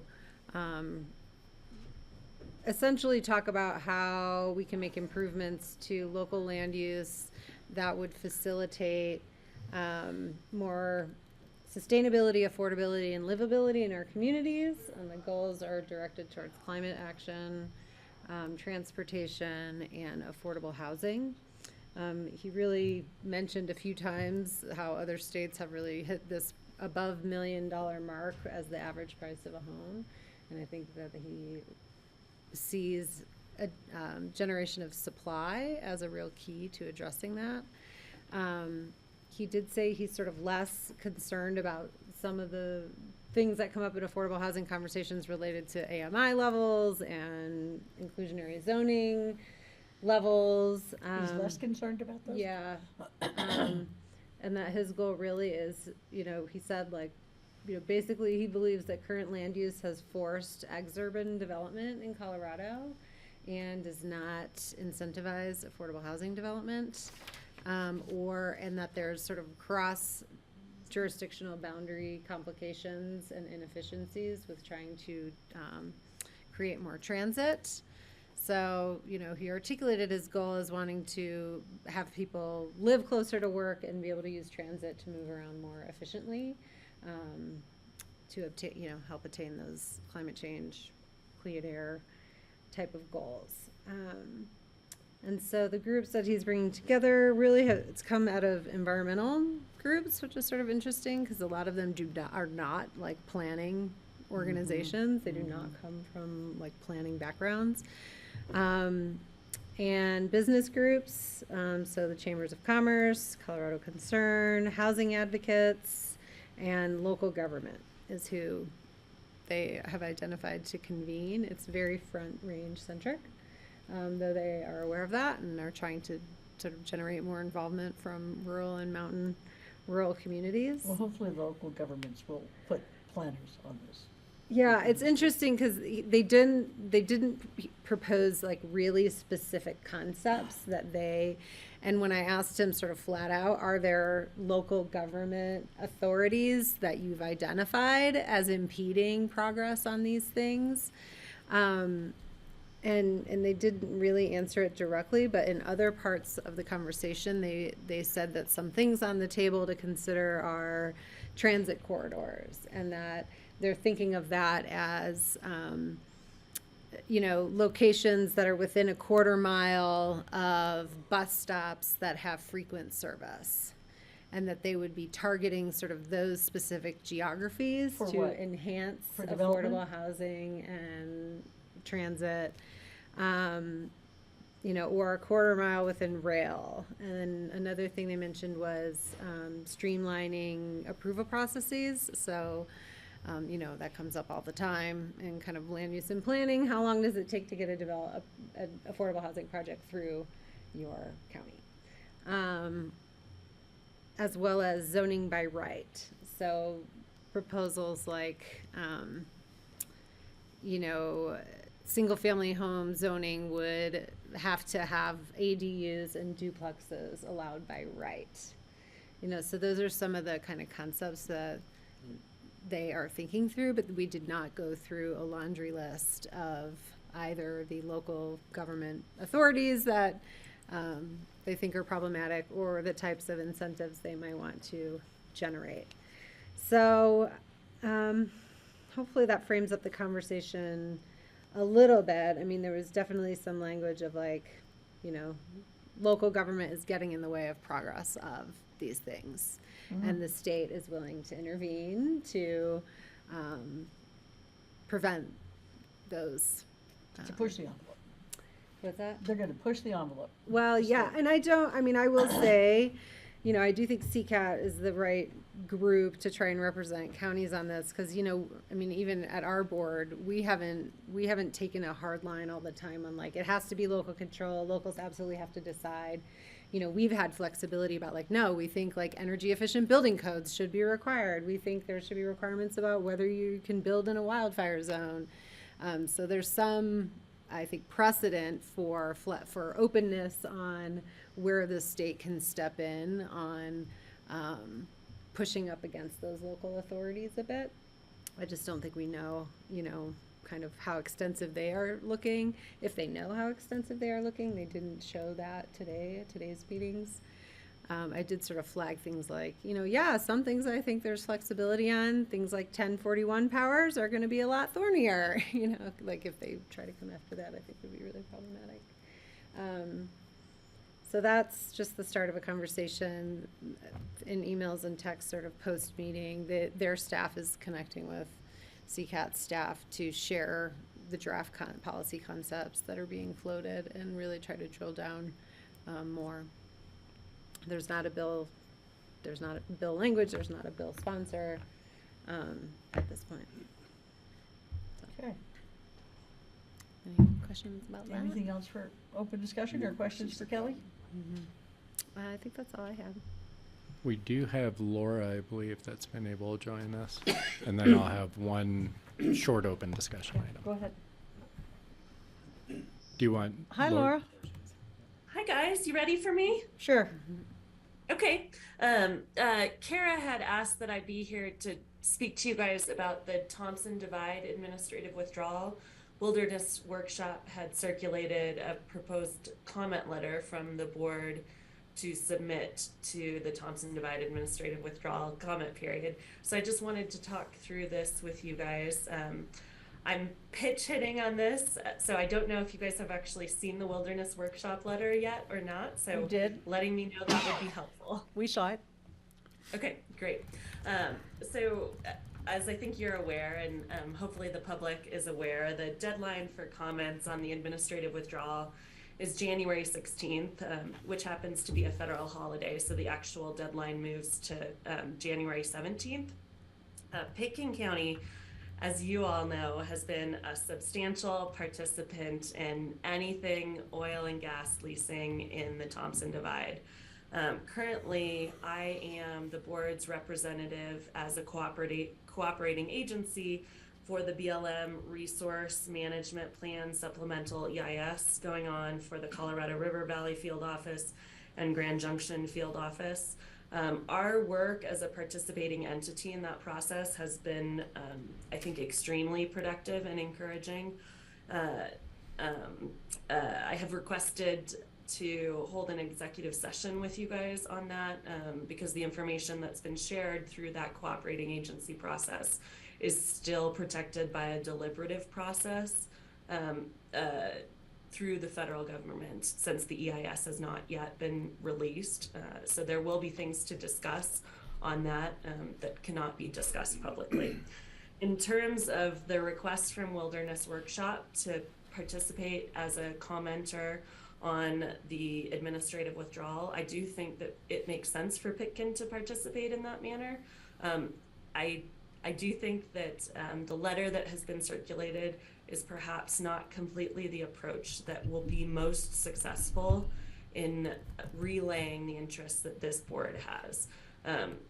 In particular, the BLM has historically been very interested in existing land use plans that exist in the various entities where there's a federal overlay. So a lot of the information that we have, and we've been participating on the supplemental EIS, could work really well as comments for the administrative withdrawal process. So my suggestion at this point in time is not to submit the letter that Wilderness has circulated to you. However, the sentiments expressed therein, I think, are completely appropriate and would be well advised for this board to relay to the BLM. That said, there's additional information that the board has as a governmental agency that might weigh more heavily in the BLM's mind when they're considering this administrative withdrawal. I have reached out to the administrative withdrawal specialist at the BLM regarding the potential for Pitkin to participate as a cooperating agency. And the response that I got is the Forest Service will be working through the NEPA process and writing the environmental assessment. The project lead has not been appointed yet, and BLM is keeping a list of contacts and cooperating agency interests and will provide that to the Forest Service. Pitkin has been added to the list as potentially interested, not yet any sort of formal process from this board indicating that you would or wouldn't, but we will be informed of anything with respect to cooperating agency interests. I have also reached out to the Gunnison County attorney. The Wilderness Workshop letter mentioned requesting that Pitkin County state its support for the withdrawal of areas around Mount Emmons. I would like to confirm that with the governmental entities themselves, so I have reached out for that. One of the things that this board has done traditionally and historically is operated within its boundaries and advocated for withdrawals within its boundaries, recognizing that certainly you wouldn't want, for example, another county suggesting what should be done in Thompson Divide and Pitkin County. And I would suggest that the board continue to follow that sort of framework unless there has been a discussion with another agency and they've indicated, yes, we would like you to support us in that. So I have started to make those overtures with the other entities to determine if that's what they would like or not. I'm happy to chat through all of this with you guys. So shoot. Go ahead, Greg. Thanks, Laura. So what you're saying is this is a good letter, but we can actually add to it to make it more powerful. And you're also just going to check some of the details to make sure that we're not stepping out of our lane regarding lands in Gunnison County. Now, that would be my suggestion, the yes. Thompson Divide includes more than just Pitkin County, so we're already advocating outside our borders there. So I'm not sure what the significance of that is. I just wanted to point out that's the way I see it. But I appreciate you adding this. This was a letter that was a draft that was suggested to us, so I think it's completely appropriate that we modify it and enhance it to suit, to suit our desires here. And so I appreciate this, and I'd be supportive of the changes you recommend. And as long as we get it done by January 16th, right? 17th. Yes. Well, are you going to put together another letter and run it by us, or what is that what you're going to do? Okay. Yep, that's my plan. You guys have a regularly scheduled meeting on the 11th, which I anticipated would occur before the 17th.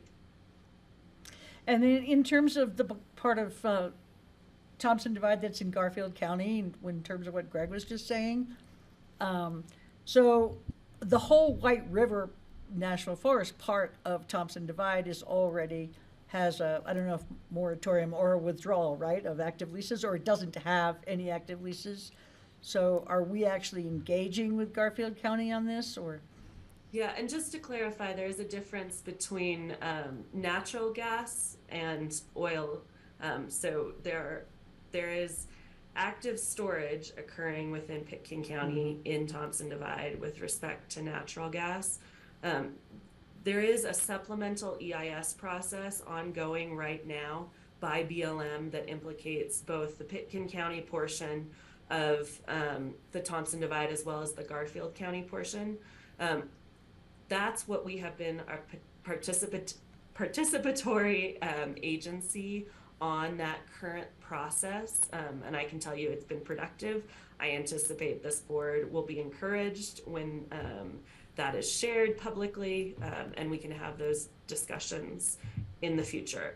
We're certainly continuing to have those discussions with agencies. Garfield County is aware of Pitkin's position and has been supportive of withdrawal of oil and gas resources in the Thompson Divide area in those cooperating agency meetings.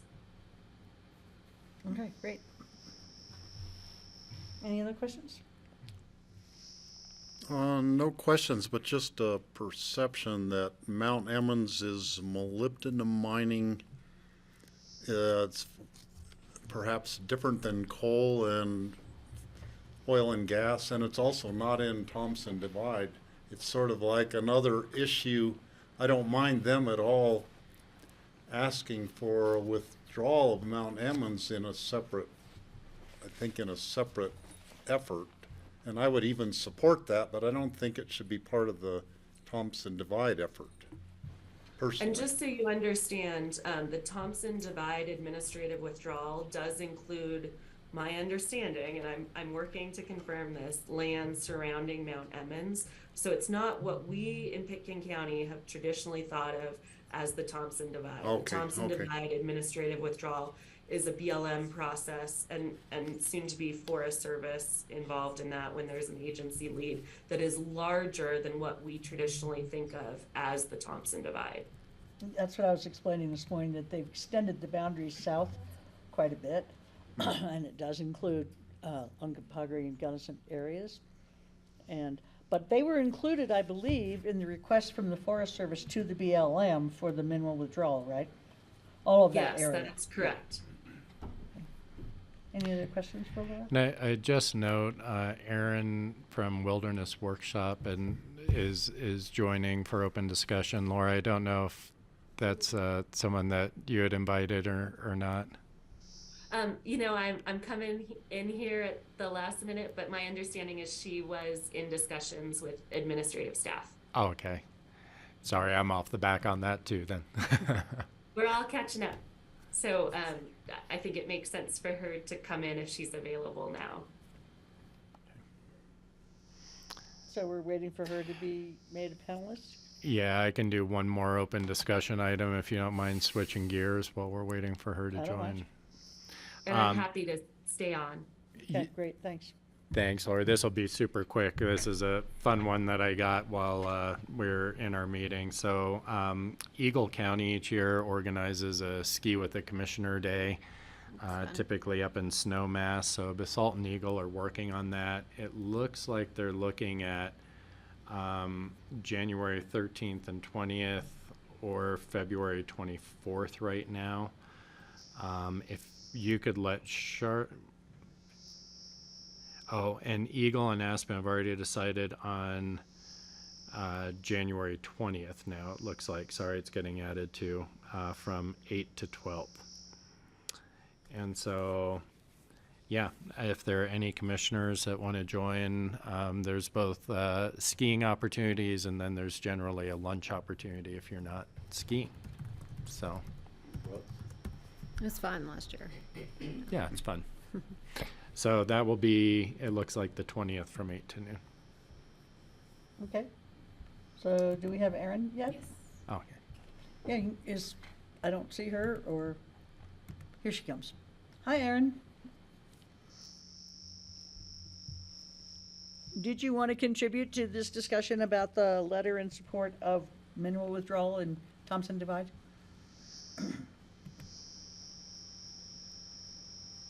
Hi, sorry, I was having some trouble joining earlier and I'm getting a bit of feedback. I don't know if the meeting's delayed. Hi, can you all hear me? We can hear you. Can you hear us? Yeah, I'm getting some feedback though. Oh boy, here we go again. I'm sorry. Yeah. I'm having some trouble hearing you all. Something else going on here. We've had audio problems all afternoon, so it's not you. Yeah. So Aaron drafted the letter that the board reviewed, and I think has joined us to answer questions. Aaron, and I don't know if you can hear us, Aaron, but it sounds like the board will be probably modifying or adding to some of the draft letter that you had drafted, and revising that into a separate document from the board to go out. Did I capture that correctly, if not clumsily? I think so, and generally supportive of the sentiments for the most part that are contained in the letter. And Thanks. I don't see Erin Looks like we anymore. lost her. It could have been just from her side since Laura can't hear us. What? It must have been just from her side. Maybe so. 'Cause Laura can't hear us. Anyway, do you need anything more from us on this, Laura? You're gonna proceed with the, a new redrafting of the letter, and you're gonna continue to work as a participating entity, organization, what is it? Yeah, so a cooperating agency. Oh, yeah, cooperating. Yeah, so as I mentioned, we're already that for the Colorado River EIS process that BLM's doing. For the administrative withdrawal, they have not yet created a cooperating agency process, but we are on the list of folks who are interested if they do put that together. They did, at the meeting the other night, they did read a list of cooperating agencies. They did not read Picken County. It was like 3. Yeah, I've been told that they don't actually, this is a bit of right hand, left hand, but the Forest Service does not actually have cooperating agencies at this point because they don't have an agency lead handling this. But we are on the list of folks who are interested when they do have a process for that. Okay. That's about how the meeting went the other night, actually. So Erin, can you hear us now? Yes, I can. I'm so sorry. I do not know what was happening. I was having a lot of audio issues on my end, I think. Okay. Laura, did you want Erin to contribute in some particular way? I don't know if you were able to catch our conversation. I have been participating on behalf of the board in the oil and gas discussions in a variety of ways, and do anticipate that the board would be supportive of that moving forward. The board indicated they're generally supportive of the sentiments in the draft letter, but the attorney's office would be submitting a letter that has some substantial additions given the governmental nature of the board. Yes, I did catch that, and I think that is perfectly fine to modify it to better incorporate all the great work that Picken County's done over the years on this. Okay. Did you want to give us any more information, Erin, or are we good? I think the only thing I had caught that there was one question about the Mount Emmons piece, which I think Laura had addressed, but I did want to reiterate that that is a part of this withdrawal. And I think the other thing I heard is that the Forest Service hasn't assigned a lead yet. It's my understanding that Tony Edwards from the Gunnison National Forest has been assigned as the Forest Service lead. Then the deadline again is the 16th, we understand, which is a 17th, holiday, so it's the 17th. We just want to make sure that letter gets to you, okay? Unless you didn't need it sooner. You don't need it sooner, right? Thank you. No. Excellent. Okay. We'll get it done. Thanks, I appreciate it. Alrighty. We have any other open discussion? Well, I think we can go home. We're going home. Good. Let's go home. Thank you. All right, bye-bye. Thank you. Happy holidays. Merry Christmas, Laura. I won't be in tomorrow. Neither will I. Happy holidays to all of you. Happy holidays. I'm going to be